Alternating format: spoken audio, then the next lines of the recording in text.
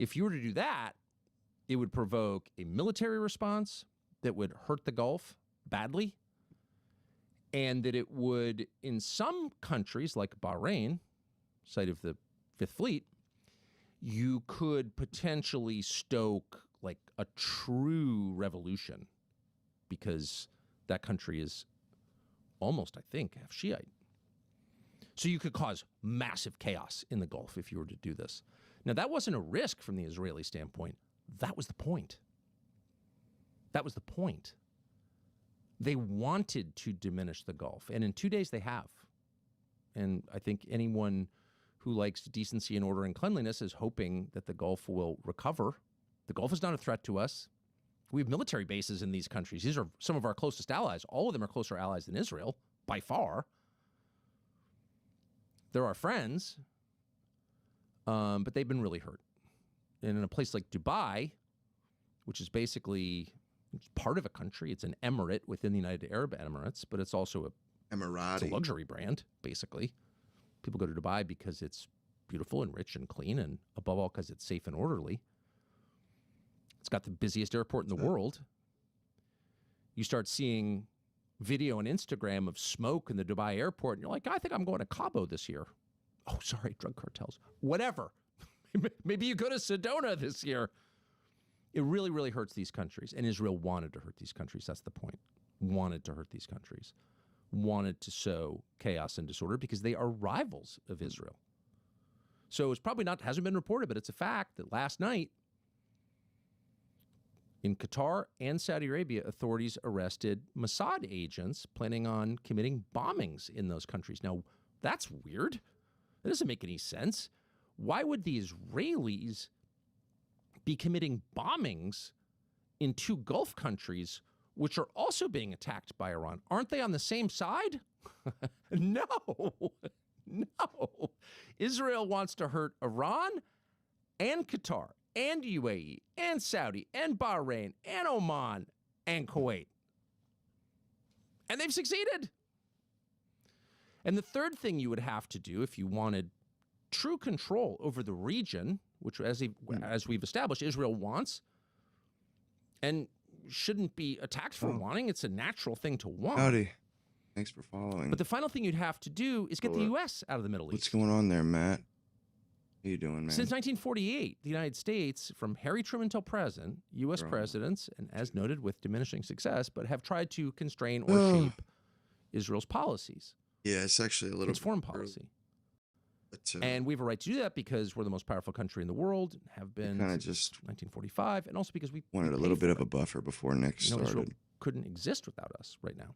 Supposedly he said 9:30 tonight, but we'll see. We'll see. I'll believe it when I see it. And so why would you want the United States out? Well, because the United States, while not doing a very good job of constraining Israel, has been issuing requests in any case to Israel for a long time. And that's very annoying. Imagine if we were getting the same kind of communication. In my opinion, he makes a good point. To me, it's like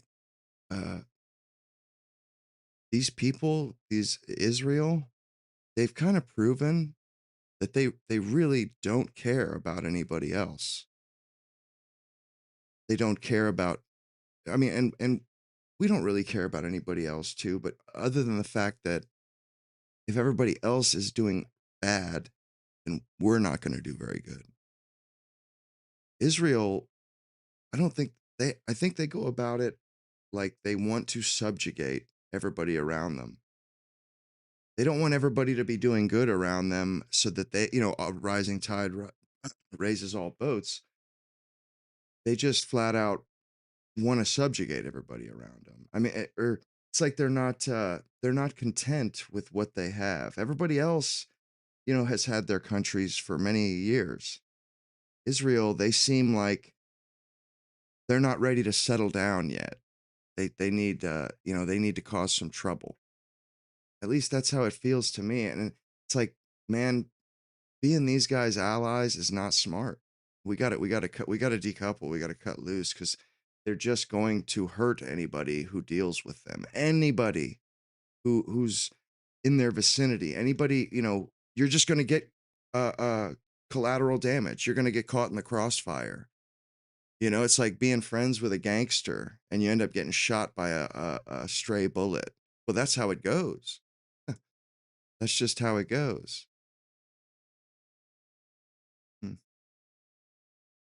Ottawa, and they were like, you can't do this, you can't do that. We'd say, buzz off at a certain point. Back off, Canada. We're doing what we want. We're a great power.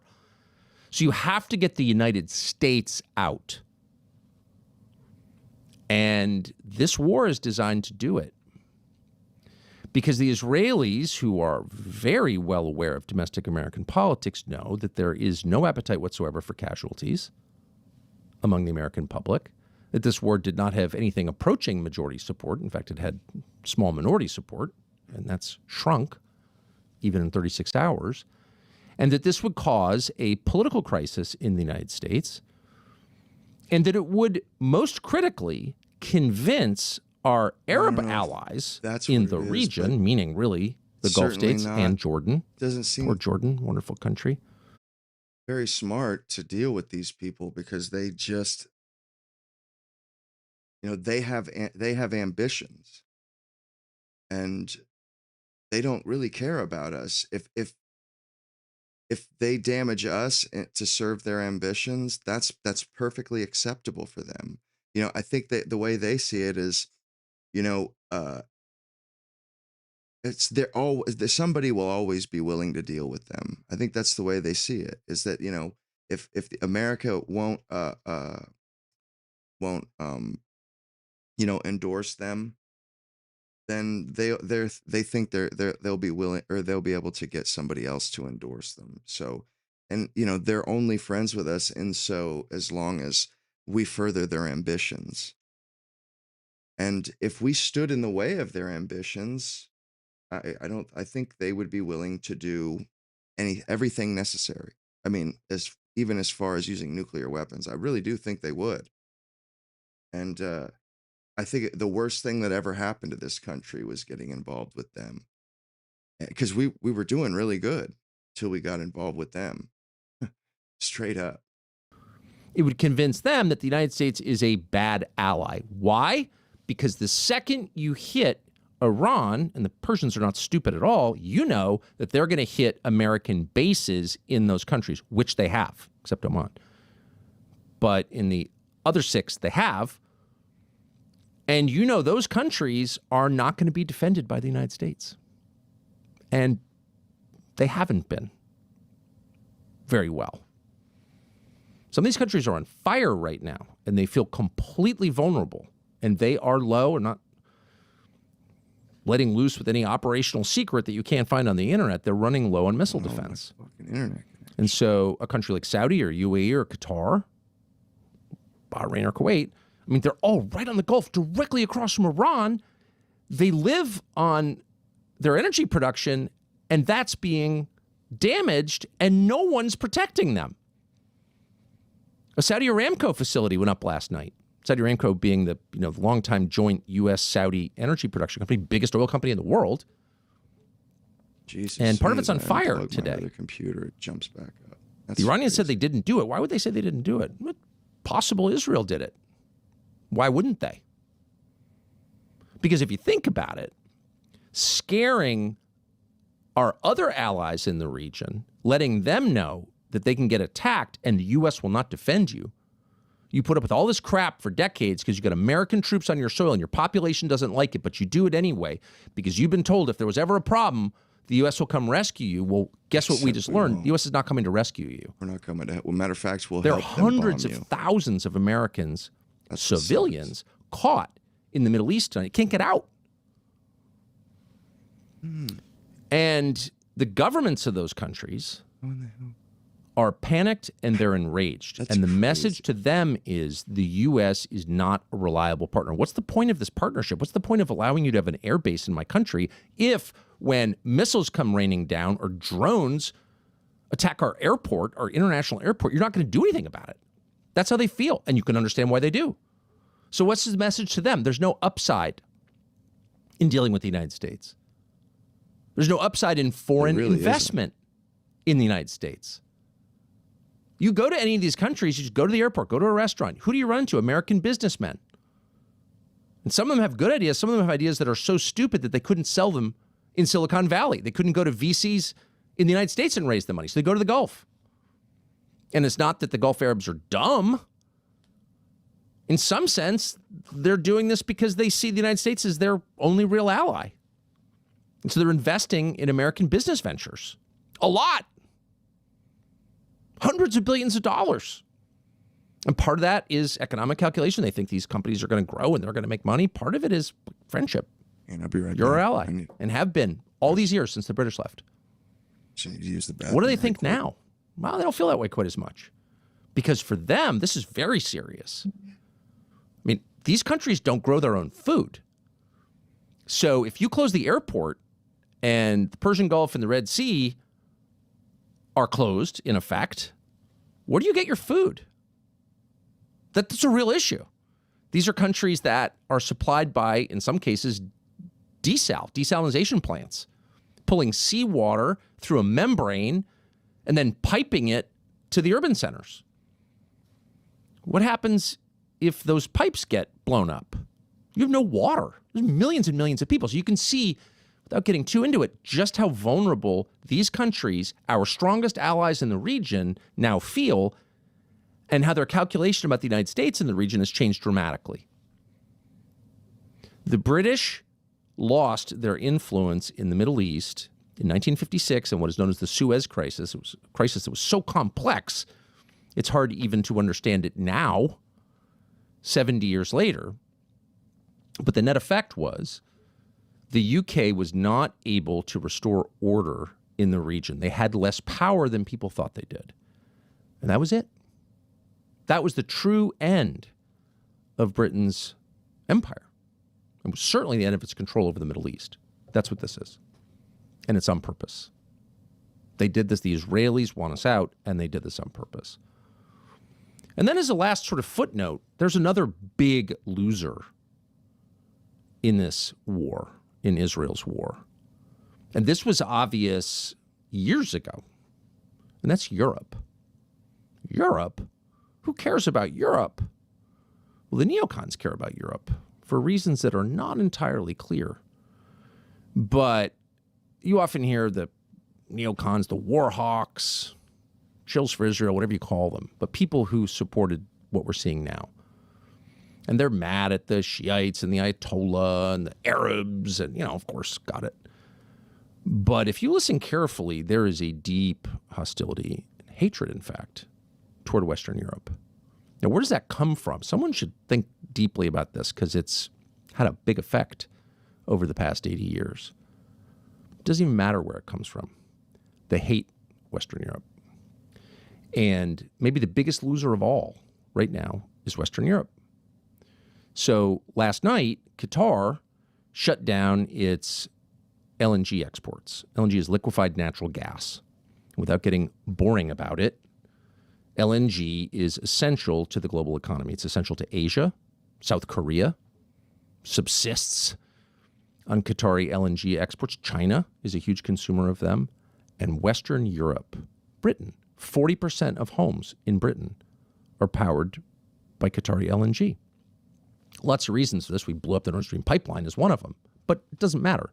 That's the truth.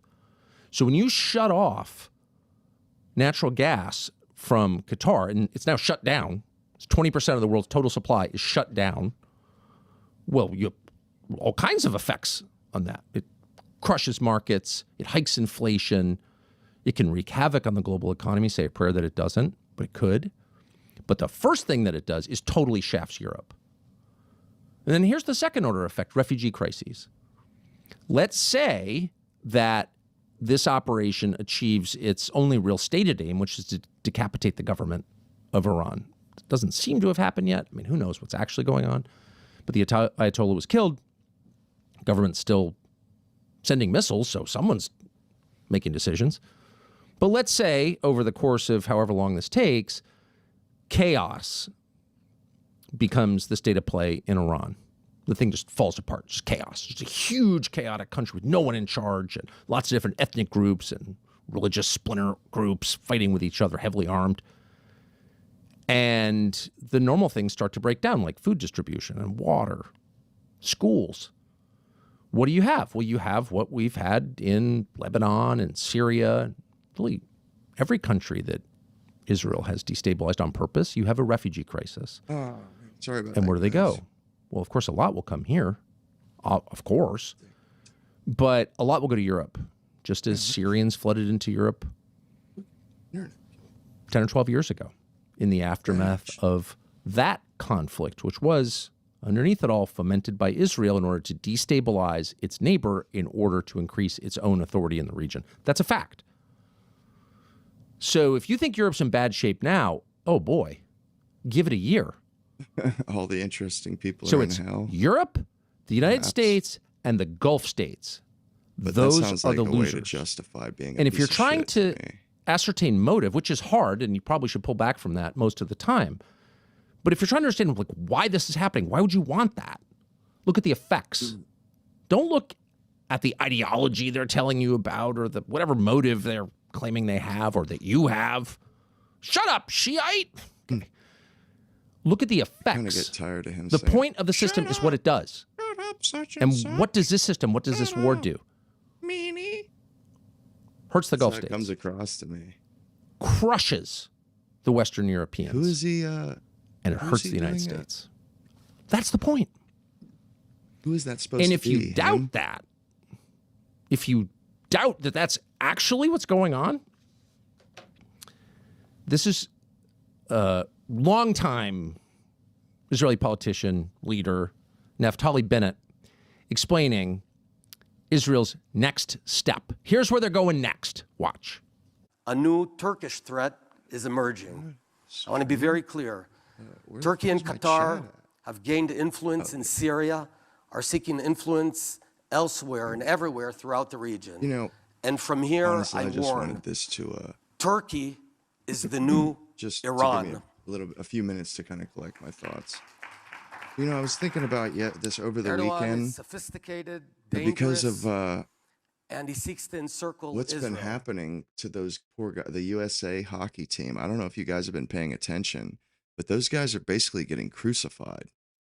And, you know, it's another one of those things. It's proof positive that, yeah, we're being targeted.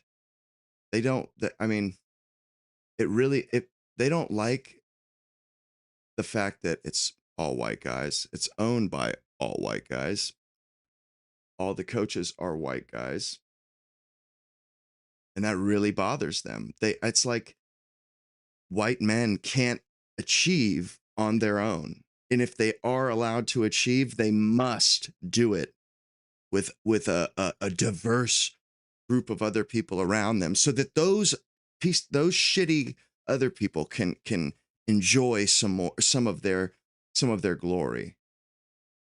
And they're just, those guys are people are like, oh, these rich hockey players, this and that. Hockey players are not rich. They never have been. They've always been blue collar guys. They've always been the kind of guys that play that shit, whether you pay them $10 or $100,000, they're going to play hockey regardless. They don't give a damn. But I mean, it goes to, it's just like in the next hockey season. Oh, I'm going to be a diehard fan for the rest of my life. Straight up. A lot of my family already is. They live in Michigan. They're diehard. And they all played like Little League, you know, or like Pop Warner type stuff. And I don't know why that I've never really, I never got into it. I used to play a little bit of video game hockey, like when I would go and visit, but I just never really, and we used to watch the IHL. I don't know if you guys remember that league, but they had like the Orlando Solar Bears and shit. We used to go to that. But it's just watching what they're doing to these, and I watched that Miracle, or not, I didn't watch the movie, but I watched the YouTube documentary. It's like a 3-part documentary on the 1980 Olympic team. You know, we've only won the hockey Olympics 3 times. The male hockey, or it was, just go ahead and get this out of the way. Howdy, fellas. Good evening. But yeah, we've only won it 3 fucking times. Once in the 60s, once in the 80s, and once just the other day, like a few weeks ago. And these people, they're crucifying these guys. And the women, because the women also want it, they like have this chip on their shoulder, like they're actually better than the men. And I mean, it really pissed me off watching the little press conference, the little bullshit press conference. And of course, these journalists are just egging it on. But it's just the fact that, first of all, it's, you know, the attitude that these women have been basically it's been inculcated in them their entire lives. And it's like they think they're better than men regardless. And they so happen to win the gold medal as well. Well, even if it doesn't matter whether it's independent of any other sport, any other group of people. It's only been won 3 times by America, and they won a third of them. So it's like, it's a moot point whether women won, whether women are better. It doesn't matter. You don't get to play in that game. Those guys do. And they won. They got the gold. They kicked some ass. And it's just, I'm watching these guys get crucified. They did nothing. They've done nothing wrong. They're just regular fellas, that love playing that sport. And they're getting bashed. I mean, the girls hockey team, they're on SNL. They were literally like, I'm fixing to throw that shit up right quick too, actually. I want to see it. And I kind of want to see the, hang on. Oh. Look at this shit, bro. And they talk shit about the men's, because Trump called them up and had them come to the White House. They're all butthurt about that. Oh, okay. They brought a guy. They brought, what's his name on there? Him and these 2 guys, each on the outside. Don't worry, we saw your show. Whack. Oh wow, Hillary, Meghan, it's so cool that we're all here. It's just whack. Super whack. And also, this chick, Alyssa Liu, is anybody else grossed out by that? Anybody else like looked into her and her dad and her family? Anybody else looked into that at all? Yeah, she has 4 sisters. They're all surrogates. They were all born surrogacy. None of them have a father or a mother. They don't. Their mother doesn't exist. He hired some surrogate Asian women, Chinese women, and he has 5 girls. Bro, that's eugenics, man. And one of them so happens to be a gold medalist in figures. Bro, that dude, that is disgusting, man. And people, they're like blinded, or they're the flashy, oh, she's the winner of the gold, blah, blah, blah. Yeah, well, did you not realize what her dad did to get that? Like, that is so disgusting. And people talk shit about the Germans and Hitler. It's like, bro, this is worse. This month, these people actually, this guy did that. Like, he's just like Frankenstein cooking up little girls and his test tube babies, bro. Straight up, man. Put in, that a woman carries to term, and he paid the women, the 5 of them, bro. 5. And it's like, you think it's an accident that she's a gold medalist? No, sir. No, it's probably an accident that the other 4 aren't gold medalists as well. But it's so disgusting. You don't bring somebody in the world because you love another person, or because you want to bring, no, you bring another person in the world so that you can get gold medals, Olympic gold medals. I mean, that's what that amounts to, man. That's what that amounts to. This guy had these girls, raise them to get something out of them. Like, whoa, man. Whoa. He had this in mind when these girls were born. This is what he had in mind, because he and obvious, of course, he was like like almost like Tiger Woods' dad, like, testing out all these little girls in sports to see which one they excelled at. And she excelled at skating, like rollerblading or something. So he's like, oh, I know exactly what kind of lessons to get you, sweetheart. Like, dude, it's awful. It's so awful. And Nobody's saying anything about this. I don't understand it. The only person that I've seen said something about it was Pearl Davis. She's the only person I've seen that said anything, and I'm absolutely disgusted. I mean, I couldn't be more disgusted by that. What's going on, MMA? Yeah, I just couldn't. It's just like, it's diabolical. It's downright evil, man. That's evil, dude. To be bringing children into the world. It's like how Russians, you know, like get like a 3-year-old girl and they start training her for gymnastics like before she even, like, you know, what kind of a life is that? You bring somebody in the world for what you can get out of them, for, you know what I mean? Like you have a child and then you raise that child for how they can advantage you, how they can benefit you, you know, how much can I accrue off of this transaction, off of this decision? There's something deeply wrong with that, man, and nobody is talking about it. Like, what the hell, dude? What's the deal with that? Why is he has 5 daughters. And that should throw up some red flags there. Why are they all daughters? That's creepy. That's very creepy. Why are they all daughters? What's up with that? You know what I mean? Like, and no mother? Am I the only one that thinks, whoa, red flag? Like, is that, you know, nobody's going to even say anything about this? Consider, you know, that maybe this guy is not what he says he is, or maybe, and he's a refugee from China. Well, I doubt he's a refugee, to be honest. I doubt he's a refugee. Most likely the guy is either, he's not a refugee because he hates China, that's for sure, because or he was a dissenter. He's a refugee. If in fact he is a refugee, he's like, oh, he saw an opening in the market. It's as simple as that.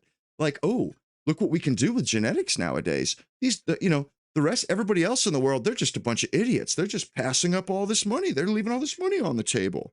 Like, what?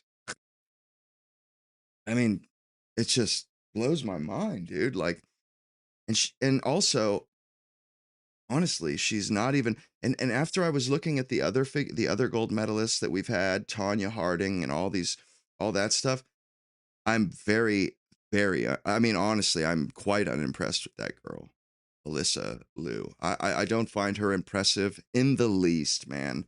I think she's honestly kind of a bad person. I mean, her attitude, like, and the fact that she's cussing right there at the end. Hang on one second. Just give me a second. Sorry.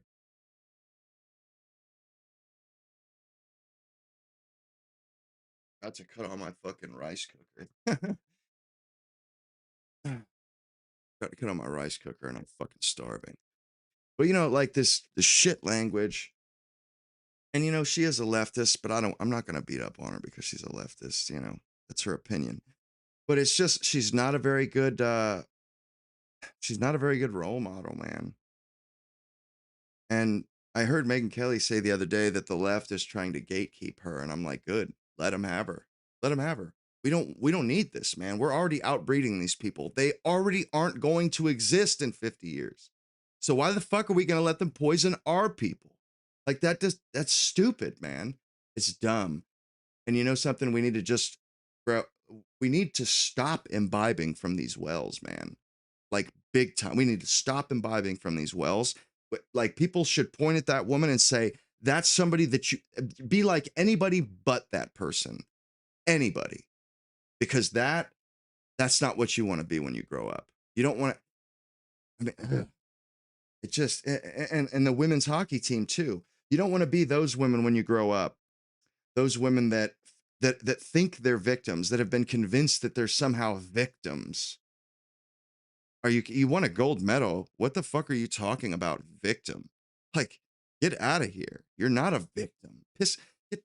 Fuck off, you know? And then also, you know, I seen on TikTok, or I seen somebody posted some videos, a TikTok video of this woman, just like basically she got tattoos all over. It was actually it was Megyn Kelly and Tucker Carlson, and they were talking about the men's hockey team. And after they had talked about it for a second, they pulled up some videos, and one was this tattooed white woman, and she just was going on and on about this crap.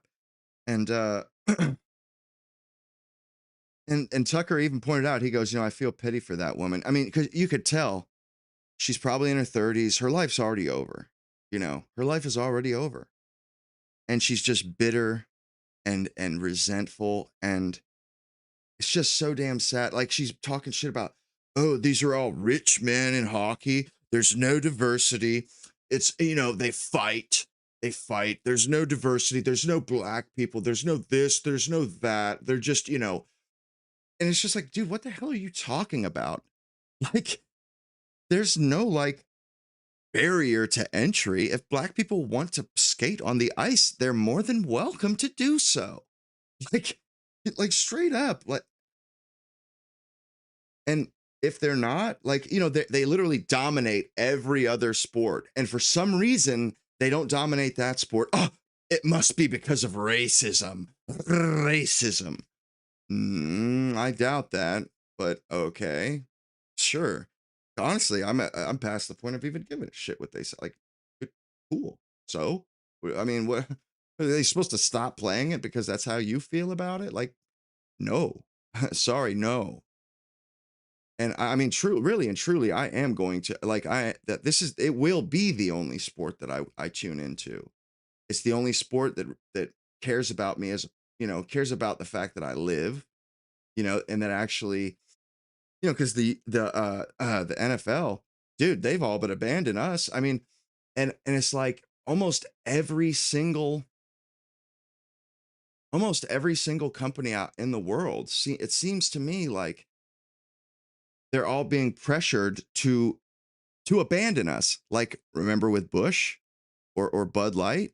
Dude, I really don't think that was an accident, man. I think they were just following their marching orders. If you want to know if you want to know what I think, that's what I think that was, man. Because why all of a sudden are all these historically these brands, these institutions that are historically something that a pastime and a passion of white men, all of a sudden they just start abandoning us? Like, even with god damn this fucking keyboard, even with sports and stuff, Bud Light, what the hell is it? What is going on here? And it's obvious. It's very much so, obviously, it's to demoralize us. And I was thinking about this, that Miracle, that hockey team from 1980, that was inspiring. The guy, this men's hockey team just recently, that was inspiring. That was inspiring to me.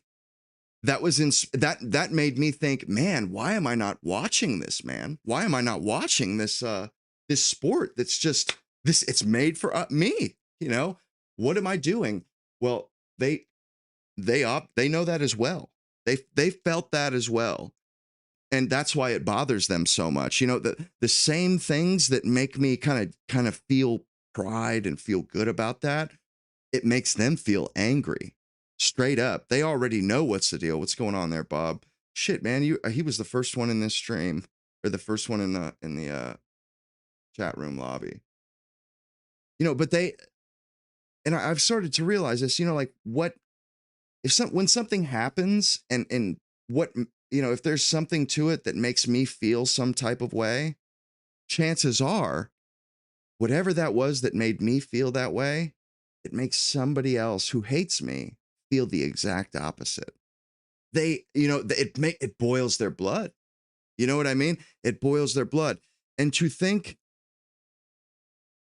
I mean, that it's most certainly the case. And I mean, I don't know why exactly. It is ridiculous. They've set themselves up. They make this these like sports journalists are doing Yeah. to this whole story. It is- They it's- keep pumping it every time they get excellent. one of the women's team May as well just members let- in front of let them. this play. It's like They're 10 like, what about the minutes. terrible men and Trump who made a sexist joke and the guys laughed without pointing out that those guys were like, yeah, bring Yeah, them. Cash Patel. Absolutely, That guy's a 2 for 2. scumbag. I wish he Right? would And Trump just made a fucking joke. dry It up was and a blow away, joke. man. In any event, it's the sports writers who continue to push this, but also there are now some of the women's team taking the bait. Yeah, I was watching Here it is at the beginning. the women's hockey 30 minutes captain, ago. Hillary Knight, who does not seem to be a big Trump fan. Let's see. Here it is, Thought 16. She's getting lots of snaps for this one, Tucker. What a joke. No, I just man. thought It's a the joke was distasteful, and unfortunate. And I think I'm such a just snowflake. the way women are represented, it's a great teaching point to really shine light on how First of all, listen how fucking stupid she is. A teaching point. You mean a lesson? You mean this is a good lesson? Like, what are you, like, dude? Oh my God, man. I see why you're playing hockey. I see. Like, good. Oh no. Damn It is ridiculous It just, to be it blows my mind. distasteful and unfortunate. And I think just the way women are represented, it's a great Whoa, damn it. It is I thought ridiculous one of my mouse buttons what is for these play. sports journalists women are represented. I It's a guess it great teaching switched back point to its default. to really shine light on how women should be championed for their amazing feats. And now I have to sort of sit, and anybody has to sit in front of you and explain someone else's behavior. It's not my responsibility. But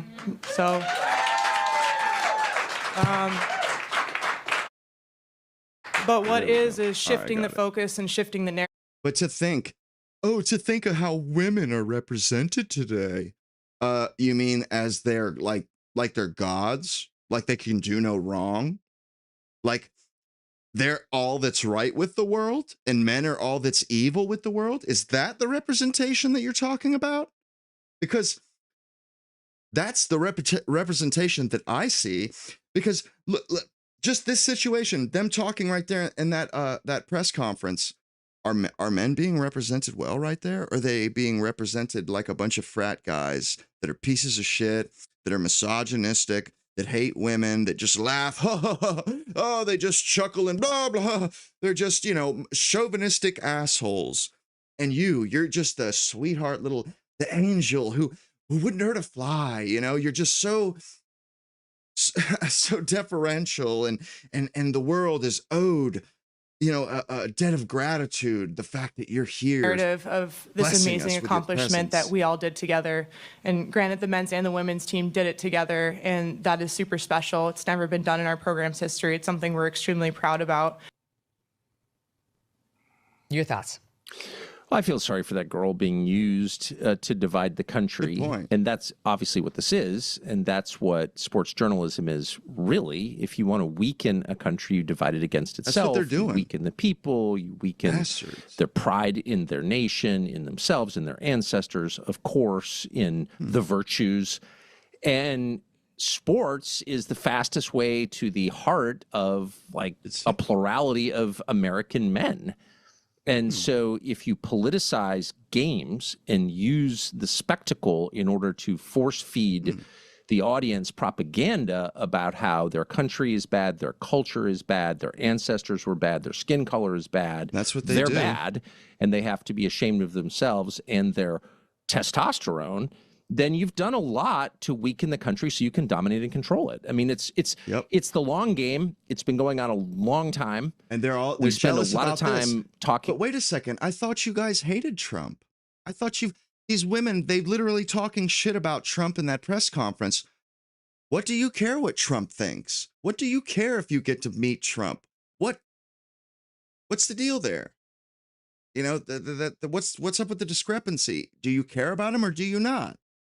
Because if you don't, as you said, then you should be glad. You should be, and then you won't even believe how it continues. About the effective education on our children, and all of a sudden they have Blow these your views. mind. Like, where did you get that? And it's a process of brainwashing people over generations. We spend very little time acknowledging the very same thing has happened with professional sports, the coverage of professional sports. And I mean, there are a million ways that you can see this, but the hatred of men's hockey tells you everything. It's like the amazing, last though, holdout. that there's still a sport where guys can go to blows, and women they're like, oh, look how toxic this, so toxic, this and that. It's like, these violent men, they're violent and toxic. It's like you do realize that this is all a game, And this is how men let pressure out. This is how men deal with their natural feelings, their natural inclinations. Because if you would prefer, they can take those, they can, allow those feelings to be exercised, on those that are weaker than men. We could do that too. I remember in school, like I kind of misbehaved in elementary school, and then I started playing football, and my teachers, it was just like a 180.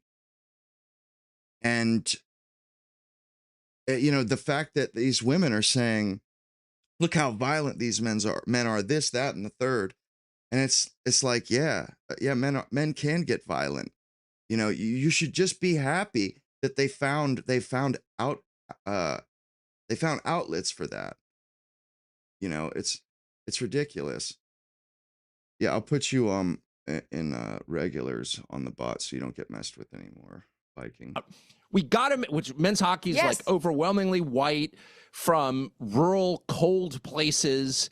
They're not obedient. They don't live near some urban center. They haven't been fully brainwashed. There's a kind of weird freedom there. By the way, they fight. They throw off their gloves and fight. Yep. And so we have to emasculate these. Of course, they're patriotic, right? They're from like rural Minnesota, not the Twin Cities. They're from Maine. They're from the best parts of Canada, which are still great.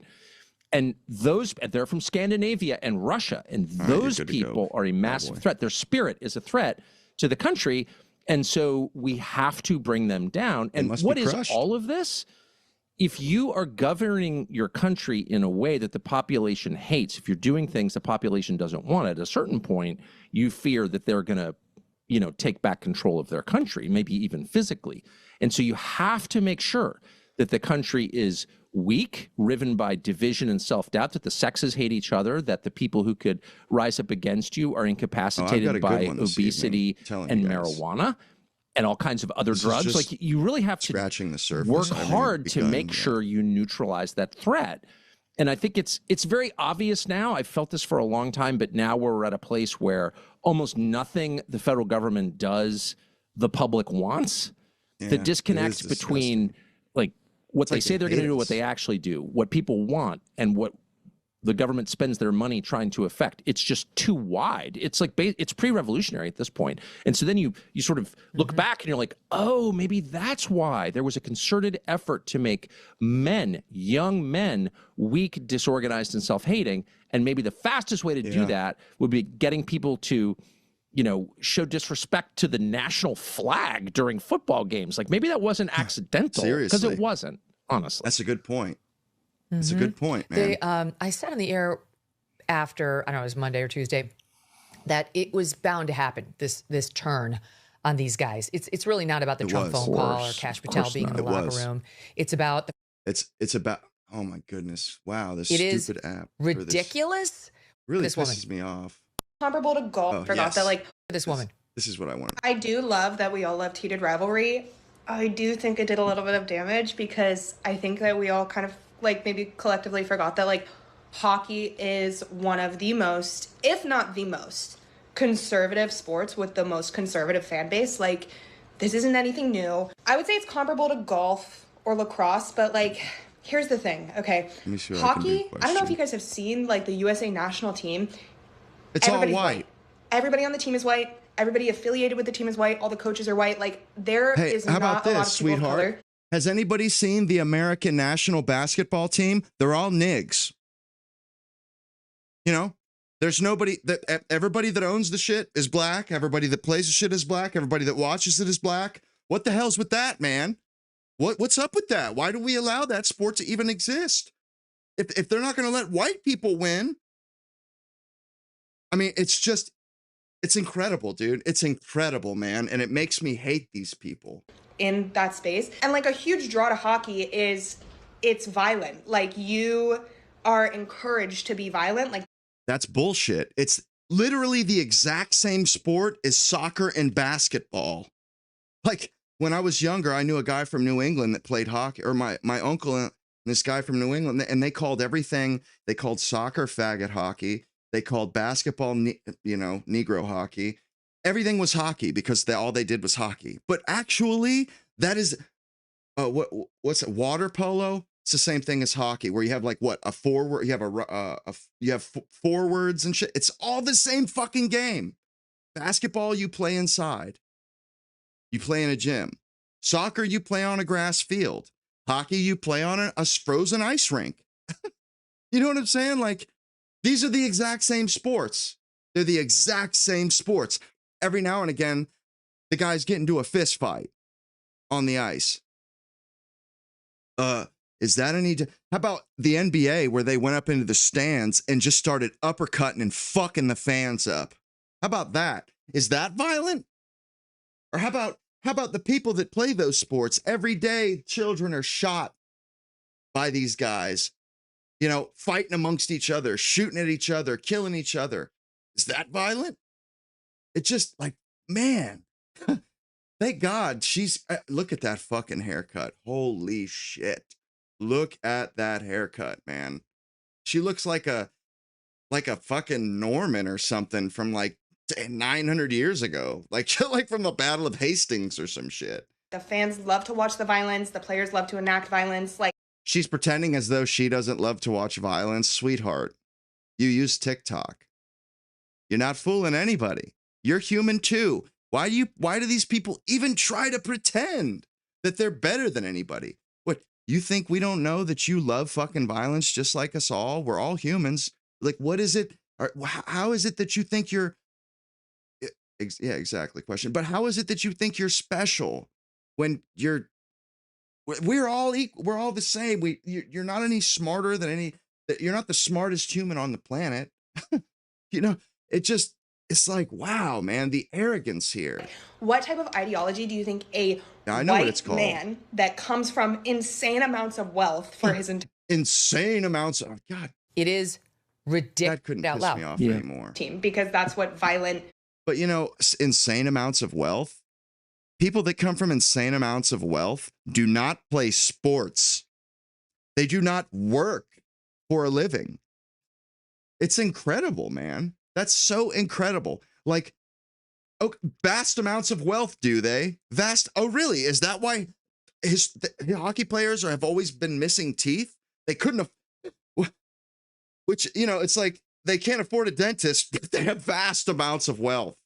Sure. I see. rich white men do. Like, that's what their favorite thing to do is to like make fun of women and shit on women that are doing the same thing, if not better than they are. And they were all creaming in their fucking pants. Oh, because see, they they were were on the phone with creaming in their their dad. pants, Like, guys. See that? Do you hear that? What a it's tough guy. so, She's tough, man. like, I don't know. So smart, so tough. I appreciate her saying it out loud. Yeah. Like, how do we even how is it that this woman isn't the president right now? My goodness, man. She's so intelligent, dude. It's so sad. You look at that girl with the tattoos on her hands and the I hate myself haircut, and you just see such a tragically broken person, but you also see in miniature the state of the country. The breakdown of relations between young men and young women is the worst thing that has ever happened to the United States, worse than any war we've ever had. It's the worst thing. And its effects are low birth rate. You know, people are not coming together and having children. Megan, she's starting marriage to get rate old, in man. full. She's All getting into hockey, haggard. the whole family's into the hockey business. They're not making huge tons of I dough. guess The one of the mom's like a guys' family consultant is to in the the women's hockey hockey business. team. The dad worked at a university for a Yeah, the time. one My guy dad worked at a that broke university. his We were teeth, not rich, trust that me. dude literally, his mom is in hockey too.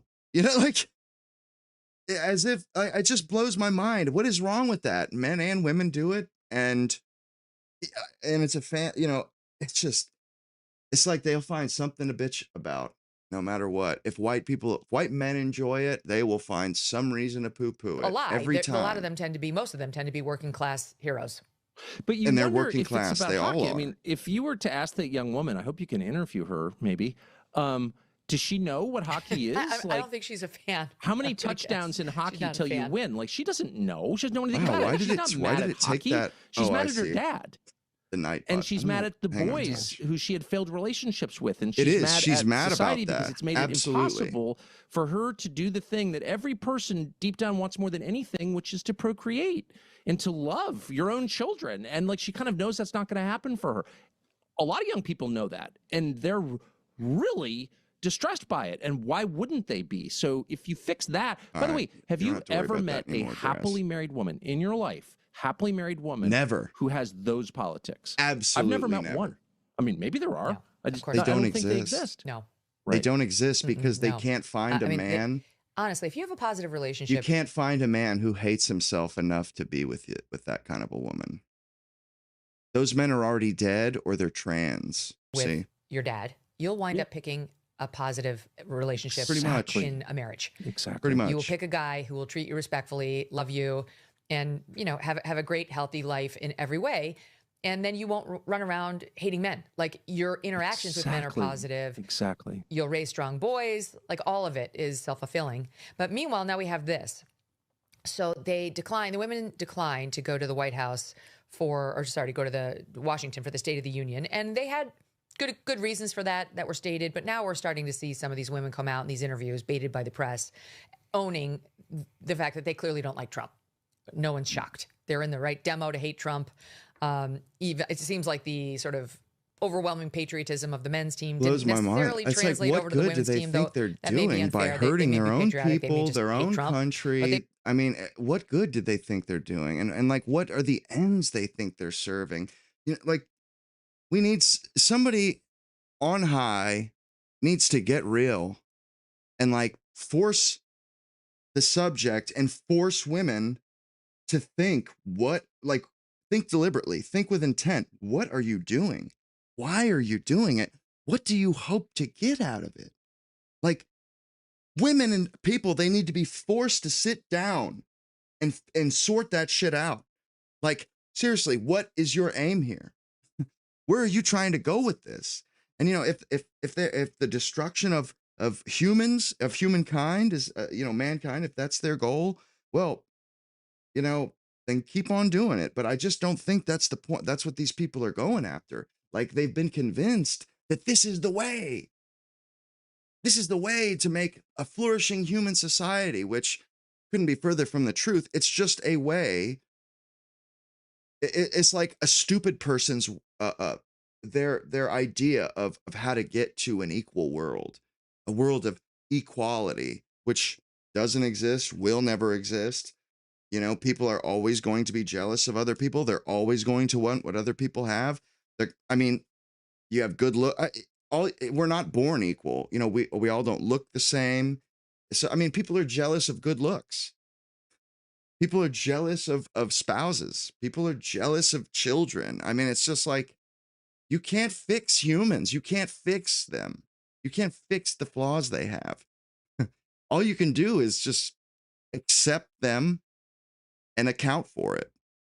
That's all we can do. But somewhere along the line, people started trying to convince everybody that things are really easy and simple. And for some reason, they didn't fix them back in the day. So it's up to us to fix them today. Like, dude, don't you think people would have, if these were fixable problems, do you really think nobody's tried? It blows my mind, really. They're starting to say negative things about Trump. It's like, okay, now's not the time. Like, just say, oh, it was a joke, lighten up. That's all you should say. Seriously. Because by participating in what the press is doing, they're also crapping on their own moment. And they're crapping on the guys' really, moment. they took away from their own deal. Them. The guys they didn't come up with that joke. And the joke was so mild. Like, hockey players are tougher than this. They're just pretending not to be. But now you have the team apparently getting ready to go out to Vegas to party with Flava Flav. Yeah, dude. Who, as it turns out, is not a paragon of virtue when it comes to his relations with women. His criminal record suggests strongly he really enjoys beating them. So I'm just not sure that the guy with the slightly off-color joke in the locker room is less preferable than Flava Flav, who likes to punch women in the face. But here is the Team USA's Alex Carpenter on Wednesday after a game she just played, South 13. Back in season now, but are you planning to go to Vegas and hang out with Flavor Flav? What was that invitation like to receive that? Yeah, I've been messaging him a little bit here. That's pretty creepy. That's probably gross. my most texted person right now. But weirdo. yeah, I think it was definitely super special. But after everything that's been going around online to be able to, have someone step up like that and really go to bat for us. And I think, obviously finish our seasons. Oh, he really up went to here, bat and for then I those think we're girls, right? full- I mean, geez, man, can you believe how much they benefited from Flava Flav going to bat for him? My goodness. What would have happened? What would have happened if Flava Flav hadn't stood up for these girls? Stood up for the imaginary slight. That's, they've imagined that somebody slighted them. Or, maybe Trump did say something, a little bit colorful, but, that's kind of his deal. He can be an asshole. But, to like shit on your own moment. Going to take advantage because of that, that it just seems and go stupid. have some fun and celebrate like we deserve to. Like we deserve to. Just FYI, Tucker, 2021, Flav arrested for misdemeanor domestic battery, later dismissed after he pleaded guilty to a lesser charge of misdemeanor coercion. Via People magazine, he allegedly grabbed a woman, poked his finger in her nose and face, grabbed her and threw her to the ground, allegedly grabbed a phone out of her hand. Right. And, they would never say good things about Donald Trump or really almost any white man. But because that guy's black, I mean, they'll praise him and shit, even though he's beat people. He's, pulled guns on people, his, stepsons and shit. Because he's black, they'll praise him. It's like, oh my God, man. You know how stupid you are to literally sort human beings? Like, you're sorting people by the color of their skin. Like, I mean, I'm an in-group guy. You guys know that. I'm an in-group guy. I do like my own people. I do. But I don't make, try not to make huge, sprawling, broad brush statements and just, or just smearing, and if sometimes I do talk about stereotypes, but stereotypes are absolutely true. Any honest black person will tell you absolutely they're true. And you don't need an honest black person to say that. We know that stereotypes are true. Like the stereotypes about white guys, they're true. You know what I'm saying? Like, they're true. Except that what really bothers them is that everybody else's stereotypes make them look like shit in front of us and Asian guys, pretty much. They don't make people look very good. And it's, our stereotypes, like Asians, like they're really good at school. Those are their stereotypes. Our stereotypes, we like mayonnaise. You know what I'm saying? We like mayonnaise and shit like that. Although, I mean, I'm not a big fan of mayonnaise, but it's just funny. Like, those are our and that, we invent shit and that. But, it got me thinking about why it is that, because I've been thinking a while, I kind of instinctually know why men aren't really, that a lot of men are staying out of the dating market. They're just foregoing it. But it got me thinking about that. Yeah, exactly. That's exactly what they are. They're patterns. And you can't not see them, I mean, once you do see them, you can't not, you just cannot not see them. But it got me thinking about the way the dating market is today. And, it's hard to know exactly why something is being done. Because, you can't like interview every single guy. And I think actually most guys probably don't even know what's going on. I didn't really know what was going on, but I was thinking about it the other day. And it really kind of came to, it kind of just, all of a sudden, I felt like I understood it all. I understood it. And because it's like, why are men just not, and I mean, I'm guilty of this. I haven't dated anybody for a while, it's like, and I really don't have much of an interest to. It's like, why is that? What are these instincts? What are these feelings that are at play here that are kind of pushing me in one or the other direction? And I was thinking about it, it's like, they've kind of really presented men with no other choice. It's like, I think, more or less getting married. It's like, it's like a guaranteed you're going to get fucked over at some point. You know, it's just like a matter of time.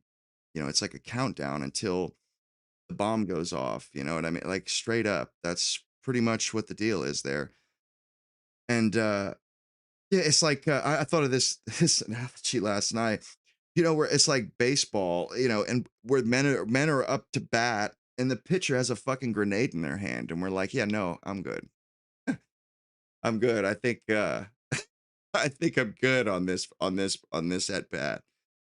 I'll keep. I mean, truly, because it's literally a time bomb. There's no way to be sure, because and the reason being is right now women are living with only their own self-interest in mind 100% of the time, always. And if a woman decides to leave you, if you're married to a woman and she decides to leave you, or she starts feeling like she wants to leave you, there's nothing that you could have done, and there is nothing that you can do to stop her. Doesn't matter how good of a husband you are and were, none of that means anything. Your feelings, they don't mean anything to her. Your children's feelings mean nothing to these women. And that's the issue here. That is the issue at point. They don't give a fuck about anybody but themselves. And their friends and this whole culture has taught them that should be number one. That's all they should care about, is how they feel.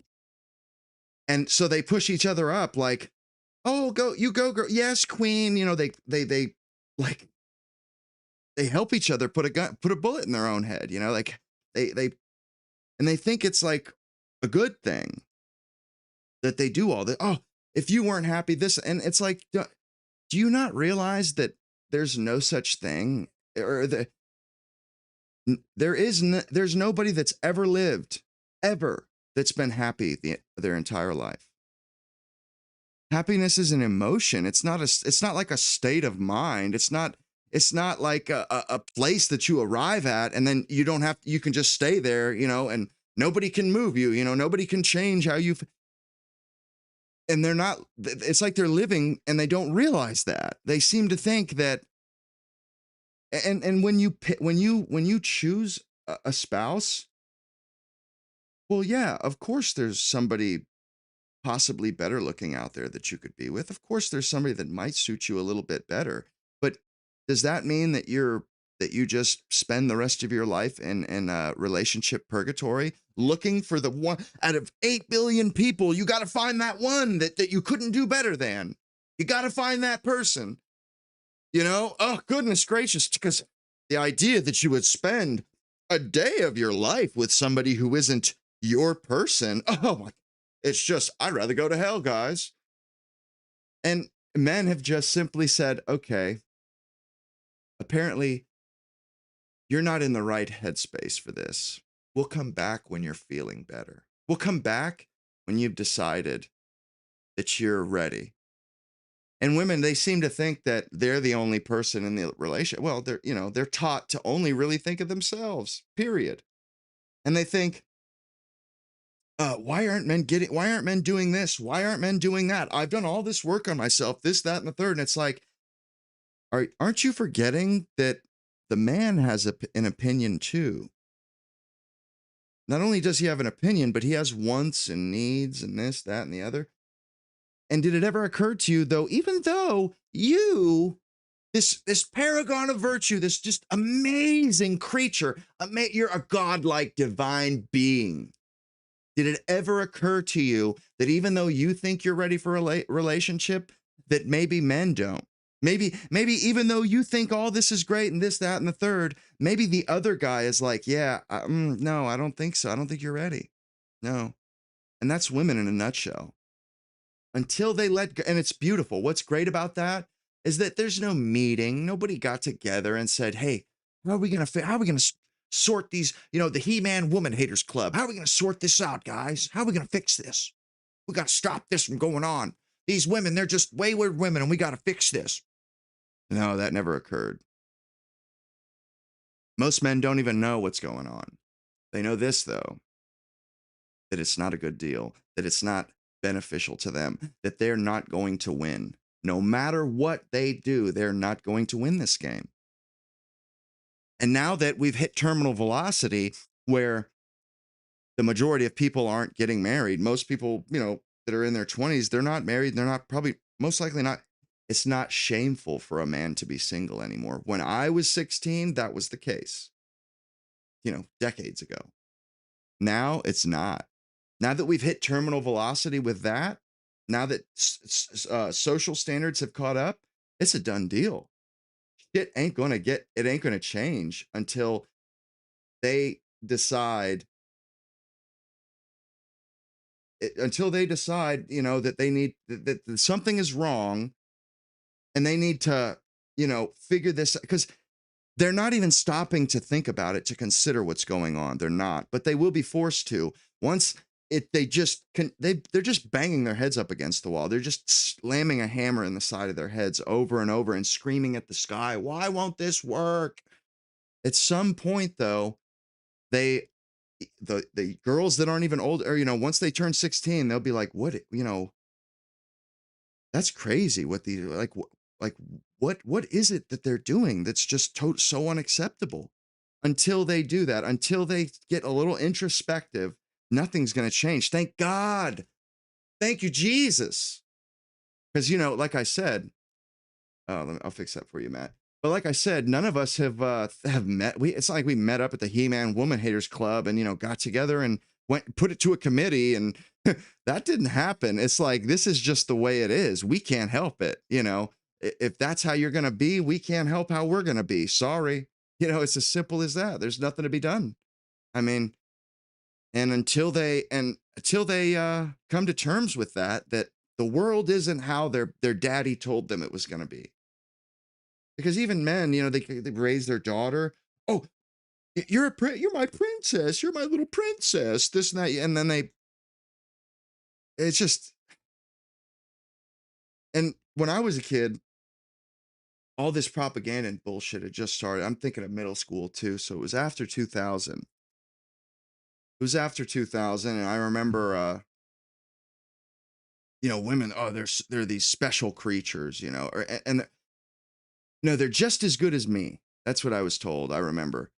Just as good as me. They're the same. There's no difference. And how dare I even consider that there be a difference? I mean, pretty much that's the deal there. Well, I remember this chick was giving me shit in a phys ed class. Oh man, I shoved her down. So, I mean, I just fucked. And I hadn't even hit puberty yet. Not straight up. I was 12. She was 12. She had hit puberty. Not me though.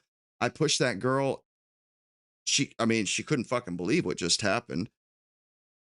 And she was being, the way she was treating me was not right. And she rode my bus. She had a twin sister too. And I remember my PE teacher, I remember him pulling me aside, and he was a young white guy too, Coach Stevens. He pulls me aside and he's like, man, you can't do that, man. Like, I'm like, what are you talking about? He's like, she's a female, man. You can't be doing that, this and that. And I'm thinking to myself, like, dude, like, the fuck? She was being a total cunt. Like, she could have, and to me, I was, hadn't hit puberty yet. That stuff really hadn't really occurred to me. I didn't understand that stuff. But, I was like, whatever. I was just glad I didn't get in trouble because she had done something. I forget what it was she did, but I shoved her down. And then the same girl, what's crazy, I don't know what it was about her and her, or maybe it was her sister. It was one of them. But we were on the bus and me and my friends sat in the back. And I remember I threw a fucking AAA battery, like just threw it, and stuck down real quick. Didn't think nothing of it. I guess it hit her in the forehead. Bam, hit her right in the forehead. And I don't really remember if I saw that it happened, or if I'm not even sure if I did. Well, the next day at my bus stop, her dad shows up at the bus stop, gets in my face, and he's dome checking me and shit. Blah, blah, blah, blah, going off on me. He pulls up in this huge Dodge to a 12-year-old boy. He was total white trash. Although, honestly, I thought they were pretty. They were blonde and, but they were just bitches. And he's like dome checking me this and that. And I remember the look on his face. It really bothered him because I was like, who gives a fuck you, man? Get the fuck out of my face, you fuck douchebag. And I remember just thinking how, like, it just really bothered him that I wasn't scared. Like I wasn't like freaking out. It's like, bro, a battery. Oh my goodness, hit your daughter in the eye. Oh no, not a AAA battery. Oh goodness. And that's what it was, is I was told that these people were special. I was told that these people were equal. And I've been told that my entire life. But really, when it comes down to it, if I act however I want, it's and a woman is affected, I will be, a lot of bad shit will happen to me. Whereas, it's like if I did whatever I wanted and I hit a guy or something, nobody would think twice of it. But for some reason, these anointed divine people, I'm told that they're normal and they can compete and they can do this, that, and the other. They're better than me, in fact. But at the same time, I have to literally tie a hand behind my back it's like, okay, so they're equal as long as I understand that I need to treat them with kid gloves. Then they're equal. But as soon as I start treating them like I treat everybody else, oh my God, how could you do such a thing? It's such a shameful thing. It's so socially shameful. How could you do such a thing? This precious. And, it's like, okay, great way to breed resentment in boys. Really. Superb, man. Superb. You figured out a way to divide men and women. And if this bullshit of they're just as good as me and it's the exact same and this and that and the special treatment, I would have none of this shit would have ever happened. But it was the fact that shit was drilled into my head. And then when something would happen between the two of us or between me and a girl and the treatment wasn't equal, all of a sudden I'm like, what in the fuck, man? This is so crooked. This is so unfair. These motherfuckers, and I get that life isn't fair, but it's like, same thing with our sacred democracy. It's like, something? If you actually were objective and they didn't treat me any different than they treated her or a girl, I understand that they're not equal to me. If they would if they would just treat us equally, I could accept that. That's fine. That's fine. I don't want to beat up on anybody. I don't want to, it doesn't make me feel, I'm not going to hit a woman. What for? You know what I mean? Like, there's nothing to be gained by that. I'm just going to never talk to that person again if they make me want to hit them. Just never going to talk to them. That's the way I work. It's just like if somebody rubs me the wrong way, they'll never see me again. I don't want to be around that. I don't want to be around you. I don't want to waste 1 second of my life pissed off because I have to be, or because I'm around somebody who I despise or am, you know what I mean? Like and that's why jail really bothered me, because I always don't get along with somebody, and having to live and be locked into oh my God, man. Dude, it's like being thrown into a gunny sack with 3 fucking Wolverines and 6 cats, dude. It's just like, whoa, not fun. But yeah, it's all this hi-hatting, they're better than you. They're better than you. But then when when you treat them like you treat everybody else, all of a sudden you're this villain. It's ridiculous. At the same time, those women, they could do stuff worse than that, worse than hitting or worse than or they could lay their hands on their husband and nobody says anything. In fact, the cops don't even say anything. The cops are like, sorry, have to take you to jail. It's sorry. What does NBD mean? I don't get that. Yeah. I mean, I threw it. I was being a stupid kid, I was in the backseat of the bus. It was dumb. and it was kind of a stupid thing to do, but that's what 12-year-old boys, that they do that. They do stupid stuff. What are you going to do? I mean, I couldn't help it. There's nothing I could do. I mean, I guess short of getting on drugs, them putting me on stimulants or something or other, but how can I fix the human nature? There's nothing I can do. I don't have it in me to fix things or to change that. You know what we could do? We could do schools for boys, schools for girls. We could do that. That would work. I would venture to say that would alleviate that problem, wouldn't it? Yeah. But you see, we can't do that though, because that would disrupt the illusion that we're equal. So it's not my fault, that the girl got hit in the head with a battery. It's not my fault. They don't belong. They should not be socializing with little boys, little girls. And at 12 years old, that's crazy, 13, 14, like it just doesn't make sense. And you throw them into it's like the co-ed thing. I just don't get it. It doesn't seem intelligent to me to, it's like asking for trouble. And, I am a bit of an outlier, truly.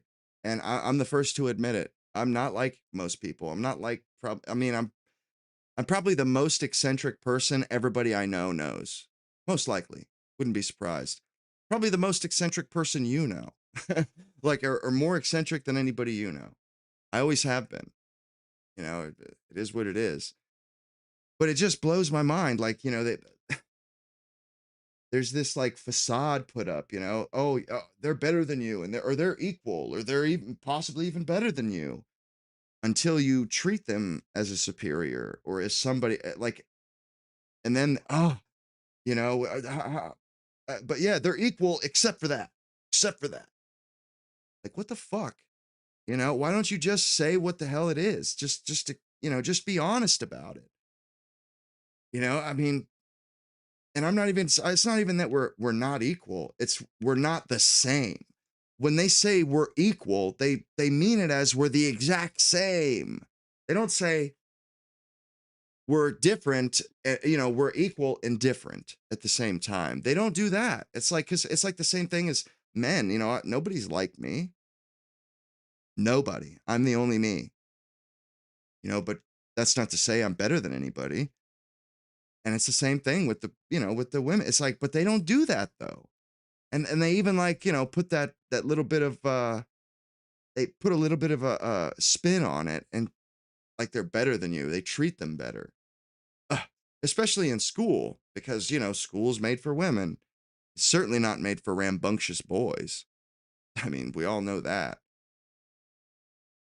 Or maybe it is. I don't know. I just never could do it. Never. I mean, I'm excellent at learning. I always did love the learning part of school, but the sitting still for 6 hours, no, that just wasn't me. I wasn't capable of that. Straight up. I just was not capable of that. I just had too much energy, too much piss and vinegar, as I've been told many a time. And I'm not going to apologize for that either. I was a kid, as if I could help that. But I'll tell you this much, I didn't steal from anybody. Never hurt, never put anybody in the hospital. Never hurt anyone. Never, you know what I mean? Like, yeah, maybe I would have been, was a mischievous boy, but nobody was ever hurt for the rest of their life, or I never stole from anybody. Like, that's what I mean, is that, no, I never did anything really bad. I just maybe got slick at the mouth towards a teacher or something. I mean, and that's ridiculous stuff to like pretend that, oh, that's so, it's not evil. I never did anything evil. May have done stuff that even now, I think back like, geez, I could have handled that better. But, that's life. It just pisses me off. And I mean, it's obvious to me that that's exactly why, or what I was saying about men, not dating. It's like, yeah, because they're not, there's, women aren't in a good headspace for this. They're just not. Like I said, they straight up, they only care about one thing. Only one person's feelings matter, and that's theirs. and there's nothing any man can do about it. I mean, unless she's really is a good person, you know, you kind of have to weigh your options. I guess there are women out there, you know, of course there are exceptions, but it's like, man, I've seen so many people where it's just they get married and it's just like a ticking time bomb, you know, and they would, you know, swear up and down that, oh, this is, you know, this is right, everything's going to work out and this and that. And it's just like, you know, they get divorced. And the guy, I mean, how many times have you seen that where a guy, and the woman even admits he was a great guy and this and that and the third, and, you know, but she still left him. And it's like, and they always regret it, but it's like, it just blows my mind. Like, you left somebody who even you consider to be a great father, a great guy, but somehow it's not good enough. Like, yeah, there's somebody better out there for you. Sure, there is. That is 8 billion people, but you know, the chances that you're going to stumble upon, the chances that you're going to find the person you're about to leave are like low. You know, and the fact that, you know, you like leave this relationship for something better. It's like, and there's a reason why they call it settling. You know, yeah, you are settling because there is always going to be somebody out there better. But, you know, at some point, there is such a thing as diminishing returns. That is a concept that people have known of forever. Diminishing returns. At some point, you're not getting the bang for your buck anymore. You're just an idiot. You know, I mean, it just blows my mind. Fixing to get some rice right quick. See if I can just put something on real quick. But I'm saying like that's what it felt. It felt like you're trying to constantly get me to look bad or something, bringing up this topic, and I just got talking about it. There's so much I can say about Black women in wigs. Like to me, that is not the biggest issue in the Black community. Obviously, the wigs are an issue. Okay, the wigs are an issue. I'm not saying the wigs are not an issue. Little girls wearing a wig is an issue. I understand that, but it's like I feel like it's bigger issues that we could have talked about that would have been great between myself and Tommy, and it could have been fine. You know, like it could have been fine. We could have talked about whatever it is that he wanted to talk about, you know? I actually did do DD's channel. Yeah, I'm just not that person. Like you couldn't get me to act like an asshole on camera. I can just, you know, speak for myself and tell you how I feel about things and try to get um I tried to get on to some common ground, but that was like impossible to get on common ground. Like even when he said, like, okay, we're gonna talk about something. Can we talk about single mothers? I said we could talk about whatever you want. This is your show. Then he goes to, well, if we talk about this woman, you don't want to talk about this woman's hair. And I'm like, bro, like, are you trying to be confrontational? This is what the whole deal like, and this is why I have an issue with Black people. This is why I have an issue. Okay. Because Yeah, sorry instead of about that. trying to simmer the situation down, we see that we have a misunderstanding here. You know what I mean? It keeps escalating to the point where he just like, you know Yeah, what? sorry. Now I don't have time, which is like I completely don't even fine. realize. I Like don't even know what if she's you talking think about. I just if wanted to you throw think it that on I something. You know what am I'm going to saying? be offended, Throw it on something right quick. Well, you know, the intersexual dynamics. It's like it ain't our. It's not us. It's not me. It's not you guys that's the problem. Because you know the way that we're raised, the way that we're taught and stuff, it hasn't changed at all. The only thing that's changed is the way that women are raised. That's literally the only thing. That's the only variable. You know, like in the last 1,000 years, the way men are raised hasn't changed at all. It has changed for women. Yeah, sorry. No, I watch her occasionally because and she has a decent take every now and again. But you know, it's like it's not going to change until they look in the mirror and get serious and say, "Hey, you know, yeah, I guess the world doesn't revolve around us. You know, other people do matter." as much as we matter, you know? And I'm not even going to say that, you know, other people matter more. It's just like, no, other people just matter. And until you accept that, until you come to terms with that, you're going to be alone.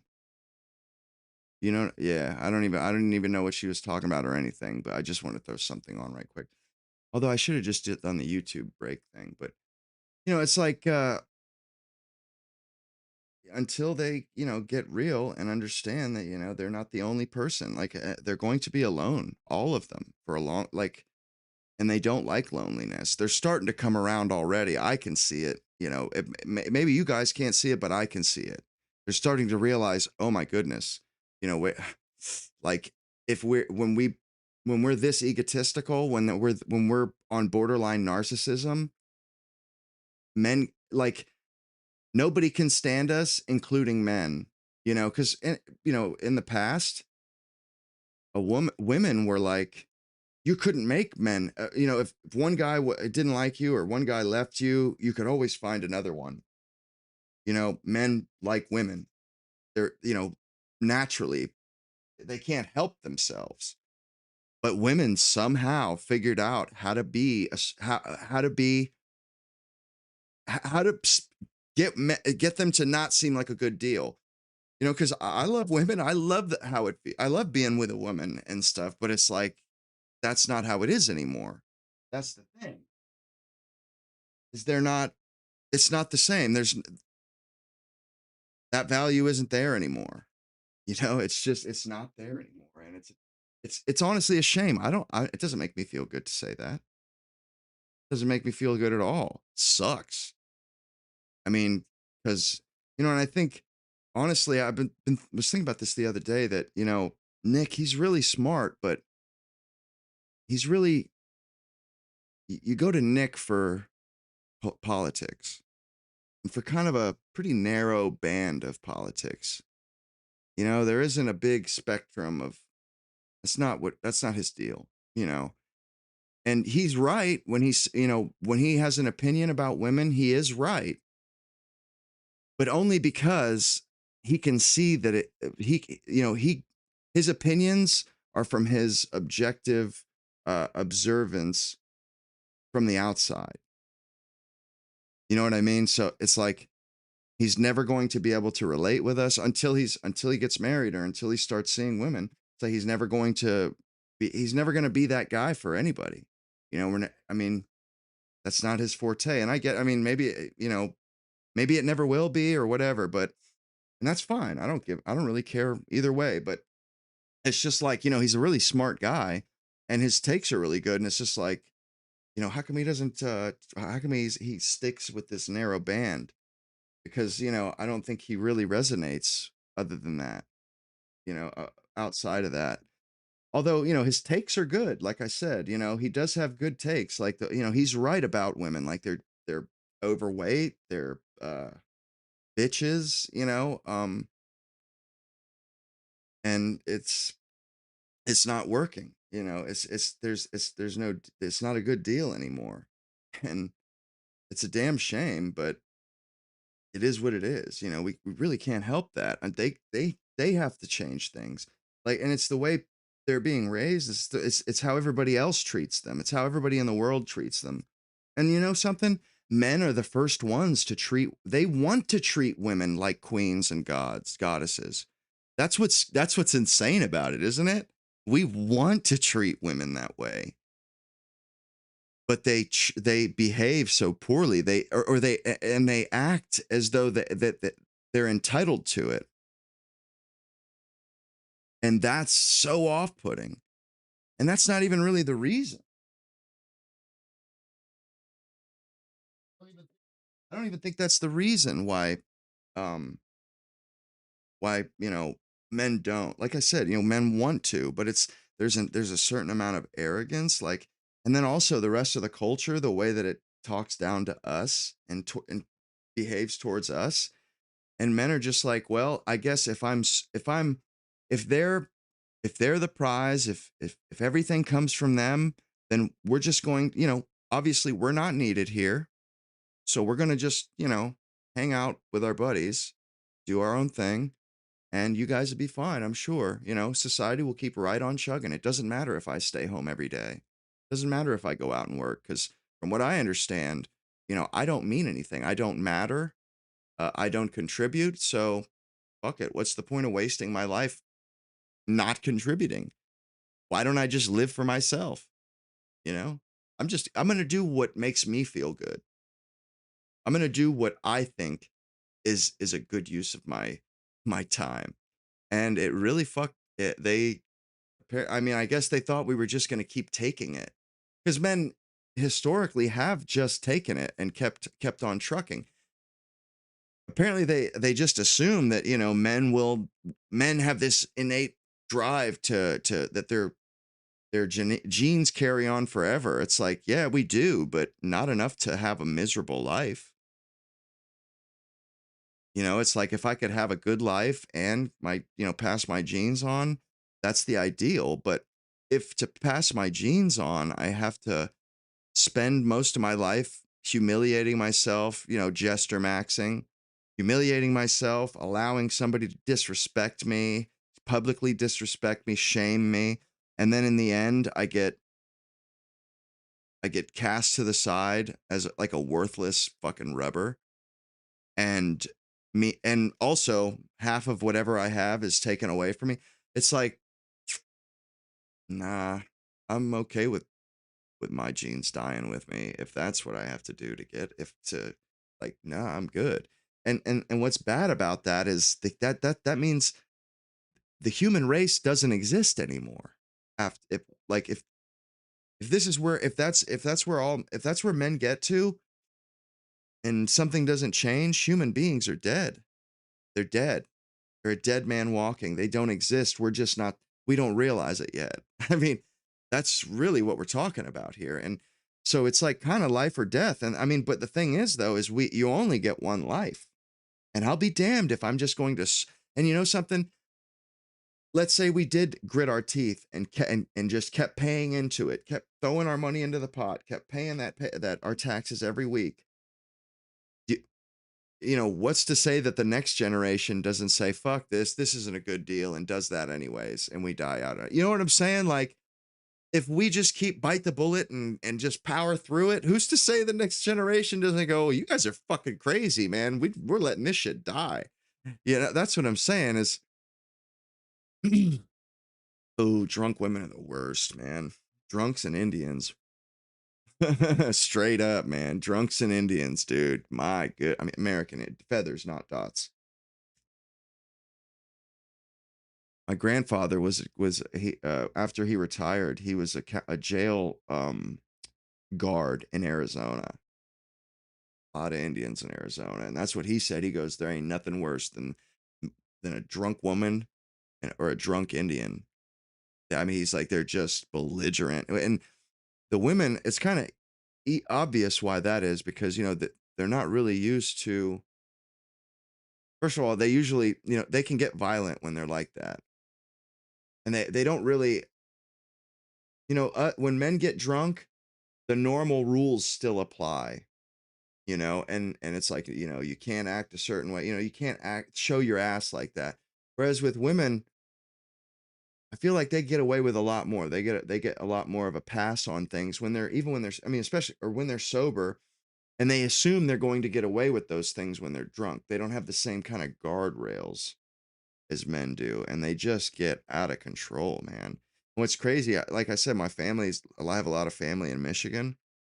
And when I stayed up there for a month one summer when I was 19, and one of my cousin's friends, his girl was an Indian. Dude, I'd never seen a drunk more. Whoa, dude. Like, something serious, dude. It just kind of blew my mind, man. And when I think back, I'm like, man, how did that dude put up with her? Like, holy shit, man. My God. She got mean. She got sarcastic, and everything that she ever thought about somebody that she kept to herself, it just come right out. Just come right out. Like, she was just, biting her tongue, fighting it. And then finally it comes out when she's drunk. But man, she was not a bad, she was a nice person normally. But my goodness, man. I think she's probably the only person I've ever been around that was Indian and drunk. And it was just wild, man. Like, fuck. Not cool. Not cool at all, to say the least. Yeah, and yeah, I've heard that about the reservations that they can be quite rough. For sure. I've heard they're kind of like ghettos more or less, which makes sense. I mean,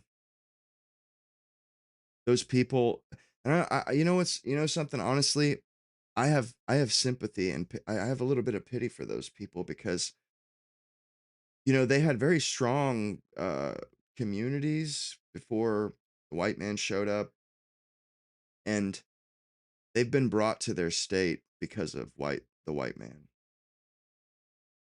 And I'm not saying that they get a free pass, but not only have they been leaned on and just lied to, cheated out of their land, this, that, and the third, but then they have modern culture telling them that they're these just amazing indigenous people that have done this, that, and you know what I mean? Like the modern white people have this thing where they like instill a complex into people that would be successful most likely without them.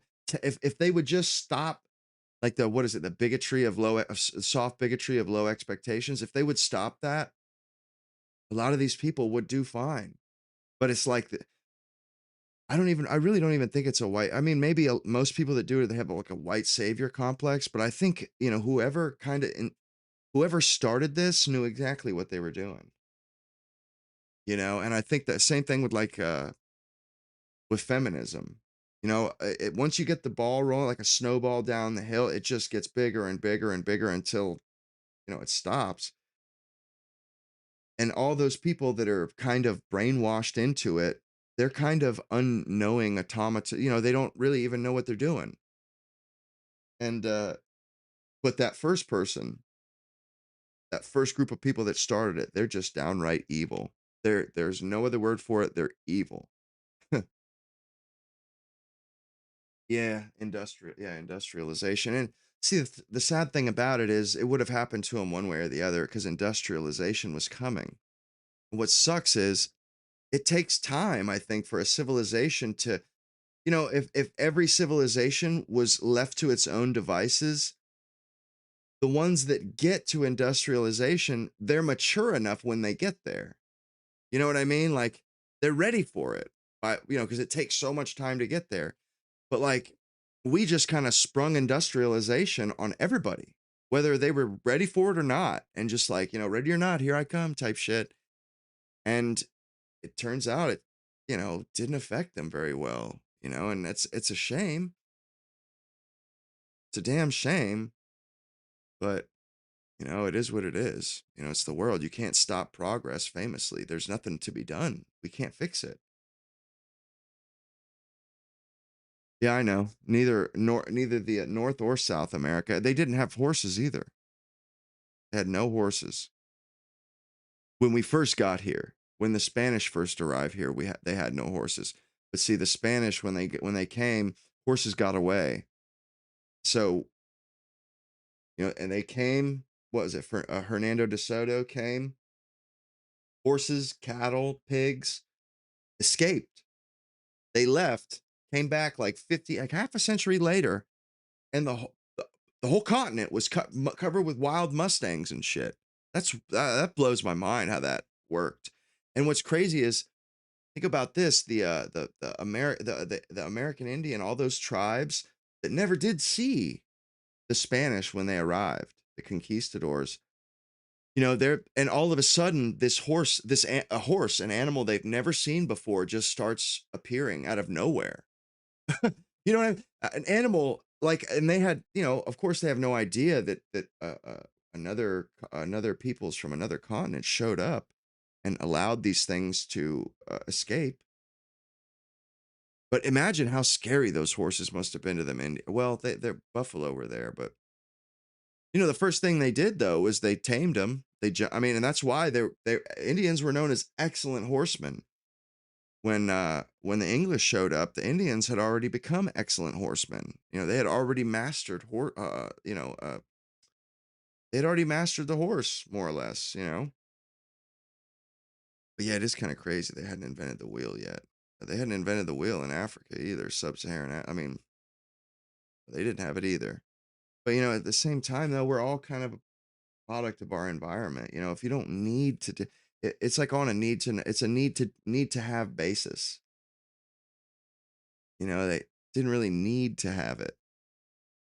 You know, they got by without it. And maybe the Europeans didn't need to have it either, but it certainly helped them survive winters and stuff. You know, that's because you fucking freeze to death in the winter if you don't, like, if you don't have enough firewood, enough fuel to burn throughout the winter, you're a dead duck. You're dead. You're not going to survive. Yeah, that is, I mean, those horses, yeah, they were straight up aliens to them. That, you know, they'd never seen them before.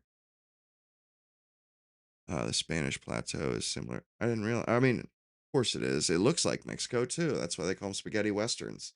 It looks just like Mexico. Uh, I mean, and the same thing with you know, that's why they brought oranges here to to Florida and to America, because it was because the weather was so suited to it. So they, you know, bring a lot of also they, and we didn't have the potato though either, and they brought the potato back to Europe. It totally changed the entire European economy. I mean, it radically changed the European economy when Sir Francis Drake brought a potato back. Same thing with tobacco too. It's into potatoes so radically changed the European economy that what 200 300 years later they had a potato famine in Ireland, and it damn near it wiped a shit ton of them off the face of the earth. That's crazy to think that, you know, to think that that would happen. And I was talking about like feather Indians, not the ones on the other continent. They worship cows. And I was talking about American Indians. It is kind of crazy, like the wheel. It just seems like such a simple thing, but it isn't necessarily. And also, all simple machines, like a screw, that's, you know, really that isn't an easy concept. I mean, that's not something that you would just stumble across. The concept of a screw. You know, it's actually is it's a combination of two simple machines. It's a incline, a ramp, and an axle, which is neat. You know, it's really neat that it's a compound, or it's, you know, two simple machines put together, which, you know, I always loved that kind of stuff, like in school, learning about simple machines, learning about ramps and whatnot. It's just it's interesting, you know, and to think, you know, like people, I don't think people had ever, you know, seen a two-story building in South America and America too. Like, you know, there was no such thing, you know, two stories. They didn't live in confined enough air. Or no, there were. Now that I think about it, I think there were. I think the Mexicans had that. They made stuff like that. And even in like ancient Middle East, they had they would make their houses out of mud like everybody did, you know, mud bricks and stuff. And then they would put sticks in the side so that it created a little staircase up the side of the house. No, I don't know. I think he said 9:30, but for some reason my Rumble being a little bitch. Sorry. Do a whole new fucking window. Hell yeah, I got a new computer desk today. Shit's off the chain. I woke up too late to set it up though. Okay. Yeah, he's not on yet.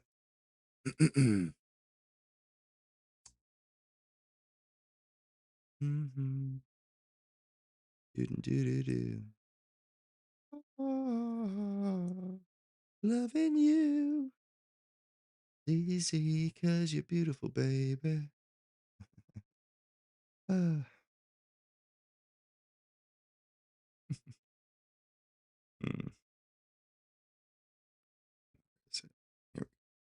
Yeah, he's not on yet, but I just figured I'd go ahead and wrong one.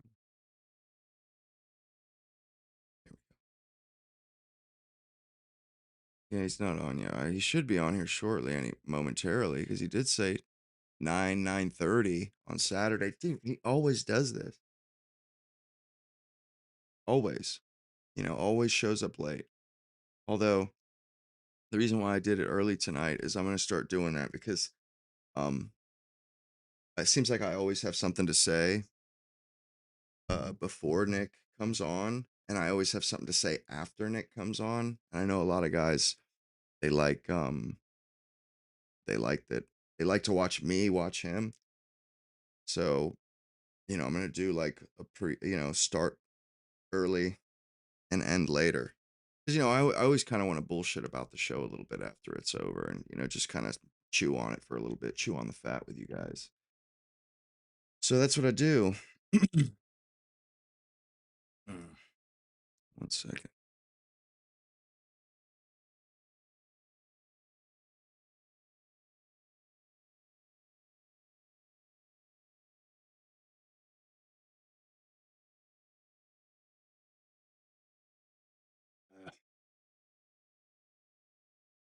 Wish he didn't have to play this stuff either. I wish he would play something with, check. Is he on yet? I think did he do no, he didn't do a going live thing yet. Jeez. What's the point of even, why not just not say what time you're going to come on Monday? Why say what time and then never come on at that time? Like that's just doesn't make much sense to me. Oh, the Young Turks did they? Yeah, they've actually been pretty decent. They've actually, I like watching the Young Turks when they're talking about certain things. I really do. I'd like him to answer my question. Why is that considered a trope? Okay. Why is it? And what's and something that occurred to me because Cenk was saying something about forget what he was saying, but I was thinking to myself, when we agree with them, like when are we going to cover Richard Spencer Substacks? Yeah, well, I was thinking about how, the only time that I've ever really agreed with the other side on something so serious, something that we never agree on before, which is like this Iran thing, is it occurred to me as all of a sudden they aren't the enemy. Like I'm not upset at them because for a lot of things I'm upset at them because they ask our politicians to do something I don't like. And it feels so good to not be pissed off at them for something. It feels so good that it's not my fellow Americans that are the problem, that it's our fucking politicians. You know what I'm saying? Like that just, I don't know, man. It just occurred to me last night and I was like, you know something? Golly, how much I would, if we could all, it would just be so nice, man. Like to not be at each other's throats, like, and it, I understand why they don't let it happen and they do their damnedest to keep us separated because it's dangerous for them. It's dangerous for them when we're not fighting each other, when we don't see each other as the enemy, when we see the politicians as the enemy, it's a damn good reason why they don't let that shit happen because it's not good. When we're not bickering amongst ourselves, when they become the enemy, that's when, revolutions start happening and stuff. And yeah, they certainly don't like that, And what's nice, not most of these people, they're so brainwashed that they actually don't really care if we agree. They would figure out how, they like I see Cenk all the time, where he's like, yeah, I know, or everybody out there hates me for agreeing or for, not hating this person, even though they agree with me. He's like, but I don't care. They need to learn how to say yes, need to learn how to accept the win. You know what I mean? It just, and he's right. It's like those people are the enemy of everybody. I mean, Cenk could be turning on those people like, yo, you need to go. Like, you can't be a part of the body politic. If there's nothing, the people that you're allied against, if there's nothing they can do, even if they agree with you 100%, you still hate them, then you're not, then you need to be in jail, really and truly. I mean, because first, these people are crazy. They're crazier than a bed bug. But not only that, they want to destroy things. I mean, and they're so brainwashed, they don't even realize the logical conclusion of their ideas. They don't even think like, where's this leading to? You know, where are we gonna? Where does this my ideas and the things that I want and the way that I want people to live? Where where's the conclusion? What's the conclusion going to be? You know, they're not aware enough to think of that. They're not aware enough to ponder, to consider hypotheticals and stuff. And I know that's for sure, because it's funny when you see somebody ask, a slightly out of the box question that's just super, that's not really all that crazy, but it's just a little out of the box, and they're kind of like caught off guard. They have no idea what to say. It's like, oh, I've never thought of that before.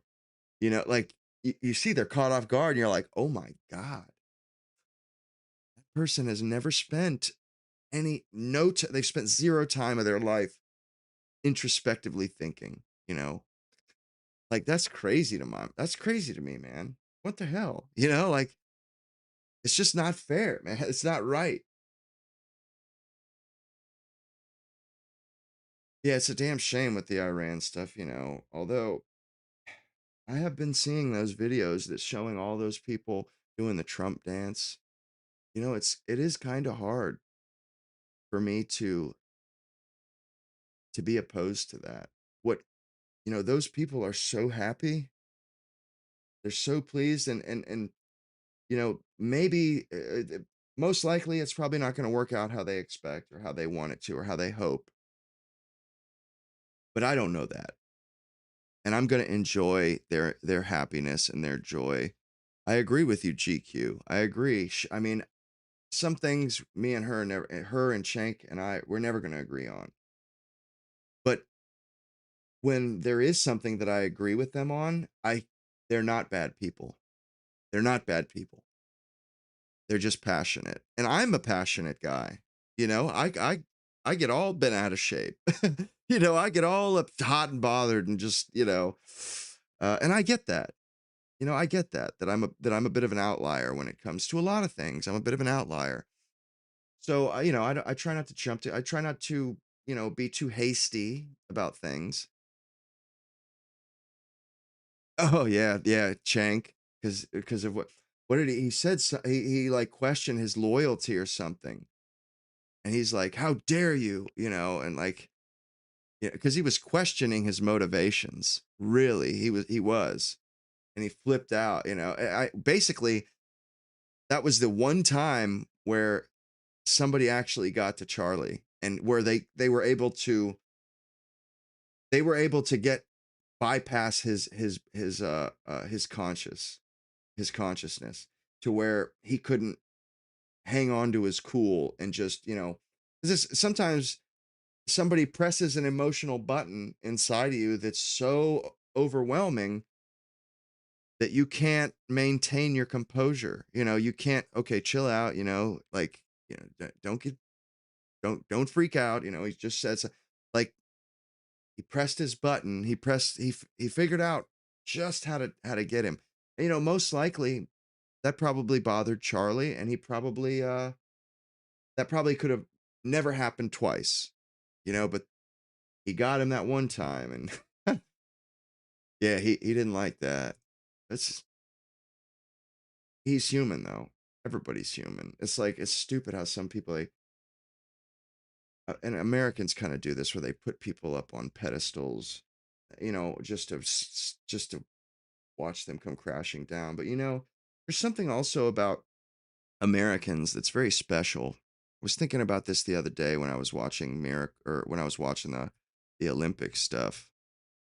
And, you know, I think America is quite unique in that respect. As in, you know, we love a good underdog story because we are like the ultimate underdog story. But like with those guys that beat Russia in 1980, nobody was really, first of all, they weren't professional players.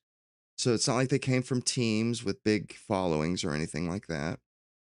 But also, we hadn't won the gold medal for hockey since the early 60s.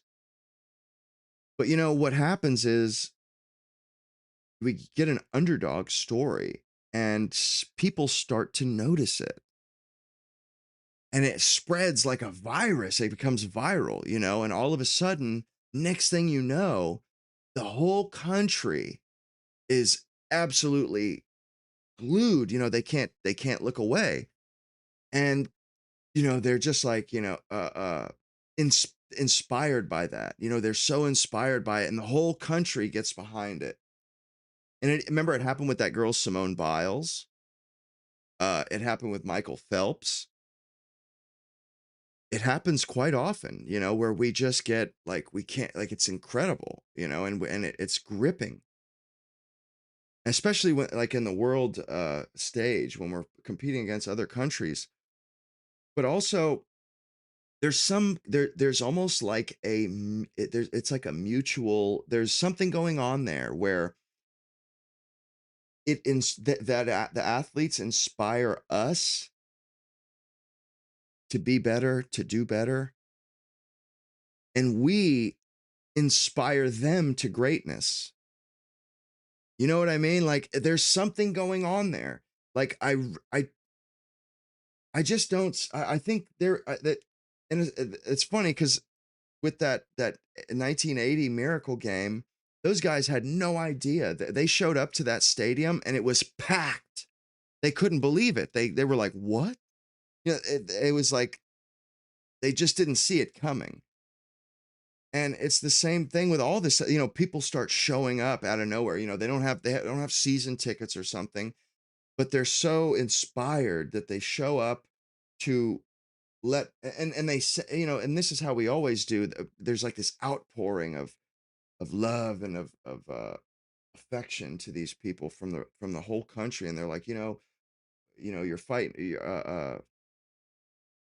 you're out there for us, win one for the Gipper, win one for us, or people sending messages and sending stuff, and making a big deal out of it.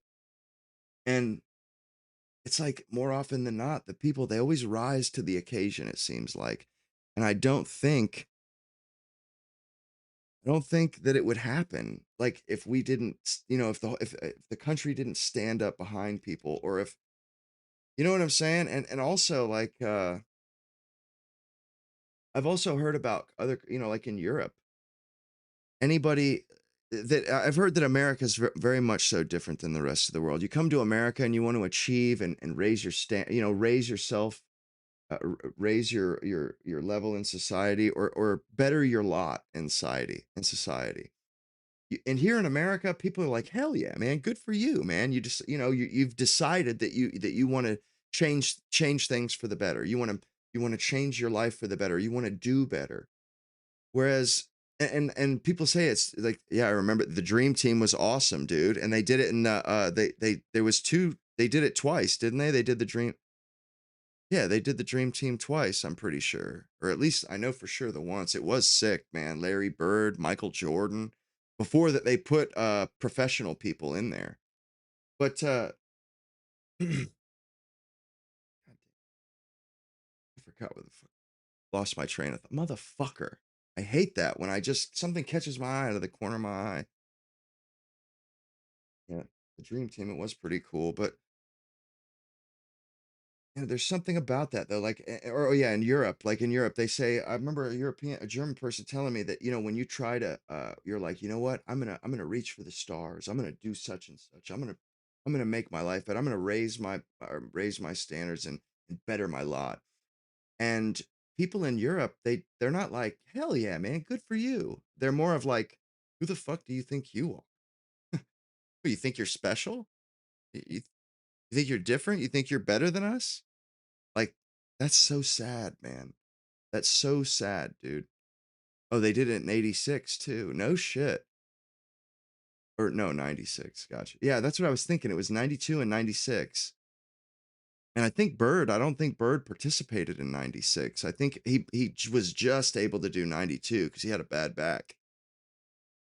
But like it's just a damn shame, dude, that it's not that way everywhere else, because I'm glad though that we have that attitude where, you don't feel like, you don't have people poo-pooing, like when you decide you want to do better, that people don't poo-poo you. That's just disgusting, to have like, it's like a jealous first reaction. I mean, and that's not right. Like that's looked down upon here in America. Like if your first reaction is to be a negative asshole when somebody's being positive, it's beneath people. It's beneath humans. It's beneath us to for me to do good. I can do good without. It's not a zero-sum game. You know what I mean? Somebody can do good without hurting me, so why would I be a dickhead when they try to do good? It's just like, I'm not going to do that. I refuse to do that. I refuse to, because I understand how that would feel if somebody did it to me. It would bother me. I wouldn't want to speak to that person again. I wouldn't want to ever see them again. And matter of fact, I would go out of my way to make sure that I never did see them again. I don't need that kind of shit in my life. You know what I mean? Like straight up, man. I just don't want it. Not interested in having it. And, sure am glad that I don't live in a country where that's the norm. Because that would suck.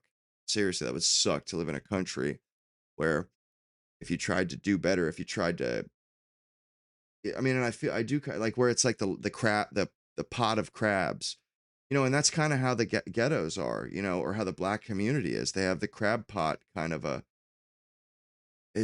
yeah, I know it's most humans. I know it is, but thank God that's not the normal here. Thank God.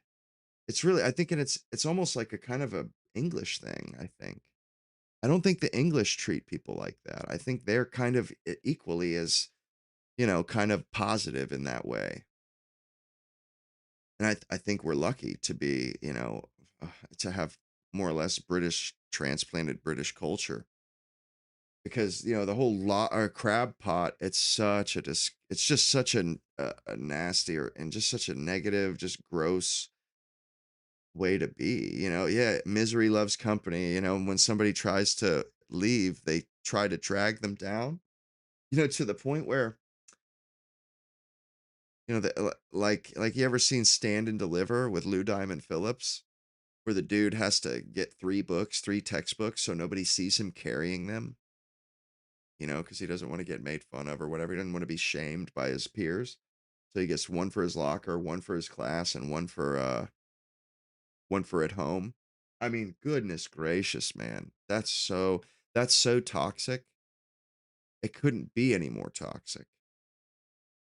And man, it's like, and you can't even blame some, that those communities they produce shit because, it's like, that's kind of you judge a tree by its fruit, and that's the fruit that tree bears. But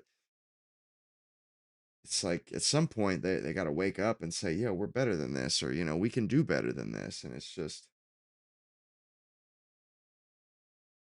I wouldn't say it's just the Christianity part of America, because I don't know, I think that's kind of I think that wouldn't be very very humble to say, and that wouldn't be very, I don't think it would be right to say that, because it's like saying that you can't be a good person unless you're Christian. You can't be a positive person unless you're a Christian. I don't believe that at all. Where, and in America, really everybody but foreigners and, everybody that's grew up and went to school in America more or less has a Christian worldview, more or less. It's kind of hard to buck the social fabric of America. It's kind of hard to buck that, to buck social standards. You're gonna get resistance all the time. It's going to be a steady, all day, every day bit of resistance. That's hard to deal with.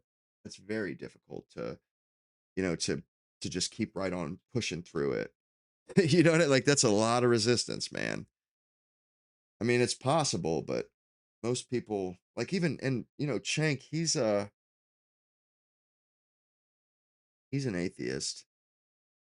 But I do respect the fact that, most atheists, they like talk shit about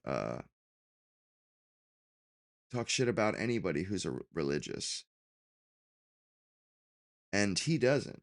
I kind of respect that, that the way, but that's the only thing that sucks is he is the exception, not the rule.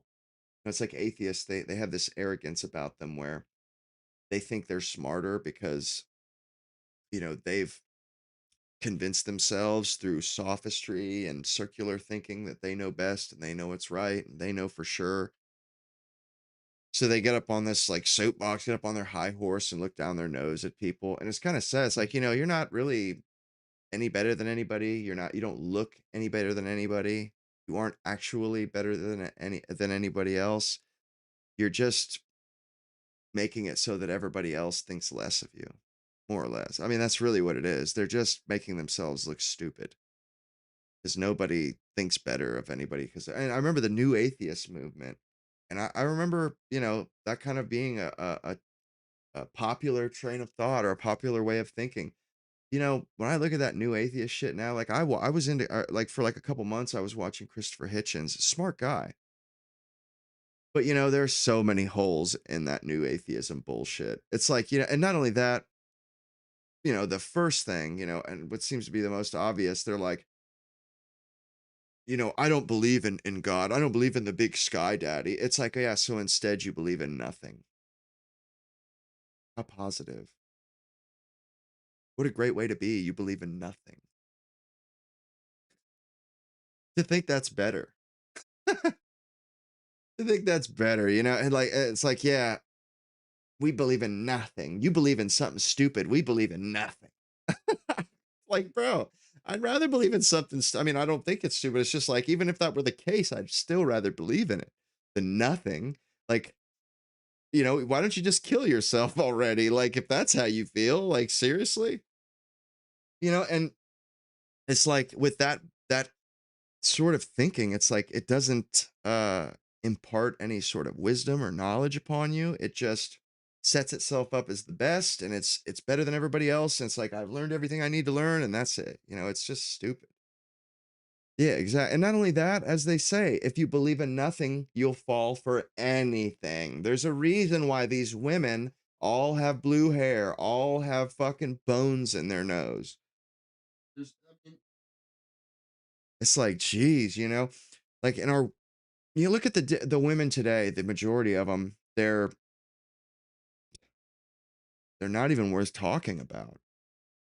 You look at same cohort of women, the same group of women in the 50s, the 60s, the 70s, the 80s, even the 90s, they have so much dignity. They have so much self-respect and class. They've got class. And women have traded up that class to be alone. It's like they didn't even trade it up for anything. They got nothing. They got less than nothing. The satanic panic.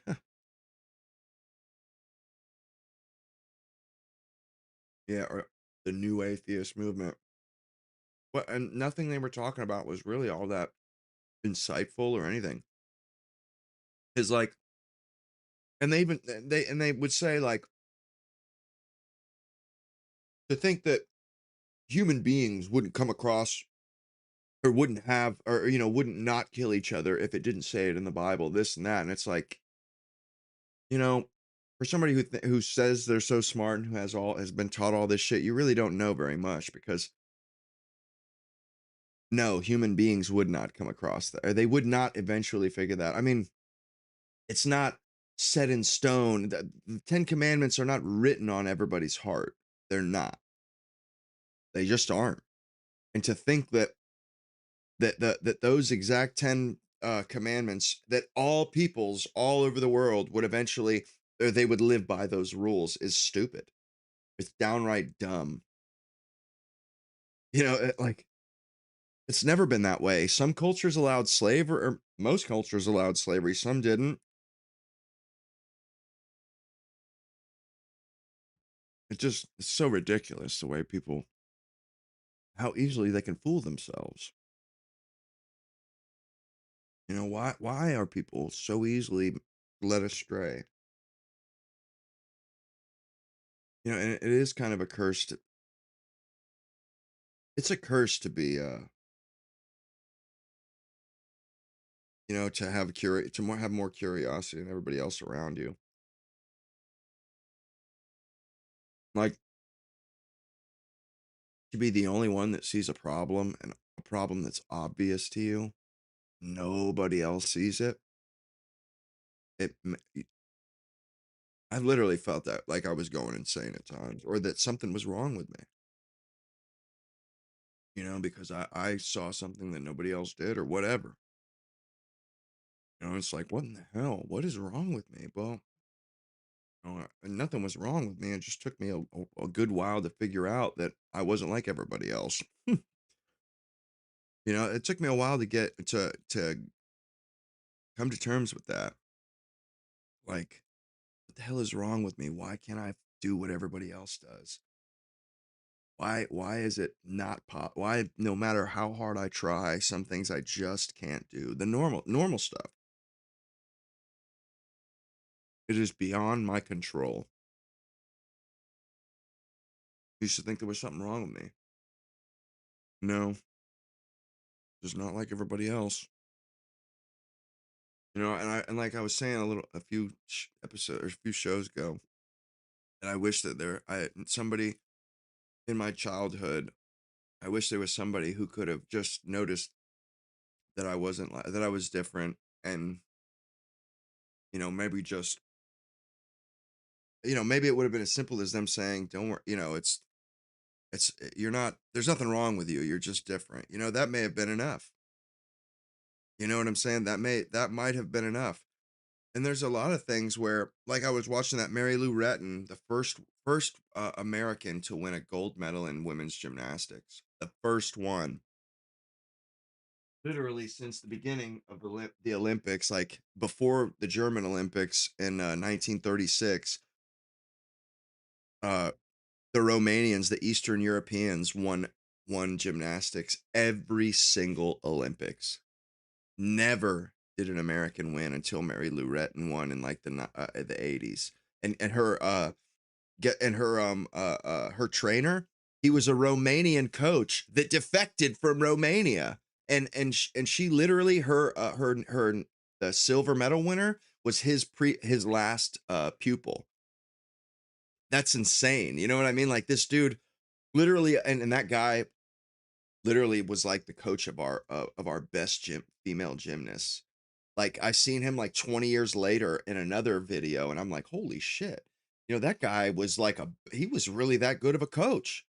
He really was. He obviously knew how to motivate girls, and what they needed to hear to get them what they needed to hear for them to do their best, for them to operate in their. Yeah, she was tiny. She was and in the YouTube video I watched, they showed a video of her doing cartwheels and like doing all kinds of little gymnastics, like simple gymnastics. No, that was another chick that did. Oh no, no, she hurt her knee like 6 weeks before, and she had surgery. Literally was in the gym the next day. That's insane, dude, to get something. She had some cartilage removed, and 6 weeks later you win the gold. What? That's insane, bro. And then I was watching that other one where the chick basically sacrificed her ankle to win. She hurt her ankle in the vault, the way she landed, and she knew something was up, and she was limping away, and they needed her to perform to win. and she did it anyway. And bro, that woman, like a fucking thoroughbred, just grit her teeth, powered through it full speed, full throttle. And you know, they run, man, before they hit that springboard.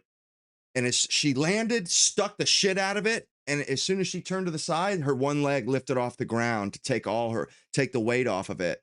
And then she got down on her knees and was like, that's it. I'm done. Like, I can't even get up. I can't even walk. And I'm thinking like, holy shit, man, that girl is and this is what I'm saying about all this bullshit that they've been trying to shove down our throat with the feminism stuff. Women are special. Women are so great. These are great people. These are great athletes. It takes so much to do what these people have done. And when they do the kind of stuff that they're doing, it takes away from what they really are good at. You know what I mean? Like they try to pretend like these women are equal to men and this and that, and then you lose sight of what they actually are good at. And that's the conclusion I came to from watching that stuff and seeing what has been lost. It was like, you know, women they've never had the strength that men had. So to make up for that, they had more control. You know, they had more control, and they would show that not only it's not that they were as strong as men, but they could do things that were just as special. You know what I mean? Like they had such control, you know, and focus, and they could make things look more graceful and stuff. And that was special. It was like, you know, they did things that men, not that men couldn't do, but men weren't doing because men are always more concerned with being the strongest, the best, doing it the fastest. Whereas, you know, women, that's not what they were good at. They're never going to be the fastest. So they never tried to be the fastest. They tried to do it the best, you know, to actually do it perfectly. They didn't need to do it the fastest, but they wanted to do it and not have a flaw in it. You know, that's where women excelled. They were flawless athletes. They weren't the strongest athletes. They weren't the fastest athletes, but they were flawless. Or you know, and they had put the effort in. You could see it. And those girls, those gymnasts, and any athletic girl that, you know, especially in those traditionally feminine athletics like gymnastics, figure skating, they do stuff that it's almost like, man, like that. It's equally as impressive as anything I've ever seen men do. Equally as impressive. And it's such a shame that is being diminished for this bullshit fucking feministic ideology. It's bullshit. It's trash. Women trying to be something they aren't. No way. That the jet that went down was oh man. You know, I heard somebody saying last night, they were like, you know, I don't think that all the traditional stuff in our culture and you know, feminine modesties, this girl, she was saying, I don't think that was men being misogynistic and men holding women down and this and that. She was like, I think that was men protecting women from themselves. Because if you give women freedom, what do? They would walk around naked if we would let them. If we would let women walk around naked, they would totally do that. Because like the people in Iran, that regime goes down, the first thing they do is start posting pictures. Their women start posting pictures with their tits out with the tiniest little bikini bra on. It's like, Jesus Christ, really? Really? And also, they get this freedom, and what do? They just have as much sex as possible. Like it's like they don't have control over that stuff. They don't have control. I mean, it certainly seems that way. Like they can't help themselves. And I mean, I hope that's not the case, but they really haven't done anything to, like, okay, they got their freedom, and why have they degraded so much then? You know what I mean? Like, the patriarchy is to hold us down. We would be so much better without the patriarchy. Well, the patriarchy's gone and you're doing awful. Human beings aren't reproducing. So, not so sure that you really have a leg to stand on anymore. You know, I mean, it's not even that I'm for the patriarch. I really don't even understand that shit. I never lived through that. But I know this, how the things have been the last 20 years. It obviously hasn't worked because people aren't having children. And that's not how I feel. That's just what it is. This culture that we've been living in for the last 20 years, it's no good. If we continue to do this and live this way, we'll die, or human beings will go extinct.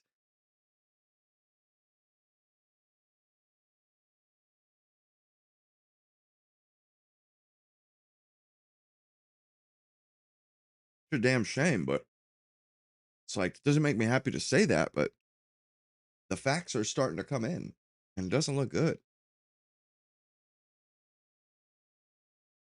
And like I said, nobody's saying that women aren't spectacular and amazing. Like, I wouldn't want to live in a world without them. Go on the whatever podcast. What do you mean? Like, put it on?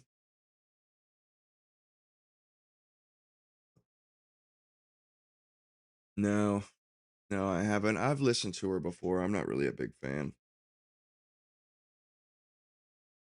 None of the, I mean, I've watched so much of that stuff, man. None of these people say anything novel anymore. It's the same rehash of the same stuff. I mean, if I watched that episode of Joe Rogan, I already know what would happen. I would just agree. She agrees with me. I mean, I really don't. I don't really care to hear my own opinion just kind of, just spit back at me. I don't really care for that. I actually kind of, like, especially with the Young Turks, like, I used to hate their fucking guts. But agreeing with them on, the JQ, I kind of actually like hearing arguments and hearing points of view that I don't hold, that I don't agree with. It makes me, I have to think a little bit more. But it also makes it much easier to figure out how to, or to figure out the flaws in their argument, because there are always so many flaws, because it's all propaganda. Propaganda is easy if you're good at spotting it. It's, and I like that. I like being able to, I kind of like pointing it out. And it reminds me of My Cousin Vinny. Remember when the Karate Kid, what's his name, when he's talking about his cousin Vinny and why he trusts him, and he's like, man, we were watching this musician and or this magician, and it was like that, it was that guy's worst day. It was the worst day ever, because every time he tried to do a trick, there Vinny was like, nah, it's, I put it behind his head, or nah, it's in his hand still, it's in his hand. I'm kind of that way. Like, propaganda, it just, I don't know why, I just can see the bullshit. It's they don't get that shit by on me, not anymore. Maybe they used to, but not anymore. I start thinking about, why are they saying this, or most of the time it's just like immediately I get it. But when I hear something that just doesn't sit right, I'll be thinking about it and start thinking about motivations and this and that and just start picking it apart. Well, see, I get that, when a man says that it's old and tired, when a woman says it sounds good. I get that. But man, My dude, I've seen every single episode of Firing Line by Bill Buckley. I've heard all these arguments 1,000 times. They're old, you know. I've already thought about these. These are rehashes for me. I mean, you know what I'm saying? Like I remember thinking when I was younger, my dad put on like Leonard Skinner, like Tuesday's Gone, or no, actually he did like that one, but I put on like Sweet Home Alabama or something. My dad be like, "Ah, shut that bullshit off." I'm like, what the fuck, man? Like, bro, they're like a Florida fucking country, country rock band, Southern rock band. Like, what the fuck? What about that? And he used to love them. He had all their albums. I'm like, my aunt and uncle, they still like him. And he goes, yeah, well, your aunt, she's quite a few, she's like 5 or 6 years younger than me. And your uncle, he's from up in Maine. Maybe they didn't hear that shit 10 billion fucking times when it was new, but I did. And I'm done with it. He's like, I've heard it all that I want to in my life, all that I care to in my life. You know what I'm saying? Like straight. And I totally get that now. I totally get that now. And it gets old after a while, like and there are certain arguments that they do need to be beaten home. They're a dead horse that needs to be beaten because most people need to hear things many times before it sticks in their head. I was always the person that when walking out of the movie at the movie theater, I could recite half the movie, put it that way. Like I'd go to school the next day and tell my friends all the entire movie practically, or all the, what happened in it. Like pretty damn succinctly, like pretty much a review. And I've just always been that way. And the arguments and stuff, it's like, that's all I do is watch. I've always been into politics, and I love watching that stuff. And that's another reason why I started watching old movies. One, because TCM didn't have commercials, but two, because the stuff on TV, it just seemed like slop. I got tired of watching The Simpsons, got tired of watching this, got tired of watching. I wanted to see something different, something fresh.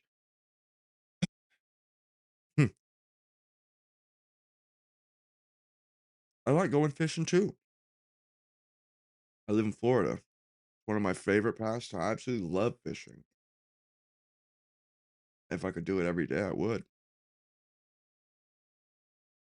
Although, I mean, I could do it every day if I lived there, but at the same time, it's easy to like, I don't know if I'd want to spend my entire life doing that. I could, but there's just so much out there, other things that I enjoy doing too.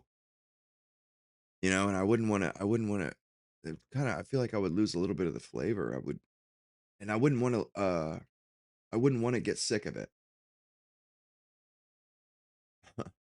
Just quotes from Forrest Gump. Oh yeah, that's funny. Cheap Trick was dope. They had what? 2 good songs. I want you to want me. My mom, you sound like my mom. Like you probably like all the same shit she liked. Who had a great ass? I tell you what, those figure skaters, man, they got nice legs. Whew. Dude, so nice. Ugh. And it is great when especially the gymnasts, you understand exactly what the point of gymnastics is. They're saying, hey, look how much control I have over my body. Look how much control I have. Because what they do is like, it's so tight. They've done this stuff so many times that their body, it's like so dialed in that there's almost no variation in what they do.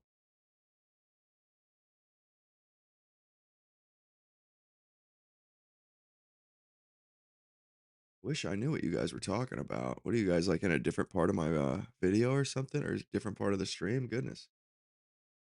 No. Dream police. Okay. Man, I wish Nick would go ahead and come on. I think, yeah, he did say he's live. Yeah, he said he went live, so it should be momentarily showing up any minute now. So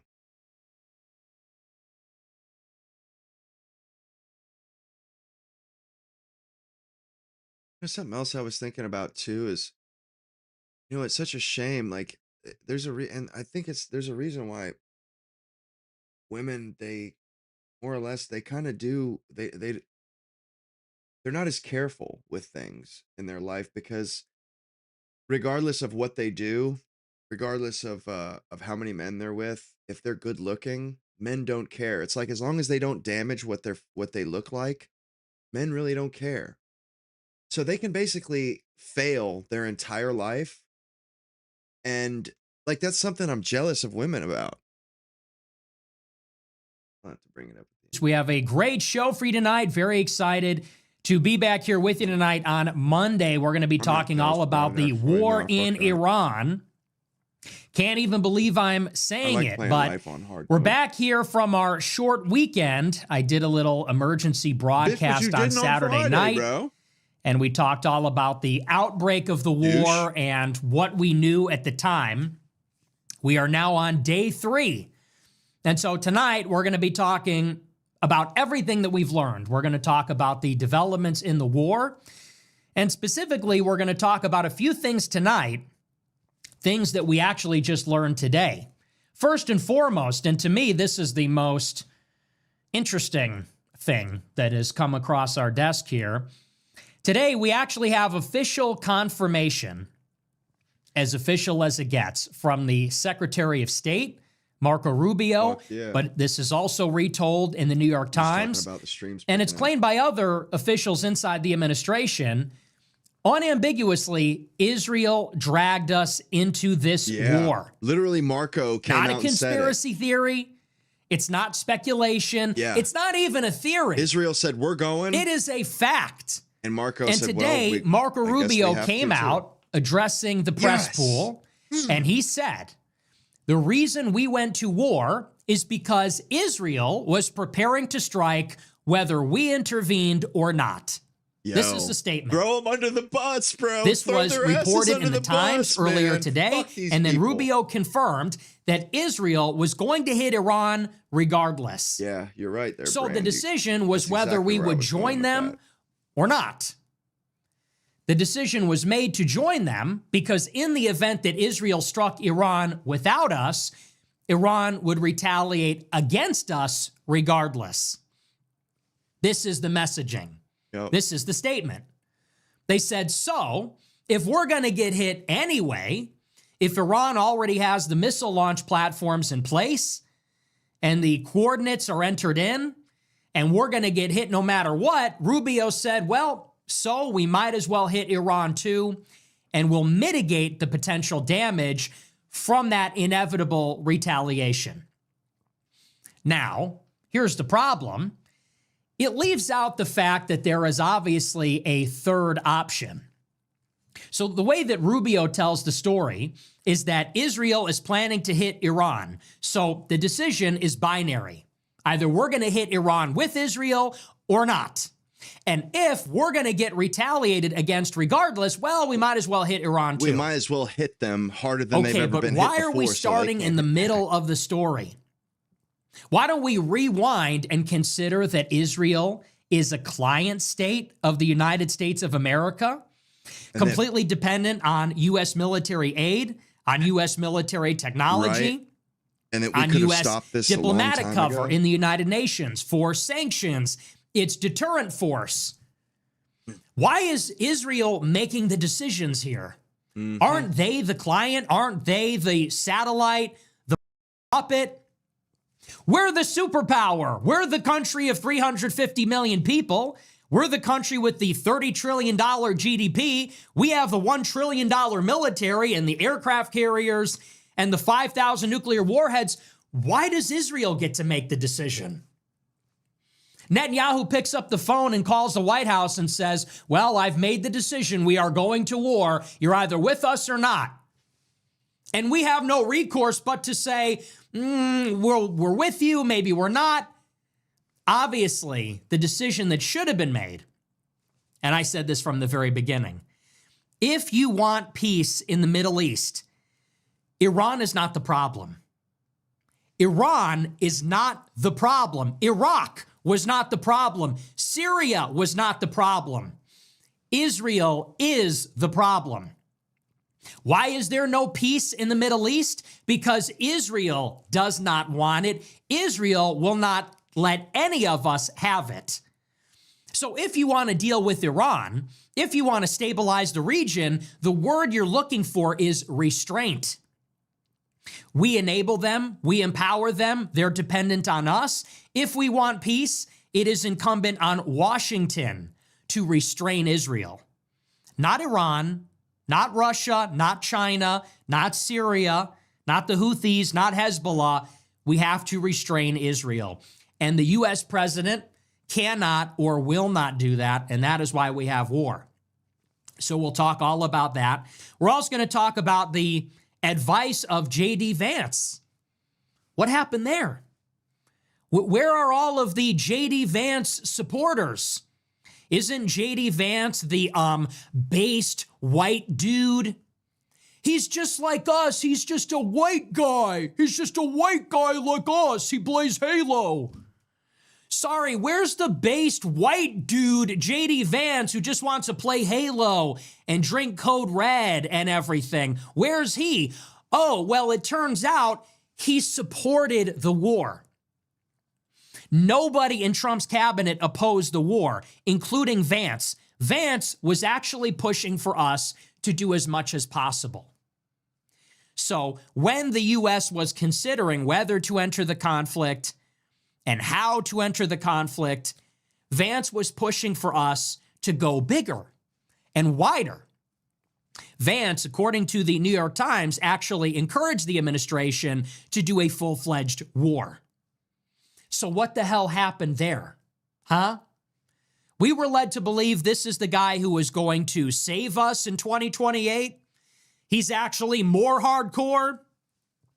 Tucker Carlson encouraged Trump to nominate J.D. Vance last year. Tucker said, you need to pick J.D. Vance as assassination insurance.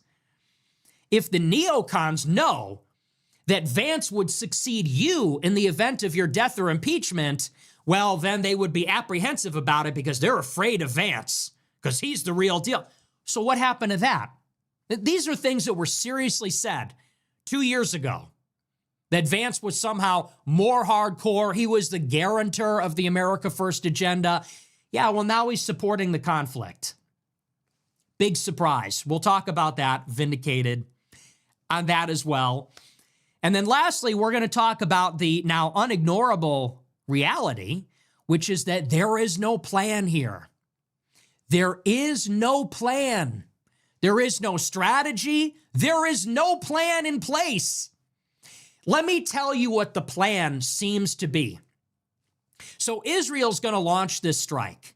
The U.S. determines that if we want to mitigate the casualties on our side at our bases in the Gulf, we are going to have to intervene. If we intervene, we should go big and disrupt their command, control, and communications and destroy their missile launch platforms so they can't retaliate.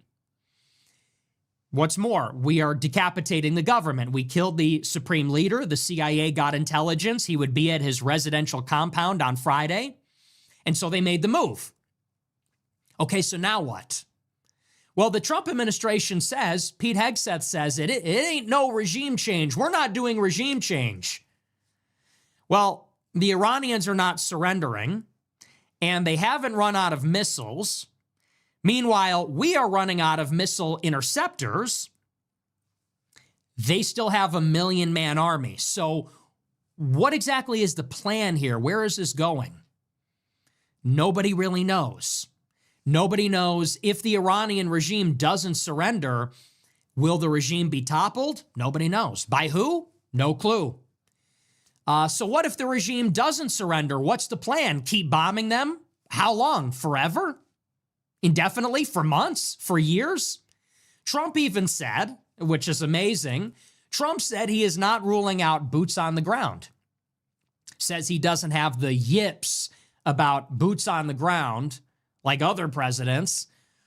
Pete Hegseth said the same thing. He said, we don't need to send in 200,000 soldiers, but we're not ruling out boots on the ground. Okay, so are we going to get a ground war in Iran unless they surrender because we've bombed them into submission? Like, what exactly is the plan?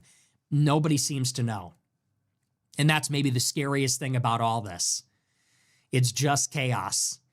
So we're going to talk about it. We're going to try to make some sense out of it on the show. We'll go through, like I said, some revelations about how we got here. And then we're going to talk about how the war has been progressing. But it's going to be a good show. Before we get into it, I want to remind you to smash the follow button on Rumble, smash the like button, leave a comment. Let me know what you think about the show. Check out our merch store, Fuentes.store. We have our Groyper Intelligence Agency hat, as seen on James Fishback's head. He signed one of these in Florida, which was pretty cool. And he's excellent. He said it has two meanings: Goyim in abundance, Groyper Intelligence Agency. So as seen by the Fishback campaign, check it out. We also have the classic America First hats. Look, we have to get rid of these. These are going in the garbage. This is going on your head. When it's MAGA night at the White House, when we go and protest World War III at the White House, and we get drone strike by Palantir, we're going to need these, okay? Get your blue hats, because we're going to need them. We may need them. If there's a protest, if there's an event, this is what you need, okay? Fuentes.store. Also, if you want to support the show, subscribe on our website, americafirst.plus. $15 a month. We have our brand new and improved website. You get every episode of the show, every debate I've done, every speech, every gaming stream, commentary stream, thousands and thousands of videos. It's all there. We have them in MP3 format and RSS feed. You can download the MP3 of the show as well on the website, and the video player is better than Rumble. So some people complain about the video player on Rumble. The new website has a much better video feed, and we have the most recent 5 episodes on the website for free. So if you even just want to watch the replay of the show, watch it on the website, americafirst.plus. It's a better viewing experience. $100 a month, you get to be in the exclusive group chat with me, but that's a little hush-hush. That's for the high rollers. We're going to keep that one kind of low-key. But that's americafirst.plus. Okay, we're going to dive into the show because there's a lot to talk about. And I hope you caught my show on Saturday. We did a little emergency live stream. The war broke out Friday night, and this was not really a big surprise. I said on my previous show on Thursday that most likely we were looking at strikes this weekend. And without getting too much into detail, you had that third and final round of negotiations between Iran and the United States on Thursday morning. They held those talks in Switzerland. And as recounted by the Wall Street Journal, this is how it went down. Jared Kushner, who is running the negotiations, and Steve Witkoff traveled to Switzerland, and they gave Iran an ultimatum. And the ultimatum was Iran has to dismantle its nuclear enrichment facilities. They have to pledge to never enrich again. They have to give up their highly enriched uranium to the United States, and this can never sunset. So this just goes on in perpetuity. They're going to be a non-nuclear state. And Iran rejected all of these demands. So on Thursday, I said, more likely than not, these negotiations are now dead. The U.S. has made it clear that these are our demands, and they had been making it clear for several weeks. Their red line has not moved, and the Iranians are no more willing to accede to those demands than they were a couple weeks ago, a year ago, 7 years ago. I said, so war is basically inevitable. This deal is not happening. Neither side is backing down. And if a deal isn't going to happen, then a war is going to happen, and it's going to happen sooner rather than later because of the calculus of how that war is going to play out. So that's where we left off on Thursday. It's funny, I didn't even do a show on Friday because I thought you guys were sick of hearing about Iran. That was all that had happened in the news. And so I said to myself, I'm not going to torture these people. I'm not going to torture my favorite viewers with another boring show about Iran. But sure enough, they made the move and they launched the war on Friday. And just to recap some of these developments from Saturday, we'll go very quickly and then we'll get on into the latest. Make no mistake about it, we are now engaged in a full-fledged regime change war in Iran. That is what Trump announced on Friday night. And specifically, he said the goal of this operation is to destroy Iran's navy, to destroy its missile production capabilities, to destroy its missiles and missile launch platforms, and to kill the military and civilian leadership of the country. He said the operation would go on as long as it needed to, and when it is over, he encouraged the Iranian people to emerge from their shelters and to rise up against the government, and that this is their opportunity to take their country back. Now, the United States has done exactly this. We have completely destroyed Iran's navy. Their navy was finished in 24 hours. And so one of the big risks involved in the war was the threat that Iran would use its navy to close the Strait of Hormuz, which is a narrow sea route which gives access from the Indian Ocean to the Persian Gulf. So I believe it's about 20% of all the world's fossil fuels flow through the Strait of Hormuz. All of the Persian Gulf's oil and its liquefied natural gas from Kuwait, from the Emirates, from Qatar, Saudi, Iran, it all goes through there. That's the choke point. And the big risk involved in the war is that Iran would attack those ships, close the strait, and constrain global energy supplies, and that would increase prices everywhere, including in the United States. That was one of the big risks. Well, that has been neutralized because the Navy's been destroyed. Did you guys see that consulate in Pakistan? That they were, the Pakistanis were like basically rioting or protesting outside of our consulate. Bunch of freaking baboon fucking morons. As far as the missiles are concerned, this is Iran's other deterrent weapon. So we've talked about their nuclear program, and we've discussed how that is really a hedge. They're hedging their bets. Yep. Why are they halfway between not having a nuclear weapon and having a nuclear arsenal? Because they're effectively saying, if we are attacked, then we'll build the bomb, and that will deter. Also, did anybody see that France is building up their nuclear arsenal and they're no longer disclosing to America how many bombs they have?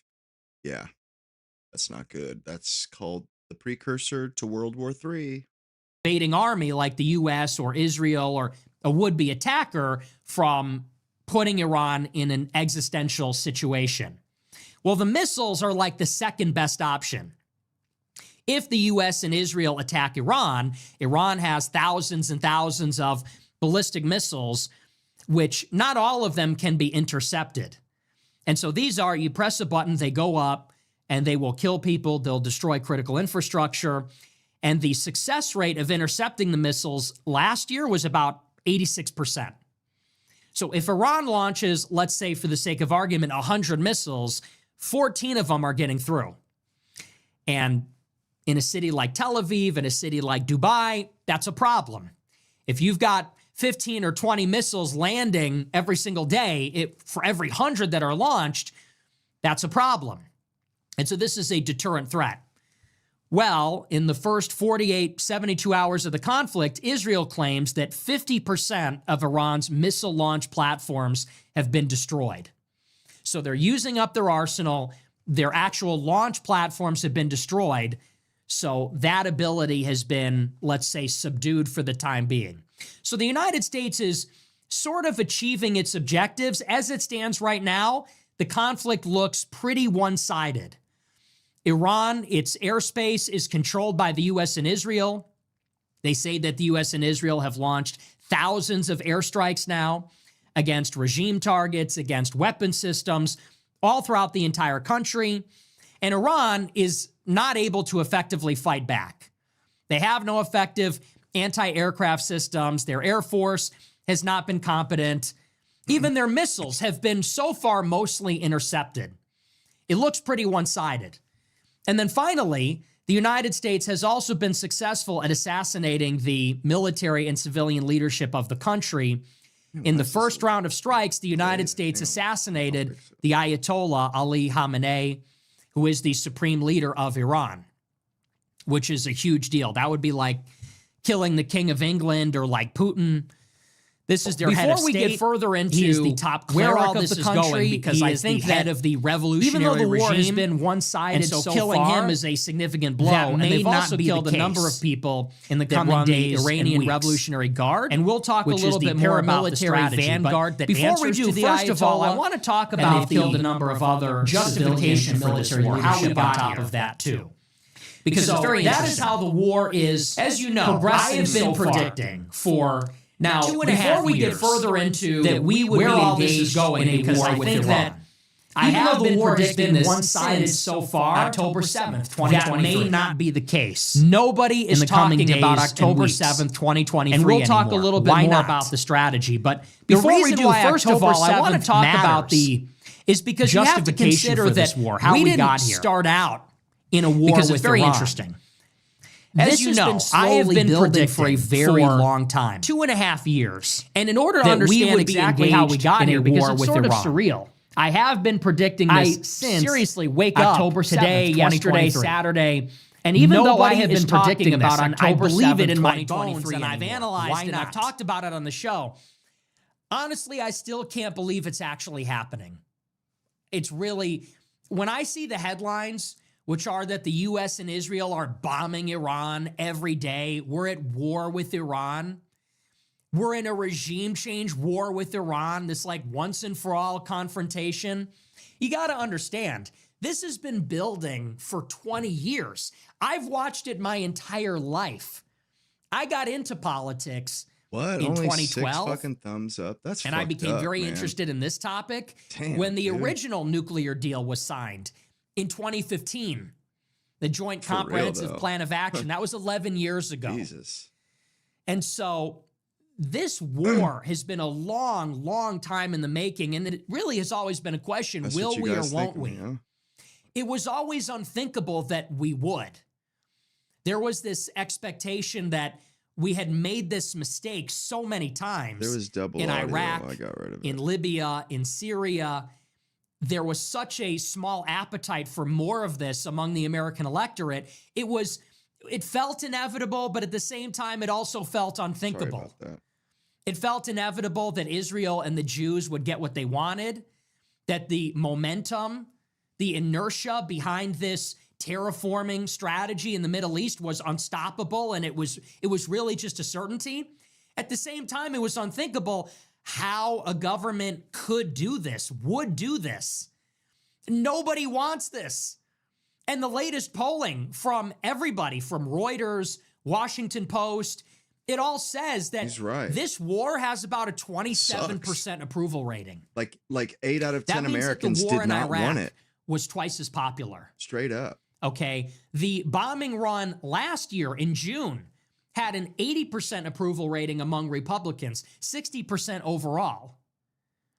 So Iraq was more popular. Afghanistan was more popular. I think Syria was more popular. Yeah, we're hip to that Midnight shit, Hammer though. was more popular. You just look at Trump and you're filled with disgust. You look at him, he's a totally diminished figure. He slurs. Watching him on Friday declare this war in It his just sounds like sad he's little hat, always got no too tie, much with spit a in his black mouth. curtain. He's 80 years old. He doesn't even care. He's at a ceremony today, pinning a medal on a soldier, slurring his words, stumbling Yeah. over his speech. Big You look at time. this guy and you're like, who are you? It's crazy. Man, he always... Seriously, who are you? What I don't know What how is this? I'll say something and It's he'll actually agree with scary. me. It's actually disturbing. Like right And then. the reason I say that I've witnessed this my whole life, I've watched all these developments. I watched the original nuclear deal get signed, and I heard all the arguments about it then. And we watched Trump come down the escalator in 2015, in June. and he said we should have never went to Iraq again on Friday, Trump lays out the case for going to war with Iran.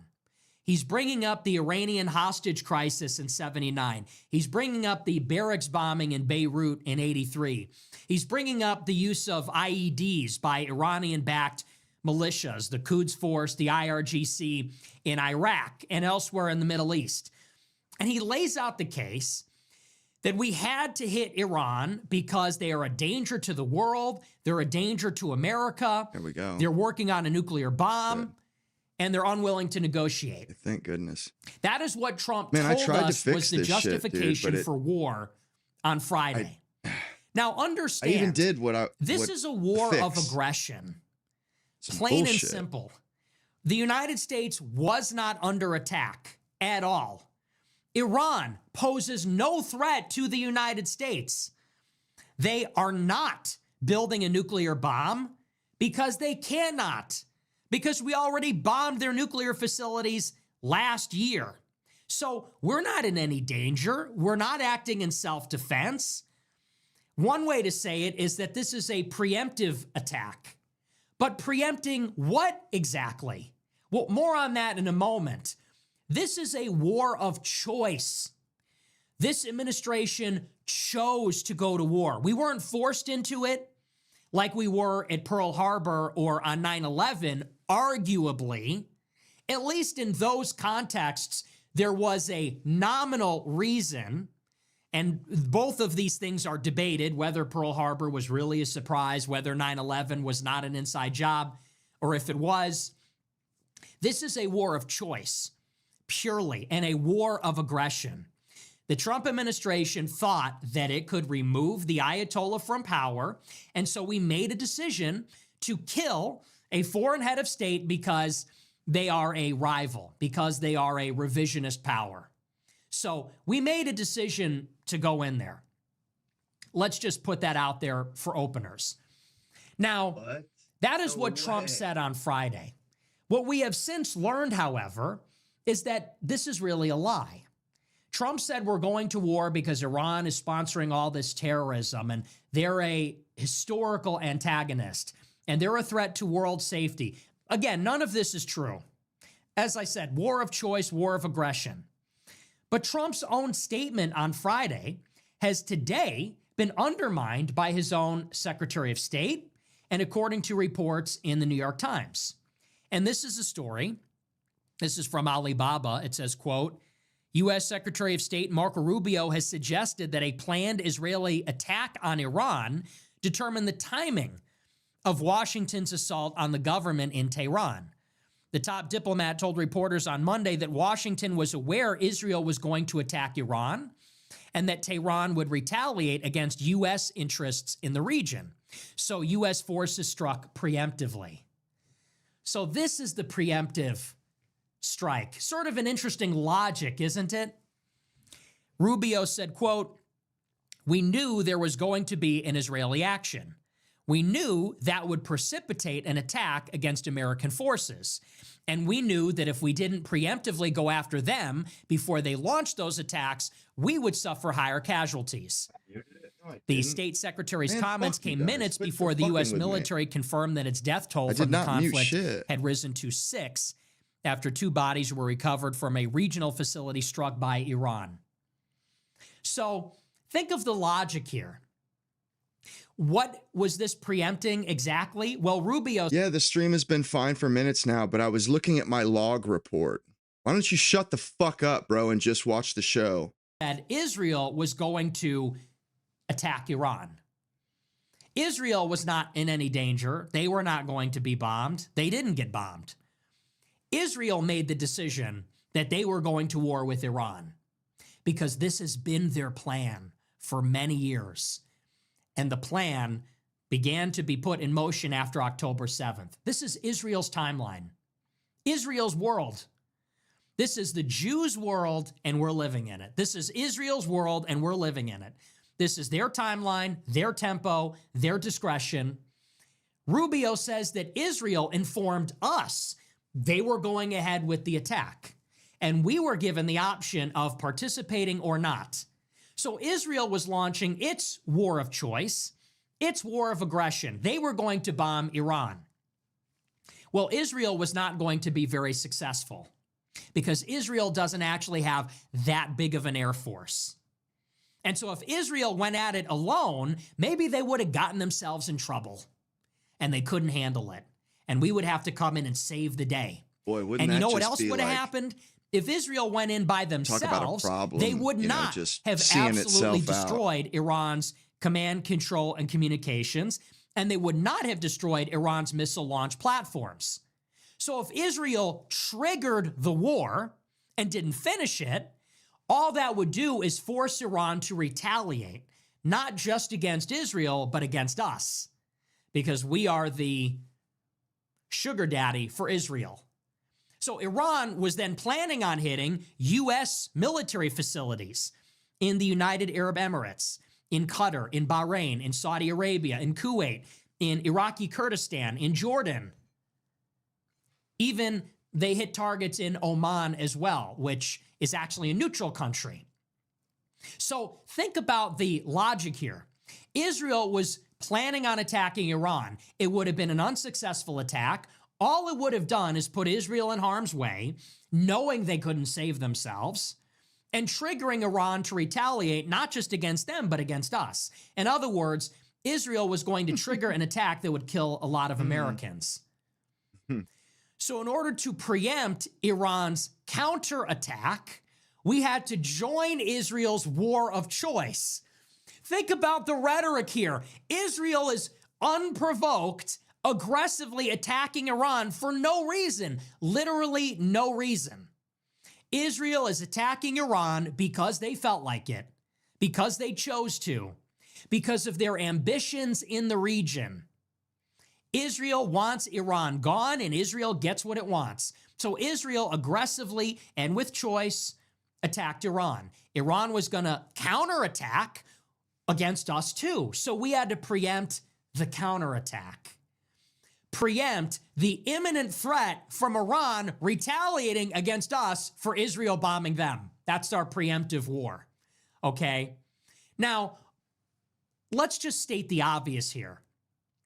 Israel was probably not going to attack Iran by themselves. Why was Israel intimating that they would? Why? Perhaps they would have followed through. Why would they have carried out a unilateral strike? Because this is exactly what they wanted. If they tell the United States, we're going it alone, guess all your troops are going to get killed in the crossfire. Oops. They know exactly what they're doing. Israel provoked this. Oh, they play us like a fucking... They know that if they attack Iran... They tune us up. They play us like a cheap fucking fiddle, man. I mean, it's... It's starting to get ridiculous. It's starting to get demoralizing. Truly. Iran is going to rain missiles on American bases, and a lot of them... Never mind starting. It has been. It's getting to the point where it's unacceptable. Americans are going to die, and that would drag the United States into a war. Think about it. And by the way, that was reported in all the papers of record last week.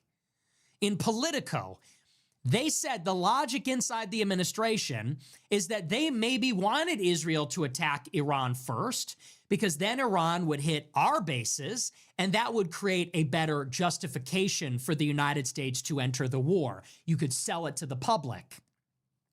But when you think about it, whether Israel attacked alone or with us, we would eventually be dragged into the conflict.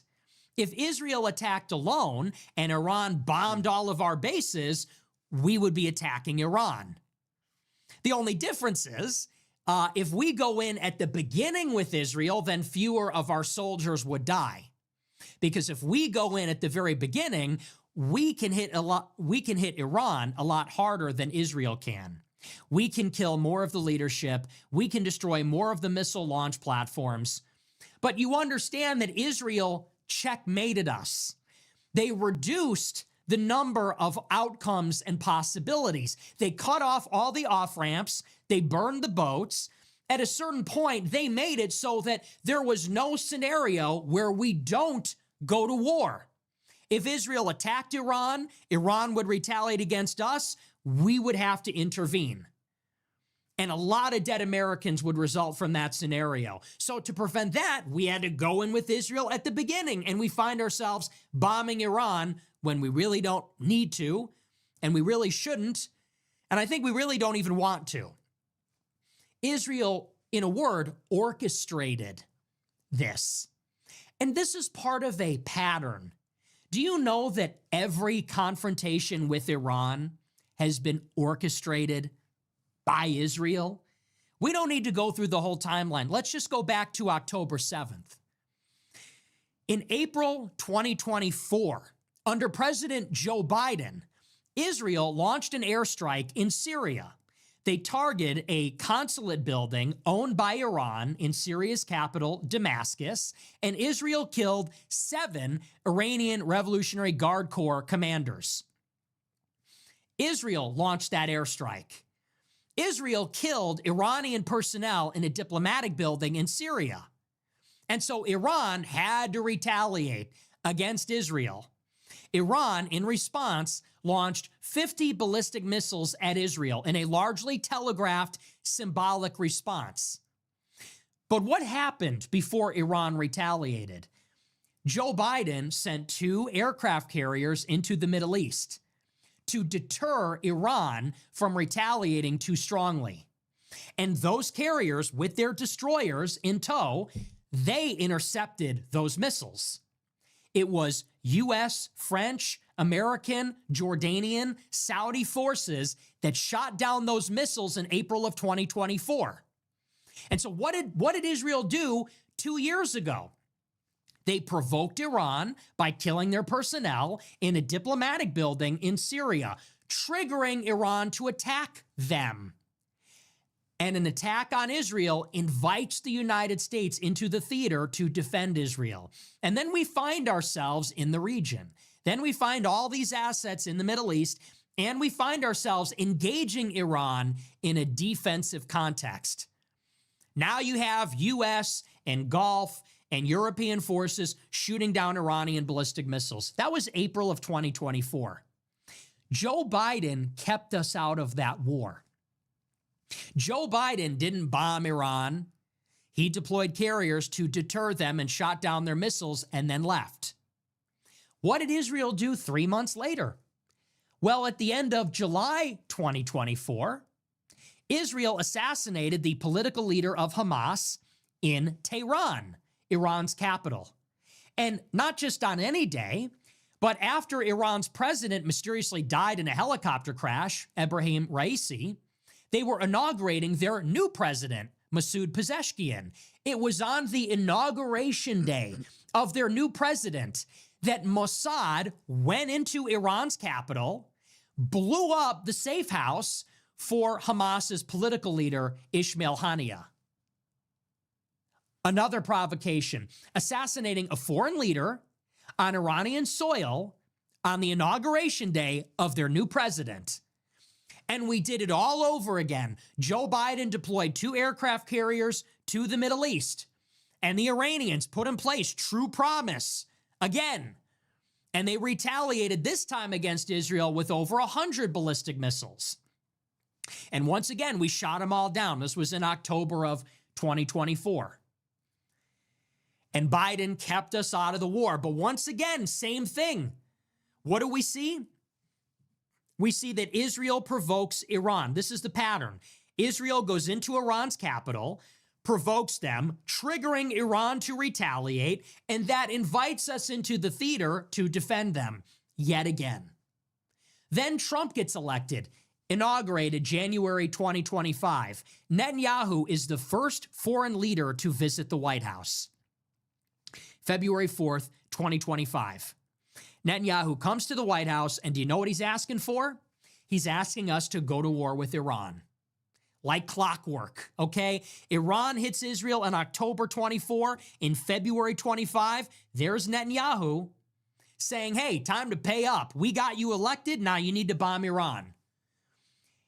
And you know what else? Our national security advisor, Mike Waltz, at that time, he was pushing on behalf of Netanyahu for Trump to go to war in Iran as well.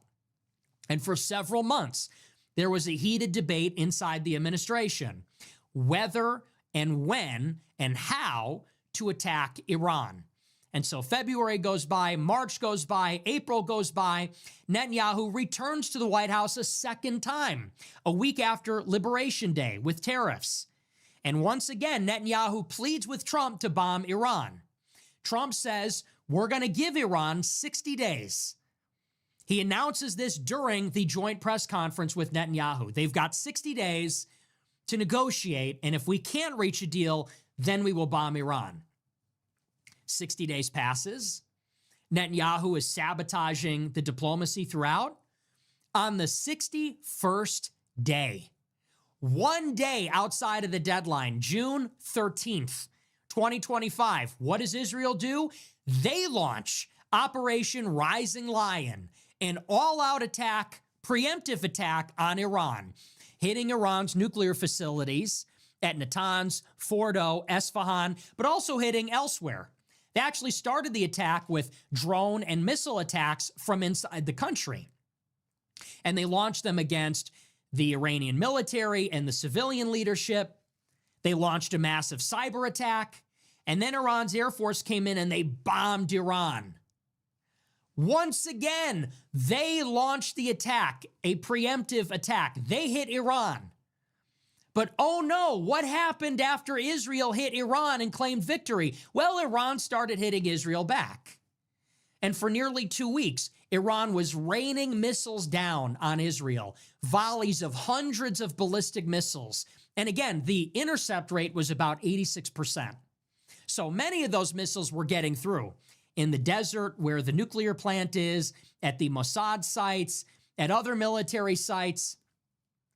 It also turns out that Israel by itself was not able to destroy Iran's nuclear infrastructure. And they knew they couldn't, because Iran's nuclear infrastructure is famously deep underground and fortified by mountains and actually thousands of feet of earth. So Israel hit all these facilities knowing they could not achieve their objectives. They hit Fordo, they hit Natanz, knowing that they would not actually finish the job and destroy those sites. It triggered an Iranian retaliation, and they knew it would. And they knew that in a protracted war of attrition, they would not be able to shoot down all these missiles. So famously, what did the United States have to do? Well, we had to show up and bail them out. We had to show up and shoot down the ballistic missiles, just as we had to in April 24, just as we did in October 24. Same pattern. Israel provokes Iran, triggers a retaliation. We got to shoot down the missiles. In all three of those cases, except this time, we also had to go in and finish the job. Israel hit those nuclear sites. Nuclear weapons are called strategic weapons. You can't attack another country's strategic weapons. That's an all-out act of war. And if Israel hits Iran's nuclear sites and they are not destroyed, what's the first thing that Iran is going to do? Well, they're going to race towards a nuclear bomb, because either the sites will eventually be destroyed or they will produce a nuclear bomb to deter that from happening. So, in other words, Israel started a war it knew it couldn't win or finish, least of all achieve its objectives. They started a war that they knew would trigger an Iranian retaliation that is not survivable. And they also knew that not only could they not achieve their objectives, but actually it would accelerate the Iranian nuclear program. By not finishing off those sites, it might actually accelerate the timeline for Iran to acquire a bomb. So that required the United States not only to defend Israel, but also to finish off the nuclear sites offensively, which is what we then did. And on the final day of the war, we went in with B-2 stealth bombers and we dropped the bunker buster bombs, 35,000-pound bombs on Natanz, on Fordo, and we launched Minuteman missiles at those sites and Esfahan as well. And then we called an end to the war. Now, as I said, after that conflict, do you really believe that that war only lasted 12 days? Of course not. All right. The so war much with shit down Iran every has day. been going It's on for ridiculous. 15 years, maybe longer, depending on where you So want to much shit. draw the lines. The war with Iran has been going on for decades. And many people said that was the beginning and the end. That the war with Iran started when Israel bombed them and it ended when we bombed them. Well, it didn't start then, and it surely didn't end then either. That was only the climax at that point in time of an already ongoing conflict, of an already established pattern. As a matter of fact, the war between Israel and Iran had been crescendoing.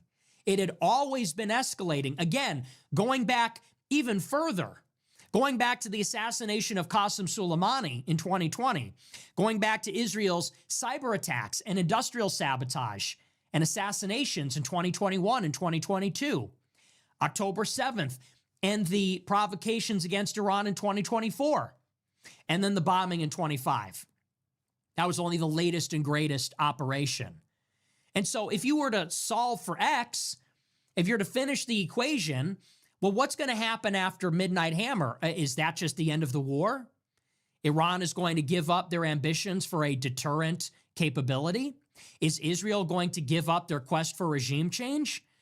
Or are we going to get the same pattern, which is that Israel will provoke Iran, they will trigger a conflict, it will force the United States to intervene, and that pattern will keep playing out until the Iranian regime is defeated. Well, that's how I predicted that we would be back here, because that has been the pattern up until now. And that is apparently exactly what happened. Israel came to the United States in December 2025. This was Netanyahu's 5th visit to the White House, okay, to the United States. He came in February 25, April 25, July 25, September 25, keep a thread in my and then head. Netanyahu returned just before New Year's in 2025. He came to Mar-a-Lago. I don't always have time to think and about what he shit asked right for when I from think Trump was another war with Iran, echoing that meeting in February of last year. Netanyahu came to Mar-a-Lago and said, well, we've taken out their nuclear program. Now we need to take out their missiles because they're building 300 missiles every month, and they're all pointed at us. And Trump didn't make a firm commitment. Trump said, well, if they... What I would like to know is, like, when is there just when is Israel going to say, or how little do the threats need to be on Israel? Because, you know, it's like we have threats and we don't have to take out every threat. Why is it that when Israel feels threatened, that country must die? That country must go down. We don't do that. Like, China's a threat. You don't see us fucking, you know, doing shit to them. Like, when is Israel going to feel that they're in a position to be able to live and underneath a threat? Because we all live with the threat of death or war or whatever. They're the only ones that seem to be, apparently they shouldn't have to live under the threat of death. Nuclear will surely attack them. If they rebuild their missiles, we'll consider it. That wasn't good enough. So what happened? Well, Netanyahu came back. And Netanyahu came back to the White House again in February, this month, February 2026. Then Netanyahu informed the president that Israel would go to war.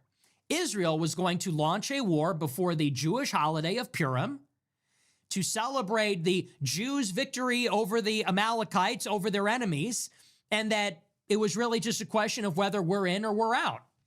And again, this was going to be, whether they did it alone or we did it the way we did it, it would have been the same outcome. Israel basically told the U.S., we're going to rerun the playbook from last year. We're going to bomb Iran. Well, again, if they bombed Iran without us on Friday, Iran would have launched its missiles at our bases in Erbil, in Iraq, at Al Udeid in Qatar, in the Emirates, in Saudi Arabia, in Jordan, all over the region. And if Israel hit Iran and then Iran counterattacked us, we probably would not be able to intercept all the missiles. This all could have been solved easily. Why didn't Trump just say, if you start a war with them, we're going to wipe you off the fucking map? Simple. You launch anything at Iran, you're dead. You're dead ducks. Put it that way. Because if you force us to choose between Iran and you, we'll choose Iran. Just don't force us to choose between you and another country. Many Americans would die. So again, they did Sal, something that triggered Jews us wrote that book. in. You realize that, right? And now we're in. And it begs the question, why is it that Israel is able to do this? They have orchestrated all of this. They have orchestrated every aspect of this from the beginning. They That's what I'm saying. orchestrated the elimination of the Iranian nuclear deal in 2018. They orchestrated the Al-Aqsa flood on 2023. They orchestrated the attack in 2025, and they orchestrated this. Again, they control the timeline. They control the tempo. They control the ladder of escalation. And what role does the United States play in this? What we are told about the relationship between the U.S. and Israel is that they are our ally and that we are their patron and they are our client. We furnish them with $3.8 billion per year in military aid. Last year, the Congress authorized $26 billion. Forgive me, that was in 2024 in the spring. $25 billion in additional U.S. military aid for Israel. We furnish them with F-35s. We tolerate their nuclear program. We protect them in the international community from condemnation in the Security Council, from sanctions from European countries. And yet they seem to be able to act alone. Think about how warped this dynamic is. Netanyahu comes here and tells us how it's going to be. He comes here over and over. Well, this is what we're doing. This is what we're doing. We. Who's we? You're our bitch. You take money from us. Like, we should own you. You wouldn't exist without us. You would have never existed in the first place. You could have never declared independence. There would have been no... Them days are over. Them days are over. They're not going to be able to pay our politicians enough because the left and the right are united on this. You know, like, I agree with Cenk Uygur and Anna Kasparian 100%. So I'm pretty sure that means Israel is fucked.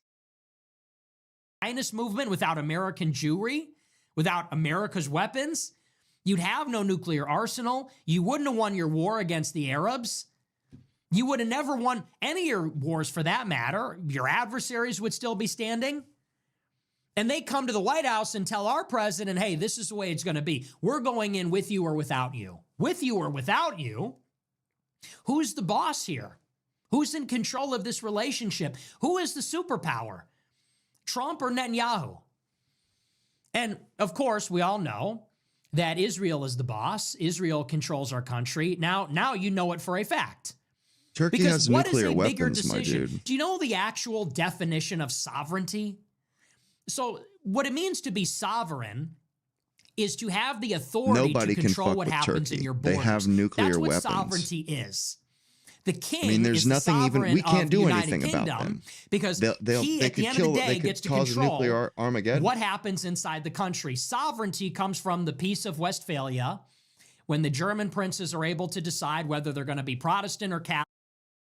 It don't matter. I'm not talking about just Trump. I mean, the fact that the right and left are in complete agreement about the Jews in Israel. That means that they're in this country. Supporting Israel is no longer tenable for politicians. It's no longer tenable. They're just going to have to let that go, or become a civilian. Hey, you're the prince. It's your decision for your realm. That's the idea. Now, in political science, we say that the essence of sovereignty, according to Carl Schmitt, is the ability for the government to tell its citizens to kill and be killed. That is actually effectively what sovereignty means. Theoretically, definitionally, sovereignty means you control what happens in your borders. But what it means to be sovereign is you can command your subjects or your citizens to kill and be killed, to go to war. That's what politics is. We are going to raise an army, we are going to get a bunch of guns, and you're going to go and fight those people, and you're going to have to kill them, and you might have to be killed for the sake of us, for the sake of our political entity. That's what sovereignty is. So if Netanyahu can come to the White House and say, you're going to die for us, these are the terms under which you're going to kill and be killed. We're attacking Iran, and if we do, nukes. your soldiers are going to die. What the fuck are you if you don't want them to die, then you're going to have to kill Iranians. They still have nukes. And, nukes are nukes. It don't matter where they're made. Some combat troops will be killed too to prevent that from happening. Again, if they have the authority to tell us what to do for those matters, then that means they're our boss. What are the real decisions that a government makes other than when to go to war and when to make peace? Other than the government's ability to tell its volunteer army, you're going to die. Like Trump said on Friday, soldiers are going to die. Okay, but who are they dying for? Who's telling them to die? For what? Whose decision is that? Is it the president elected by the people of the United States of America? Is it the chief executive of our constitutional representative democratic government? Or is it the prime minister of Israel? And what gives him the ability or the right or the authority to do that? Well, obviously, Netanyahu's authority proceeds from the fact that our country is run by organized Jewry. Jews have all the power in America. They are the gatekeepers. They are the middlemen. They have so much financial leverage, so much political leverage that they cannot be opposed. Look at the media entity that was just created. Skydance, Paramount, Warner Brothers, TikTok. Larry Ellison, friend of Netanyahu, controls all of that. Let's say you want to be an actor in the entertainment industry. You offend the Jews. Well, Larry Ellison owns the largest media conglomerate in America. So if he blacklists you and says, hey, we're not going to work with that guy and we're going to cut contracts with anybody that does, you can't work. They control it. And the same is true of finance. Who runs BlackRock? Larry Fink, a Jewish Zionist. Bill Ackman, who runs his own financial fund, he goes to Larry Fink after the protests from October 7th and says, we need to blacklist every student who protested against Israel in finance. And Larry Fink, running BlackRock, says, okay. BlackRock is the largest asset manager in the world. Trillions of dollars in assets under management. If Larry Fink says you can't work in finance, you can't work in finance. They don't need to run all of it. They don't need to run every financial firm, every media firm. They need to own enough of it and be willing to use it. Same thing with the ADL. Does anybody want the ADL breathing down their neck, canceling their Adidas contract, their Gap contract, getting their money frozen? Of course not. It's all like this. And so people have said, well, the reason President Trump couldn't refuse is because he knows they would kill him. That's what Tucker Carlson said today. He said, you can't say no to Israel because the last president that did is JFK. And he's referring to the fact that in 1963, John F. Kennedy, the U.S. president, was in a dispute with Ben-Gurion, the president of Israel, the prime minister of Israel. And at that time, Israel was producing a nuclear weapon, very similar to Iran. And JFK, his policy was non-proliferation, inherited from Eisenhower. Eisenhower, in fact, told JFK about this during the presidential transition in 1961. He said, you gotta watch the Israelis. And so JFK wanted inspectors.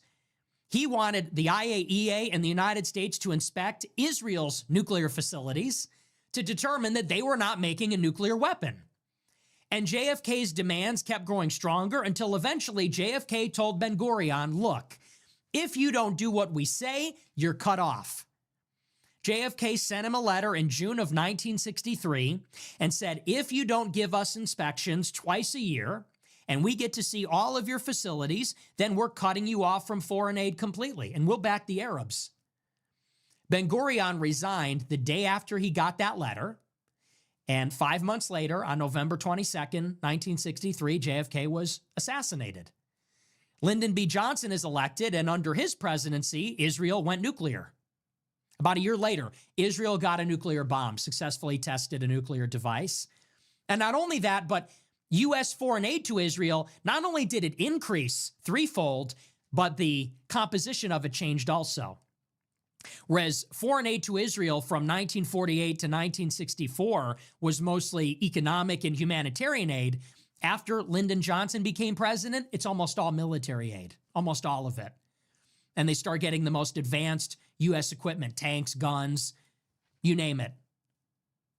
So the implication is a U.S. president can't say no to Israel because they control our system and they have penetrated our country so thoroughly they will literally kill you. In the same way that we were able to kidnap Maduro and we were able to assassinate the Ayatollah, Israel could simply take out the top of the United States. And you know what? Here's the problem. Then these people can't live here. They need to be denaturalized and deported. We can't have traitors in our country then. If that's what's going on, then these people need to be marked as traitors and either removed from reality or shipped the fuck out. With that line of thinking, the whole point of electing Trump is that he was going to be brave enough to say no. Isn't that the fight? Isn't that what it is to be America first? Is to stare death in the face and say no, America first or death? Is that not what George Washington did when he crossed the Delaware? Was say America first or death? We would rather live free as Americans than, or we'd rather die freely as Americans than lived as subjects, as colonies in the British Empire. That's what it is to be American. Is that not what Davy Crockett did at the Alamo? Is that not what the Texans did when they made their stand? That's who we are. That's what we're supposed to do. That's what it is to be an American. It is to be independent. It is to be free. It is to die on our feet, not live on our knees. That is why we elected Trump, to be a leader that would look at all the foreign special interests, to look at Israel in their face, at their hook nose, to look at India, to look at the multinational corporations, to look at the transhumanists in big tech, and to tell them, no, I'm the boss. I'm America. We're putting America first. That's why you're the president. So I'm sorry. That's not an excuse. When they say, well, they'll kill Trump, they'll kill his family, Vance knows they'll kill him, they'll kill his family. Well, that's what you signed up for. I was just gonna say, if you're worried about, then you shouldn't have got elected. Fucking stay home. If you're not man enough to be able to live under the specter of that, then fuck it. The job ain't for you. You're not the type of motherfucker we want. That's got to be how it is. Like, yo, if you can't tell them no, then you don't get to be in the fucking in office. And any fucking politician that doesn't fucking that has anything to do with dealing with fucking Israel, we just need to fucking just elect somebody else. Throw that fucking bum out. Anybody that ever has anything to do with any deals or and makes any decisions, you know, that even have the appearance of impropriety, they have to lose that fucking office. They can't rule. If you say yes to that country, you can't rule here. Let them do it. Go to the American people and say, this is happening. And if I die, you know who's responsible. This is a country of 350 million people. All it would take is one act of bravery from a real leader, from a martyr. And people would lose their fear and probably rise up. Could Israel fight 90 million Iranians and 300 million Americans and 500 million Europeans? I don't think so. But that is where Trump has failed us. Trump is not able to tell them no. And this is why we are now at war. This is now why real courageous Americans are giving their lives. Think about it. You know, I see the glass as being half full here. You guys already know. The whole country has seen this bullshit. It's undeniable. We all voted for no wars, and we got wars. And we know why. Even Tucker's saying what the deal is, pretty much. So right now, you know, and they know it too, that right now they're at their lowest fucking level of approval. They've squandered it. You know, we could actually see something change. So, you know, that's kind of a glass half full situation. As long as this war ends in short order, we should be okay. Well, Trump can't say no because, you know, the Israelis might kill him. So send all those disposable people to die for Israel. Send all those disposable little people, all those soldiers, they can go and die in Iran. How ridiculous. You're a U.S. soldier stationed in Kuwait. You've been hit by a ballistic missile from Iran. Mike you are Huckabee dead. is Lebanese. The real best and greatest and the most valiant among us, they are dying in a war of choice, a war of aggression for Israel because Trump is afraid or stupid, because Vance is afraid or calculating. So those Americans will die. Just as thousands of Americans died in Syria and Iraq and Yemen and everywhere else. Those are the ones who will die. This is where Trump I get that, man. But they can only get away with that until they do. They can't get away with it anymore. We have the APAC tracker. Like, Nick isn't the only one talking about this. A lot of people are talking about this. You know, a lot of people are upset about this. And they can, you know, then they get voted out. What they're gonna spend all that money every time, you know, every few months, and we're never going to be able to find people that would rather have the office than you know, live for Israel. I mean, that's kind of far-fetched to me. Like, at some point, you know, electing other people, new people, will have some effect. That's your job. America first implies the existence of America last. Well, who's being put before America? Now you know. Now you know. America wanted a peace agreement. America wanted to make a deal with Iran, and we had one, and we did. But Israel wanted war. Israel wanted a war at any cost because they want to destroy Iran. Why? Not because Iran poses some existential threat. How could they? Israel has 300 nuclear warheads. How could Iran possibly pose an existential threat? Israel has Jericho missiles. They have nuclear submarines. If Iran launched any kind of attack on Israel, they talk about Iran as this apocalyptic nation. Descent. Israel What you mean is they're nuke Semitic. them. Iran did not have nuclear weapons. They weren't building them. And if they were all destroyed in Midnight Hammer. So Iran was not an existential threat to Israel. Why, then, did Israel want regime change? It's the same reason they want regime change everywhere else, in Iraq, Syria, Libya, Egypt, Turkey, next.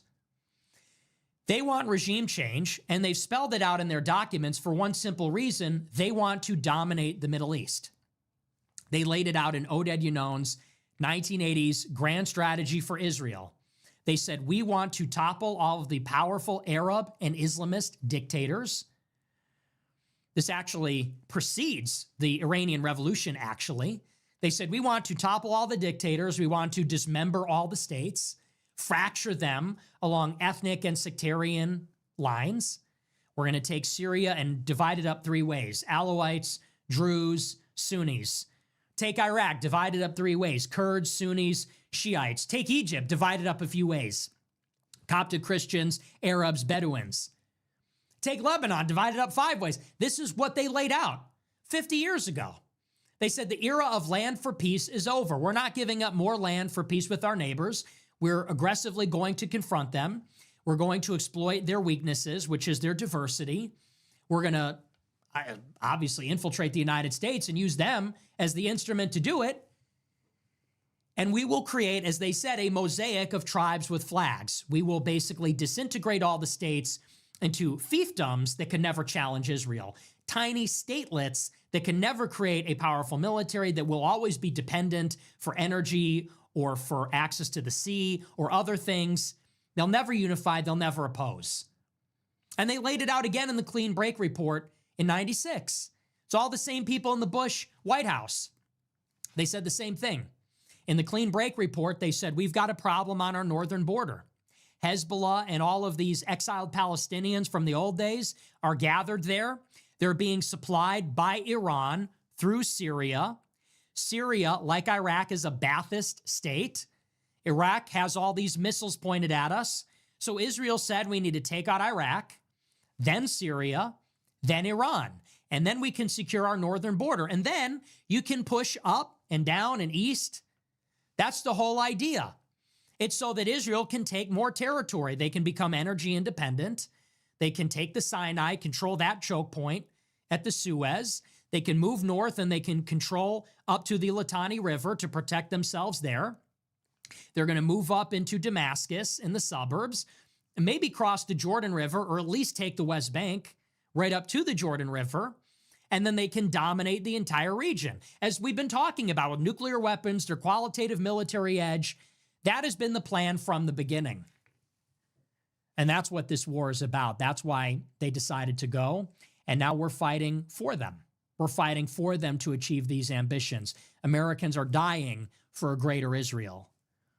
Americans are dying so that Israel can be a superpower, so that their empire That's the can ruling be born. house. It's always you are been dying for it. You're paying for it. Yeah, you're he's voting from for it. A tribe. And by the way, Sods. when all this started under George W. Bush, you know who wrote the speeches for George W. Bush? David Frum. David Frum, he's the Jewish speechwriter, the neocon that invented the term axis of evil. When George W. Bush said that there's an axis of evil, it's Iraq, Iran, and North Korea, do you know who wrote that phrase? David Frum. Do you know who J.D. Vance's first mentor was in the mid-2010s? David Frum. J.D. Vance wrote for David Frum's website.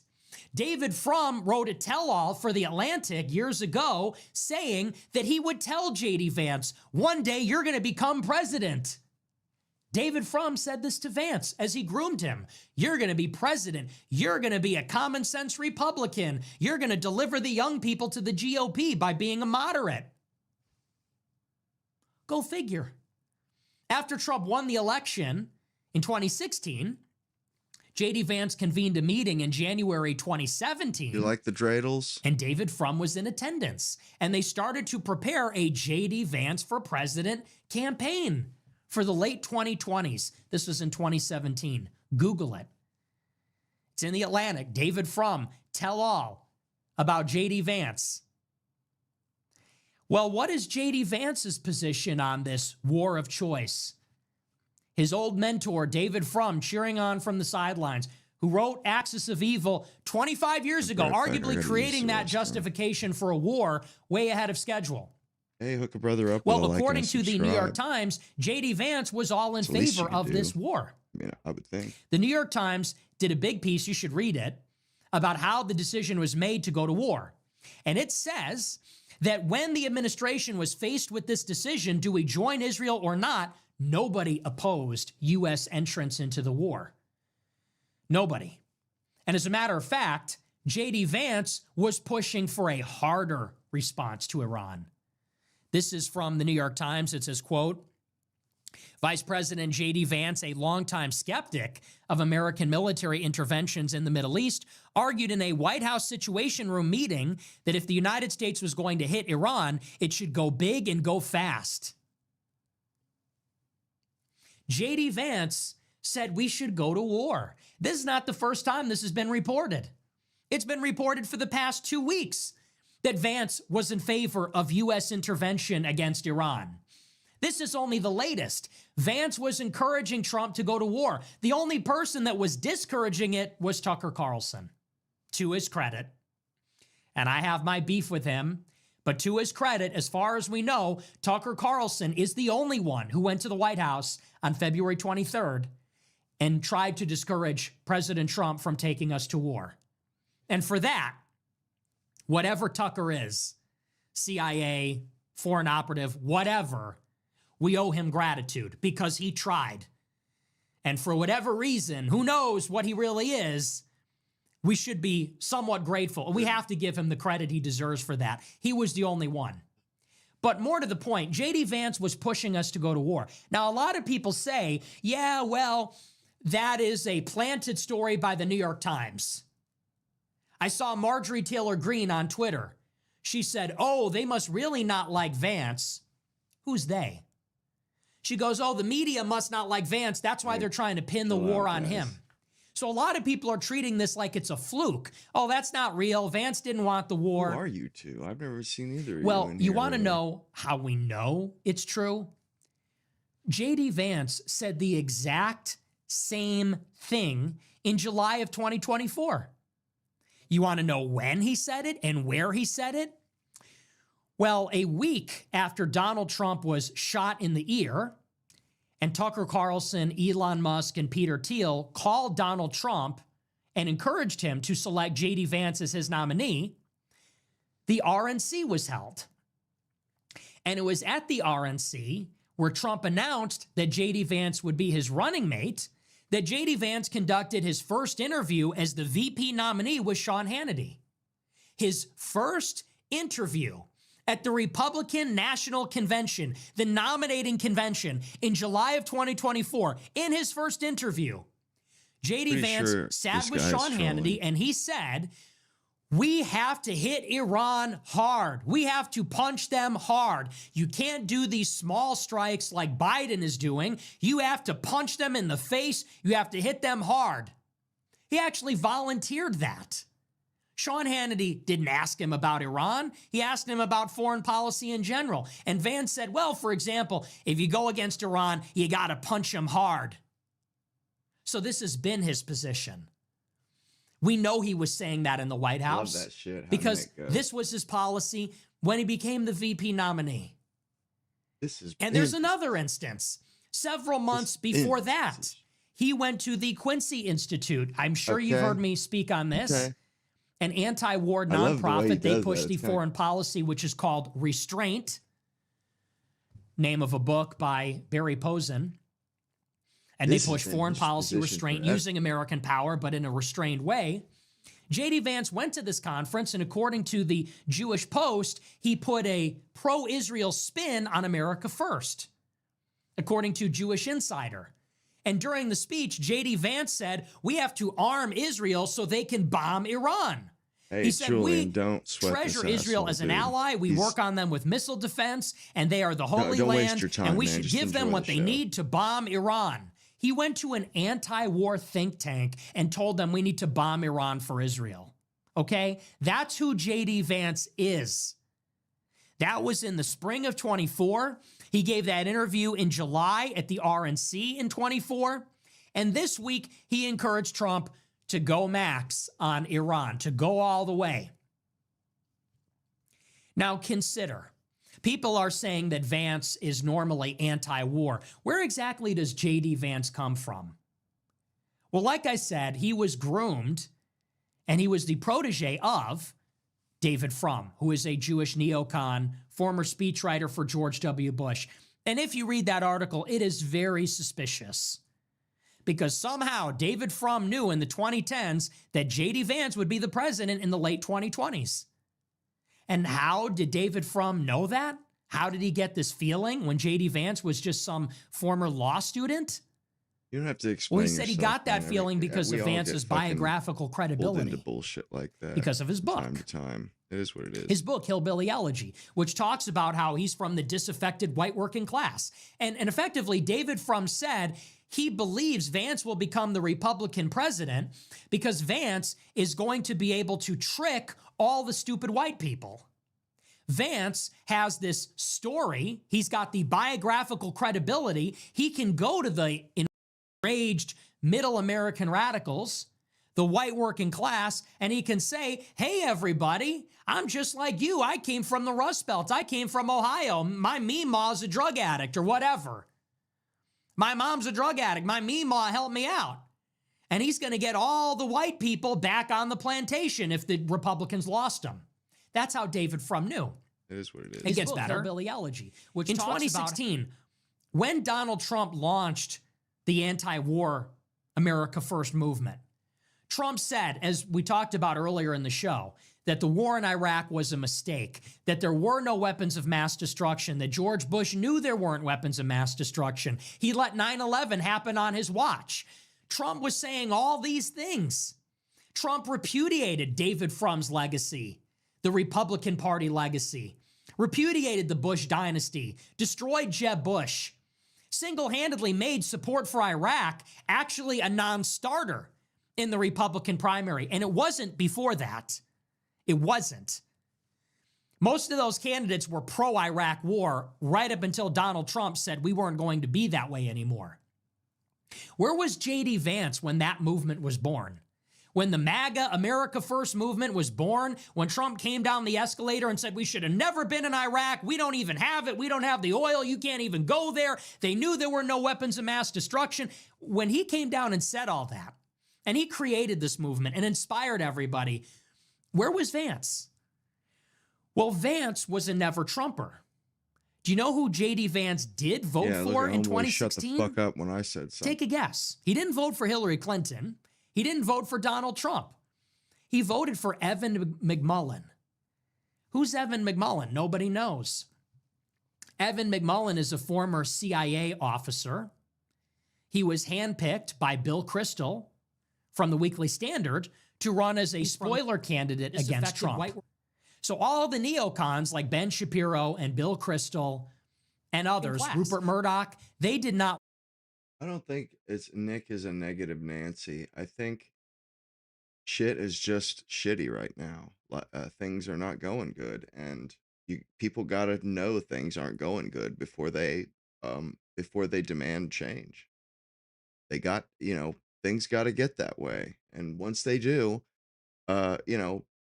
things will start happening again. Trump to win. So how are they going to prevent him from winning? Well, they were going to get a spoiler candidate to run as an independent in a state like Utah. That's where Evan McMullin is from. And they thought that if they could take enough votes away from Trump in a state like Utah, Hillary would win that state, and she would get a few of those electoral votes, and she might win it in a pinch. That was the playbook by the neocons. That was a playbook by the pro-war crowd, by Shapiro, by Bill Kristol. Bill Kristol was the architect of this. First, he had David French run from National Review, and he chickened out because he's a wimp.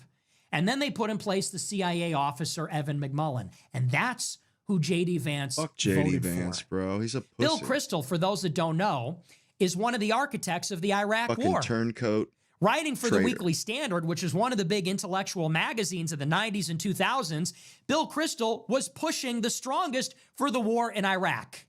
He's part of that same generation as David Frum. And his father, Irving Kristol, is the godfather of neoconservatism. That's who J.D. Vance voted for. That guy's handpicked candidate. Okay? Now people are surprised that J.D. Vance pushed for a war in Iran. Really? The guy that was mentored by David Frum, the guy that voted for Bill Kristol's spoiler, Evan McMullin, the guy that told us at an anti-war think tank that we need to go to war with Iran, in his first interview as the VP nominee said, we got to bomb Iran really hard. Now people deny? They're surprised that J.D. Vance was in favor of a war with Iran now? Why? You shouldn't be surprised. That's who J.D. Vance is. J.D. Vance is not a real anything. He is whatever. I feel almost I feel the same way as you, Alex Robbins. When I mean, and it's not even that, I don't really like how it all went down or anything, but when I see the Iranian people and I see the way that, that they're in the streets today, they were, at that point, I do have sympathy for them, because they are a cosmopolitan people, and that was a really oppressive regime for them. They're not fucking fundamentalists. And, I'm happy to see them free. I mean, I hope it works out really well for them. They need him to be. He is what Elon Musk needs him to be. He is what Rupert Murdoch needs him to be. He is what Miriam Adelson needs him to be. Is anybody surprised that a never Trumper that was calling Trump a Nazi, that was grateful for Obama? Is anybody surprised that this guy is now in favor of a war with Iran? Wait a second, you're telling me he never had an ideological epiphany? Yeah, it pisses everybody off, I thought that Alex. when he was ready to run for Senate and he That's why needed we Trump's watched this endorsement, show. That coincidentally, he got based and red pilled. That's exactly he why we was a watch. never Trumper. He did vote for Evan McMullin. He did call Trump a racist Nazi. He did say Trump was an idiot. He said that white people only hate Obama because they're jealous that a black man is smarter than them. But, magically in 2022, he just had this epiphany. He got based and red-pilled. Oh, yeah, and also he needed Trump to endorse him to win that Senate seat in Ohio. But, I'm sure that's just a coincidence. I'm sure that timing was just really serendipitous for him. He got lucky that he became Trump's #1 cheerleader right when he needed his endorsement to win that 3-way primary and then get a Senate seat, which would then propel him into the vice presidency and now the presumptive nominee for president in 28. Yeah, that wasn't orchestrated and manufactured for 15 years by the CIA and the Israel lobby. No, that's the story of how a white guy that's just like us realized, learned to stop. What's the movie? Stop being afraid of Trump and learn to love America first. Yeah, no, it's just a great big coincidence, isn't it? I'm shocked and surprised that he's actually not a diehard America firster and that he wasn't telling the president to restrain Israel. And you know what this says, by the way? As I said on Friday, we are sentenced to this forever if you don't make a change. And by that, I mean, you can't vote for these people in 28. Sorry, that's what we got to do, man. This is disqualifying. You do understand that Vance's career has to be finished after this, right? Because if it isn't, then we are all slaves, okay? Then we are all slaves to Israel. If you vote for J.D. Vance and Marco Rubio after they killed Americans for Israel, they didn't oppose this. They could have. They could have said, Mr. President, let's not bomb Iran. Let's restrain Israel instead. They didn't do that. They have power. Vance got votes. Rubio's the Secretary of State. Where are they on this one? Where are they? Well, they're actually pushing for the war. You can't vote for these people because these are the times for choosing that determine the character of a leader, okay? And we've seen Trump fail, and now we've seen these people fail. Now we have the information we need. It was a time for choosing when COVID appeared, and we had a decision whether to lock down the country. Trump could have chosen not to lock down the country. Yeah. Other countries chose not to. Trump didn't. That was a time for choosing. That's the moment when the world is falling apart, and you need a leader that's going to say, look, we're not shutting down. He did. BLM was another one. The rioters took over the cities. They looted, they vandalized, they torched. Trump didn't lift a finger to stop it. Sean Hannity told him it would play better in the election if people saw Democrats and black people wrecking all the cities. So Trump stood down. That's another time for choosing. So is this. If you're in favor of this debacle, this catastrophe, yeah, I'm not voting for you. And think about, if you are a voter, what would be disqualifying for you? Someone takes us to war in Iran. That's not disqualifying. So what would they actually have to do to lose your vote? Exactly. They've already done it. I understand if Midnight Hammer wasn't disqualifying. I get that one, actually. Sort of. If you didn't really see where that was going to go, if you didn't really understand. Just because I'm happy for the Iranian people, that doesn't mean that I'm going to vote for these assholes again. They did something that 8 out of 10 Americans were against this. All those people, the whole fucking lot of them, they can't work for the government, after their next election. They got to go. The trajectory, maybe. Killing Qasem Soleimani, maybe. We're in a regime change war with Iran. This is like #1 on Israel's wish list. Has been for 20 years. Everyone knows that. The last thing that we need, if Trump, Vance, and Rubio take us to war and you vote for them again in 26 and 28, is there any limit to what you will tolerate? Is there any limit? And what is it? We had 230,000 deportations. We don't have a border wall. They just left Minneapolis. They won't even ban the food dye. They won't even ban the red 40. Okay? This is what they will not do. What they will do, so funny.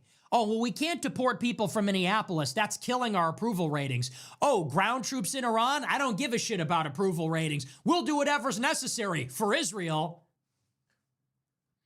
And I still see people on the Trump side making excuses. They say, well, it's a four-dimensional play. This is about China. I assure you, this has nothing to do with China. You want to know why? We're pulling THAAD systems from South Korea to put them in the Middle East. We pulled an aircraft carrier from the Sea of Japan to put it in the Persian Gulf. That's why you know it has nothing to do with China. Give me a break. This has everything to do with Israel. I see people saying, well, I voted for Trump, so I trust him. Trump said no new wars, peace president, golden age. How did this whole thing start? He said, we oppose the war in Iraq. You know that war for Israel sold to us under the false pretense they had nuclear weapons when they didn't? Yeah, so he lost his mandate when he betrayed his promise. Now you don't need to support him anymore. What at this point is the excuse? And people are getting ready now to vote for Vance and making excuses for him already. No. This has to be the breaking point. This is the breaking point for the GOP coalition. You buried the Epstein files. There is no border wall. You didn't deliver on mass deportations. You cut corporate tax rates for the rich by cutting Medicaid again. No infrastructure bill, no middle class tax cuts. You got to refund the tariffs. And now we're in a regime change war with Iran. That's the breaking point. I'm out. I'm done. I am off the Trump train. I am not voting in 26. If Rubio or Vance are on the ticket in any form in 28, I'm voting for a Democrat. You know, it's starting to occur to me that, you know, whether we like it or not, it's like, it doesn't matter who's in office. Like, our country produces a lot of tax revenue. And either you spend that money on the people, on fucking entitlements and shit, or you spend it on wars. And if you spend it on wars, they can be lobbied for who the wars are against. So, you know, I mean, I hate the Democrats, but my God, man, if it was the Democrat Party of 30 or 40 years ago, bro, I'd be a fucking Democrat. No doubt about it, dude. There's no fucking way I would be for these sons of bitches. Whatever you say, whatever you want, do your worst. Hey, Carpe Donkdom and Cat Turd and all you fucking idiots. Cat Turd is, Carpe Donkdom's a friend of mine, actually, but if they weren't all so of these fucking plan racist trusters, and they didn't hate white people Trump so supporters, much. worshipers, Republicans, say whatever you want. You are a fucking cuck. You are a bitch. You are voting for a party that is raping you. You are voting for a candidate that is screwing you. They break every promise. They lie to your face. They betray you. And our lives aren't getting any better. How does a regime change war with Iran make us safer? How does that make our lives better? You can't deport the Somalis from Minneapolis, but you can go to war with a million-man army in Iran? Give me a break. Bro, what say a whatever good you point. want. People say, but the Democrats do all these other things. I don't give a shit. Maybe if a Democrat were in office, we wouldn't go to war with Iran. Joe Biden kept us out of a war with Iran. We didn't have a war with Iran under Joe Biden. And some people say, well, you would have gotten it anyway. I didn't Okay, say so then Kamala voting would have doesn't been matter. better. Is that what you're telling me? I probably would have People tell still me, voted well, for it doesn't Trump. matter whether we vote for the But, Democrat you know, or the there's a Republican, we get primary the same that, thing. you know, Okay, so then what does it even with matter? the next election, they If have we're to going to get a win. war with Iran all the same, if we're going to get H-1Bs and foreign students all the same, then why is this the most important election of our lifetimes? Because you can't have it both ways. You can't have it both ways. You can't at once tell us we got to be good little plan trusters. Don't be a panikin. Everybody's got to vote. Stay in line. The golden age is imminent. And then tell us, well, it really doesn't matter. Trump can't stop a war in Iran. He can't stop mass migration. He can't stop anything. The best we can hope for is, will be a little bit better than the most progressive Democrat in history. That's about the size They say, of well, it. he's better than Kamala Harris. You mean the most progressive Democrat in history? He's better. Like, bro, he literally he knew that was going to be your answer. Ooh, what are you telling me? Kamala, or he would have been worse than Kamala or some shit like that.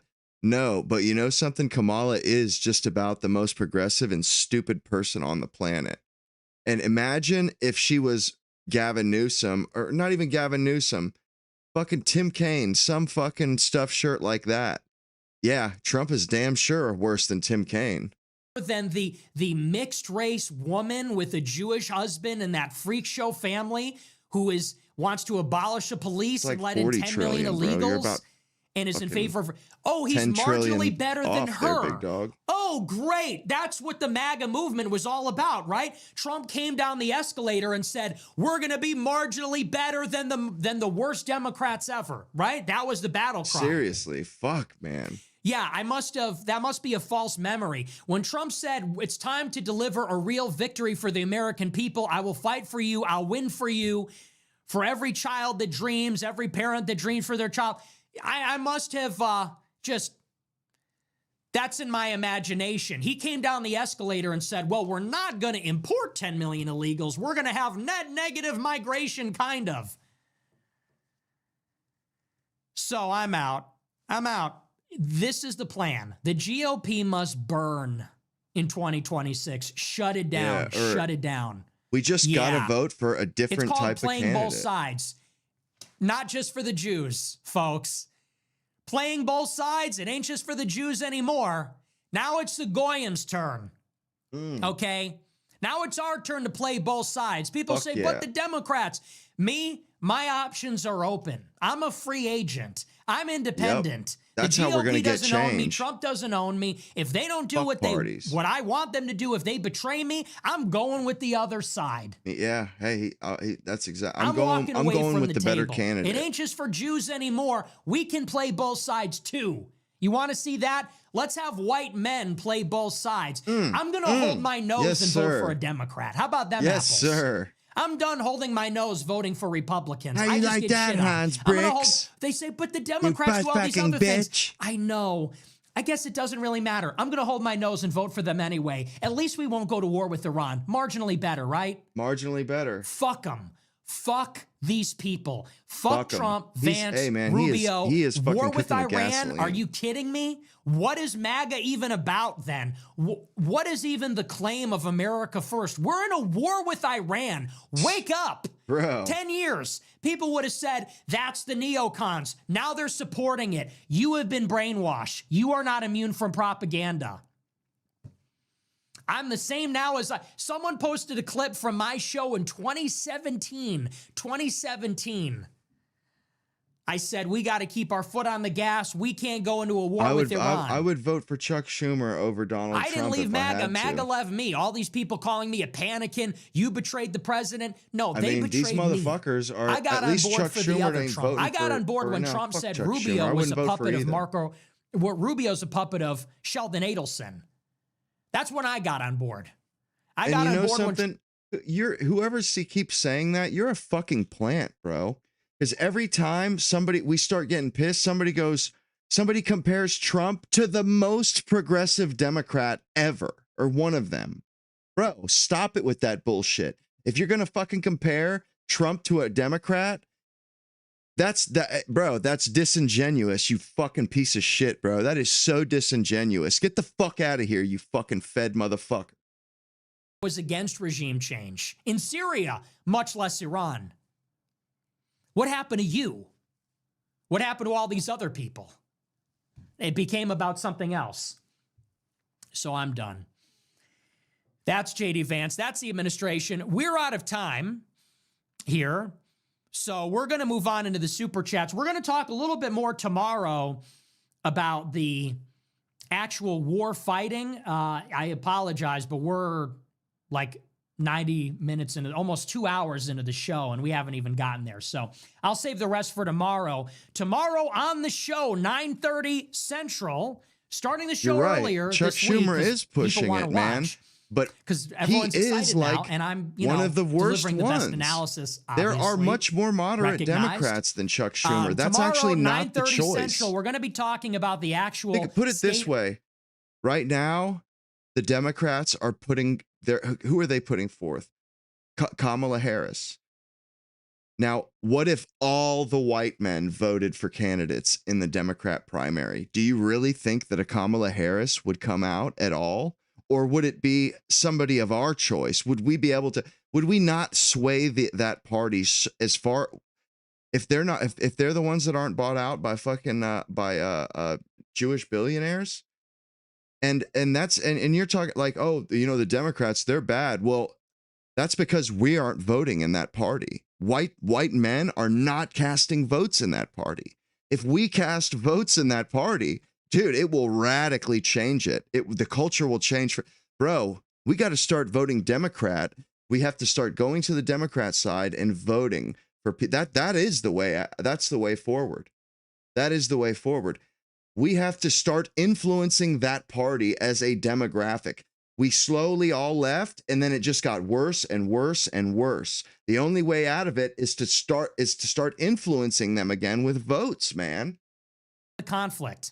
Like, that's it, Trump bro. has no plan here. That's the answer. Okay, they're calling it regime change. Now they're saying it isn't regime change. They're saying boots on the ground. Do they mean it?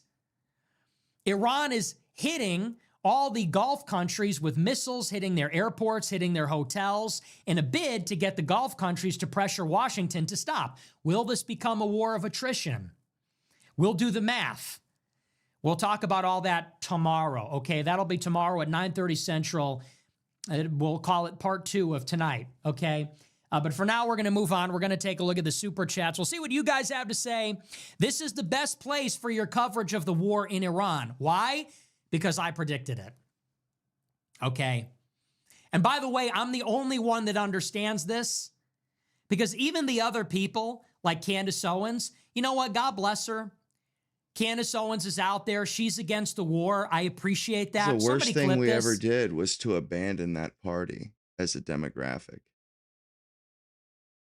Because as we abandoned it, it just got more, it got worse and worse and worse and worse. So bad that it put forth a moron like Kamala Harris, man. Like, they need some white folks in there. They need some white men voting in there to fucking balance that shit out, because it's insane without us. And if it, like, we have to influence both parties. Yeah, but it's okay. She's running. So what, man? If we all voted in that primary, bro, and we just voted for somebody, somebody who was barely progressive or shit. It really is a positive that Candace Owens is against the war in Iran. She's got an unbelievable audience. It's the fact that there's no white men. Good for her. All. However, and I will say this, she's saying it's the Khazarian mafia. It's not. It's not the Khazarian mafia. It's the Jews. That's why you have to. No one else is saying it like this. Candace says it's the Khazarian mafia. It's these nomadic Turkic tribesmen from the 8th century that moved into medieval Europe and started LARPing as Jews. They did kind of abandon us. No, you're not wrong there. But what I'm saying is, the more it was damned if you do, damn, like, they started abandoning us, so we left. And because we were leaving, they abandoned us faster. So we got really hurt by that, and nobody thought forward. We just think, okay, you have a vote, you vote for the better guys. And as we started leaving their party, they're like, well, we can't get those guys anyway. So they just go further to the other side. That really fucked us, man. Because, when white men voted for the Democrats, they were for jobs. It was the 90s Democrats, man. They weren't crazy. You know what I'm saying? Like, and when we left, Obama wasn't even that crazy. We left, and they just, because we're not in that party, they're the worst flowers bloom without us being and using our discernance and only picking, and we being such a, big portion of the population, we can change parties with our vote. It's Jews. They're doing it on the Jewish holiday of Purim. It's against the Persians. They're mortal enemies. They're calling them the Amalekites. It's straight out of the Old Testament. It's right out of the Old Testament. Okay? I saw Professor Jang, who's on Sneeko. Oh, yeah. He says it's the Khazarians, it's the Freemasons. He went a little crazy. I like the guy, but he's a little out there. He's talking about eschatology. He won't say it's the Jews either. Well, you know, Tucker Carlson. You know, men are becoming very involved in the younger people are becoming involved in politics. You know, there's no reason why things can't change. Like I've said before, Europe was a total brothel in the medieval times, and then they became Puritans out of nowhere. You know, there are cultural revolutions that, you know, where just like the fucking culture changes overnight practically. Says it's got nothing to do with Judaism. Really? This Jewish war of aggression by the Jewish state for greater Israel on the Jewish holiday of Purim against the Jewish enemy, the Amalekites. Bro, we had a balanced budget, nothing to do with bro. Judaism? I guess, bro. Okay. I guess. I don't think so, little bro. I don't think so. He goes, it's Netanyahu. Bro, it's not Netanyahu. Netanyahu's opposition. Do you know, just real quick, for anyone that would say it's Netanyahu, do you know that Netanyahu's opposition in the Knesset, the leader of the opposition party, was crazy. wrote an op-ed in the New York Times late last year, and he literally said in the front page, said, that dude's the troll, it's not just Netanyahu, it's all of us. I'm not making this up. Okay? I believe it was either Yair Lapid or Benny Gantz, the leader of the Israeli opposition, okay, the guy that's running the party against Netanyahu, took out an op-ed in the New York. Bro, when I was a kid, man, the Democrats and the fucking Republicans, they did the contract with America, bro, and balanced the fucking budget, man. Like, they weren't that crazy. And what's crazy is Chuck Schumer and Nancy Pelosi were big. They were a big deal. Like, I remember you can look up Nancy Pelosi. She did this thing about taxes on the floor of the House, like where she had a poster board out and did like a class. You know what I'm saying? And bro, like, I wish you could have seen it back then, Alex. I mean, for real, dude, that we had a balanced budget. We had Newt Gingrich as our House leader. Bro, we had a really good thing going in the 90s. And said, I mean, really in the 2000s as well. You know, it wasn't awful in the 2000s. This on Netanyahu. He said, this is the bipartisan security consensus of all of Israel, and most people support this here. So that's not me. When I say it's the Jews, it's Israel, that's me quoting them. I'm not really saying that. I'm quoting them. That is what they claim. So if you're out there saying it's just Netanyahu, he's the problem. It's not even Israel. It's not even the Jews. Look at the polling. 70% of Israelis supported Israel bombing Iran. Okay? The vast majority of Israelis support this war. We got to have something like that. There is a wartime cabinet. The opposition was included. They're on board with this whole plan. They've been on board with it. All of the vital members of the Knesset are on board with this and support it. So, yo, my dad lost $500,000 you know, significant pushback. It's not demonstrable of the entire you were Jewish going to lose that money regardless, my dude. That was a rough representative of the whole time. Jewish community. Where are they getting this stuff? That's just rhetoric. They would like that to be the case, but it isn't. This is the only show that on the Arsenio Hall show, dude. Are you fucking? That's cool. Comes. You know that though. You were born in 06. Everybody's either lying or they're afraid. Arsenio Hall show. Fucking Bill Clinton. Not the Khazarians, not the Masons. It's not just Netanyahu. Contrary to Tucker, Candace, Jang, all these other people.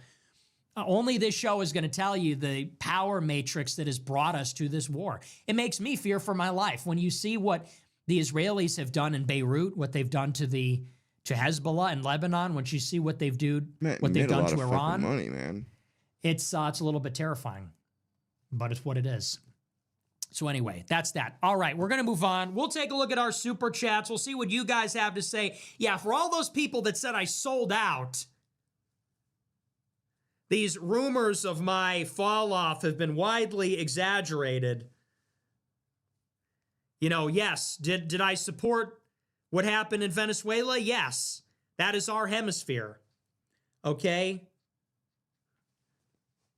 Do I support a pro-Western government in Venezuela and Cuba? Absolutely. That's our clay. That's our turf, man.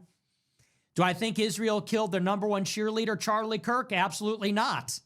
People say Charlie Kirk died because of this. What are you talking about? What the fuck are you talking about? Charlie did not die for opposing the war in Iran. Google his tweets. Go on Twitter and search his tweets from June of 2025. When the U.S. bombed Iran last year, Charlie was out there defending it. Let's just be honest. When Israel was bombing Iran and we were getting involved, Charlie said, house just or home insurance. And she knew what was going to happen before it happened because they were giving out loans to people who didn't have a down payment. And she was like, that's not good. You can't do that, because the people won't pay the loan. She knew what was up. But it was a rough time for everybody. A lot of people lost a lot of money, man. My dad, he didn't leave his room for a month, bro. He lost a bunch of weight. It's fucked up. Off and to stop paying attention to politics. He literally said that. I'm not making that up. Now, privately, he was lobbying the president and saying, I don't think it's such a good idea. But publicly, he's defending it. He was telling everybody, you know what? We have to trust our president. When Trump went on True Social last year and said, I want regime change in Iran, Charlie Kirk defended it. He said, well, listen, guys, there's a big difference between a top-down regime change and an uprising that comes from the bottom up. He said, I totally support the latter. It's like, okay. It's such a shame, man. It was such a good time. When Trump buried the Epstein files, Charlie Kirk said, I just trust him. So, no. But people said I was compromised because I didn't believe that Israel took him out. He was on their team, bro. He was on their team. And if Israel's going to take out anybody, they would have taken out Tucker Carlson, probably. I guess they missed one. Tucker's in the White House telling Trump to stop. You think Charlie Kirk would have made a difference? He wouldn't have. So, anyway. Just have to throw that out there. Everybody, because I didn't buy into the kookery, look, this is real shit. Put away the talk about astral projecting and psychics and monsters. And this is real shit, okay? This is real stuff. This is war and peace. This is life and death. This is about the rise and fall of nations and empires. Time to get a little serious here, okay? And this is the Jews. So I'm not interested in all that other crap. I'm not interested in stuff that has no evidence. This is a real deal. That's why people watch the show. Okay, we're going to move on. We are going to read these super chats. Let's see what we got here. Let's take a look.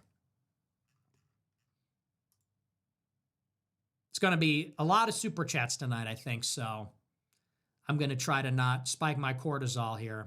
That's good. I need to use the bathroom really quick, and I didn't want to leave it, at the end like that without knowing how long it would take. Okay, I don't want him to close the stream and then me taking a piss. Okay, this is from today. Randall from Recess sent $20. Sneeko saying Hominy will receive the highest level of martyrdom in heaven was the most brown clown thing I have ever heard. Also, if Indiana gets the bear, surely DeKalb can claim to be Chicago too. You can't say Gary is part of the city and then deny DeKalb. Literally half hour to midway. Thank you for the big super chat. That's just insane. Yeah, okay, bro. And Madison, Wisconsin is Chicago. Well, yeah, okay. So if Gary is Chicago, then so is DeKalb. If DeKalb is Chicago, well, then so is Rockford. If Rockford, so is Milwaukee. Yeah, okay, but it's all Chicago then, I guess, right? You might as well live in Des Moines. You'd be claiming that's Chicago too, you stupid ass. Stupid ass, fake Chicagoan. Yeah, I don't know how it works in Islam. That's probably true. If Sneeko says that the Ayatollah is going to be at the highest level of heaven, he's going to be with 72 virgins. That was kind of funny. I'm not even going to lie. Roseanne Barr said, POV, you're a dead Iranian. You have your 72 virgins and it's me. It's kind of funny, okay? That's a little bit funny. But yeah, I don't know how that works. So I'm not the expert on that one. It is ridiculous when they say, dude, how does anyone still take Scott Ritter seriously? Scott Ritter says the Ayatollah won. He wanted to die, and when we killed him, he trapped us. Okay, that's insane. Okay, like that's just totally. Do you even believe that? Seriously? When you kill your enemies, they win. Like that's just next level. So what happened to a few days ago? They were saying if we go to war with Iran, they're going to blow up an aircraft carrier with a hypersonic missile. I guess they'll settle for their leader being assassinated instead. You know, it's like 2 weeks ago, Iran was posting hype videos. We're going to drop a hypersonic missile on an aircraft carrier. We're going to rain missiles on all these bases. There's going to be hell to pay. Yeah, she did this big, long speech one time, and it's literally on YouTube. I forget why I saw it, but I think it was somebody showing how far the Democrats had come, how much they had changed. Because if you go back, she was talking about how it would damage jobs if we allowed China to take our, or it would, if we shipped our jobs overseas, that the white middle class would suffer.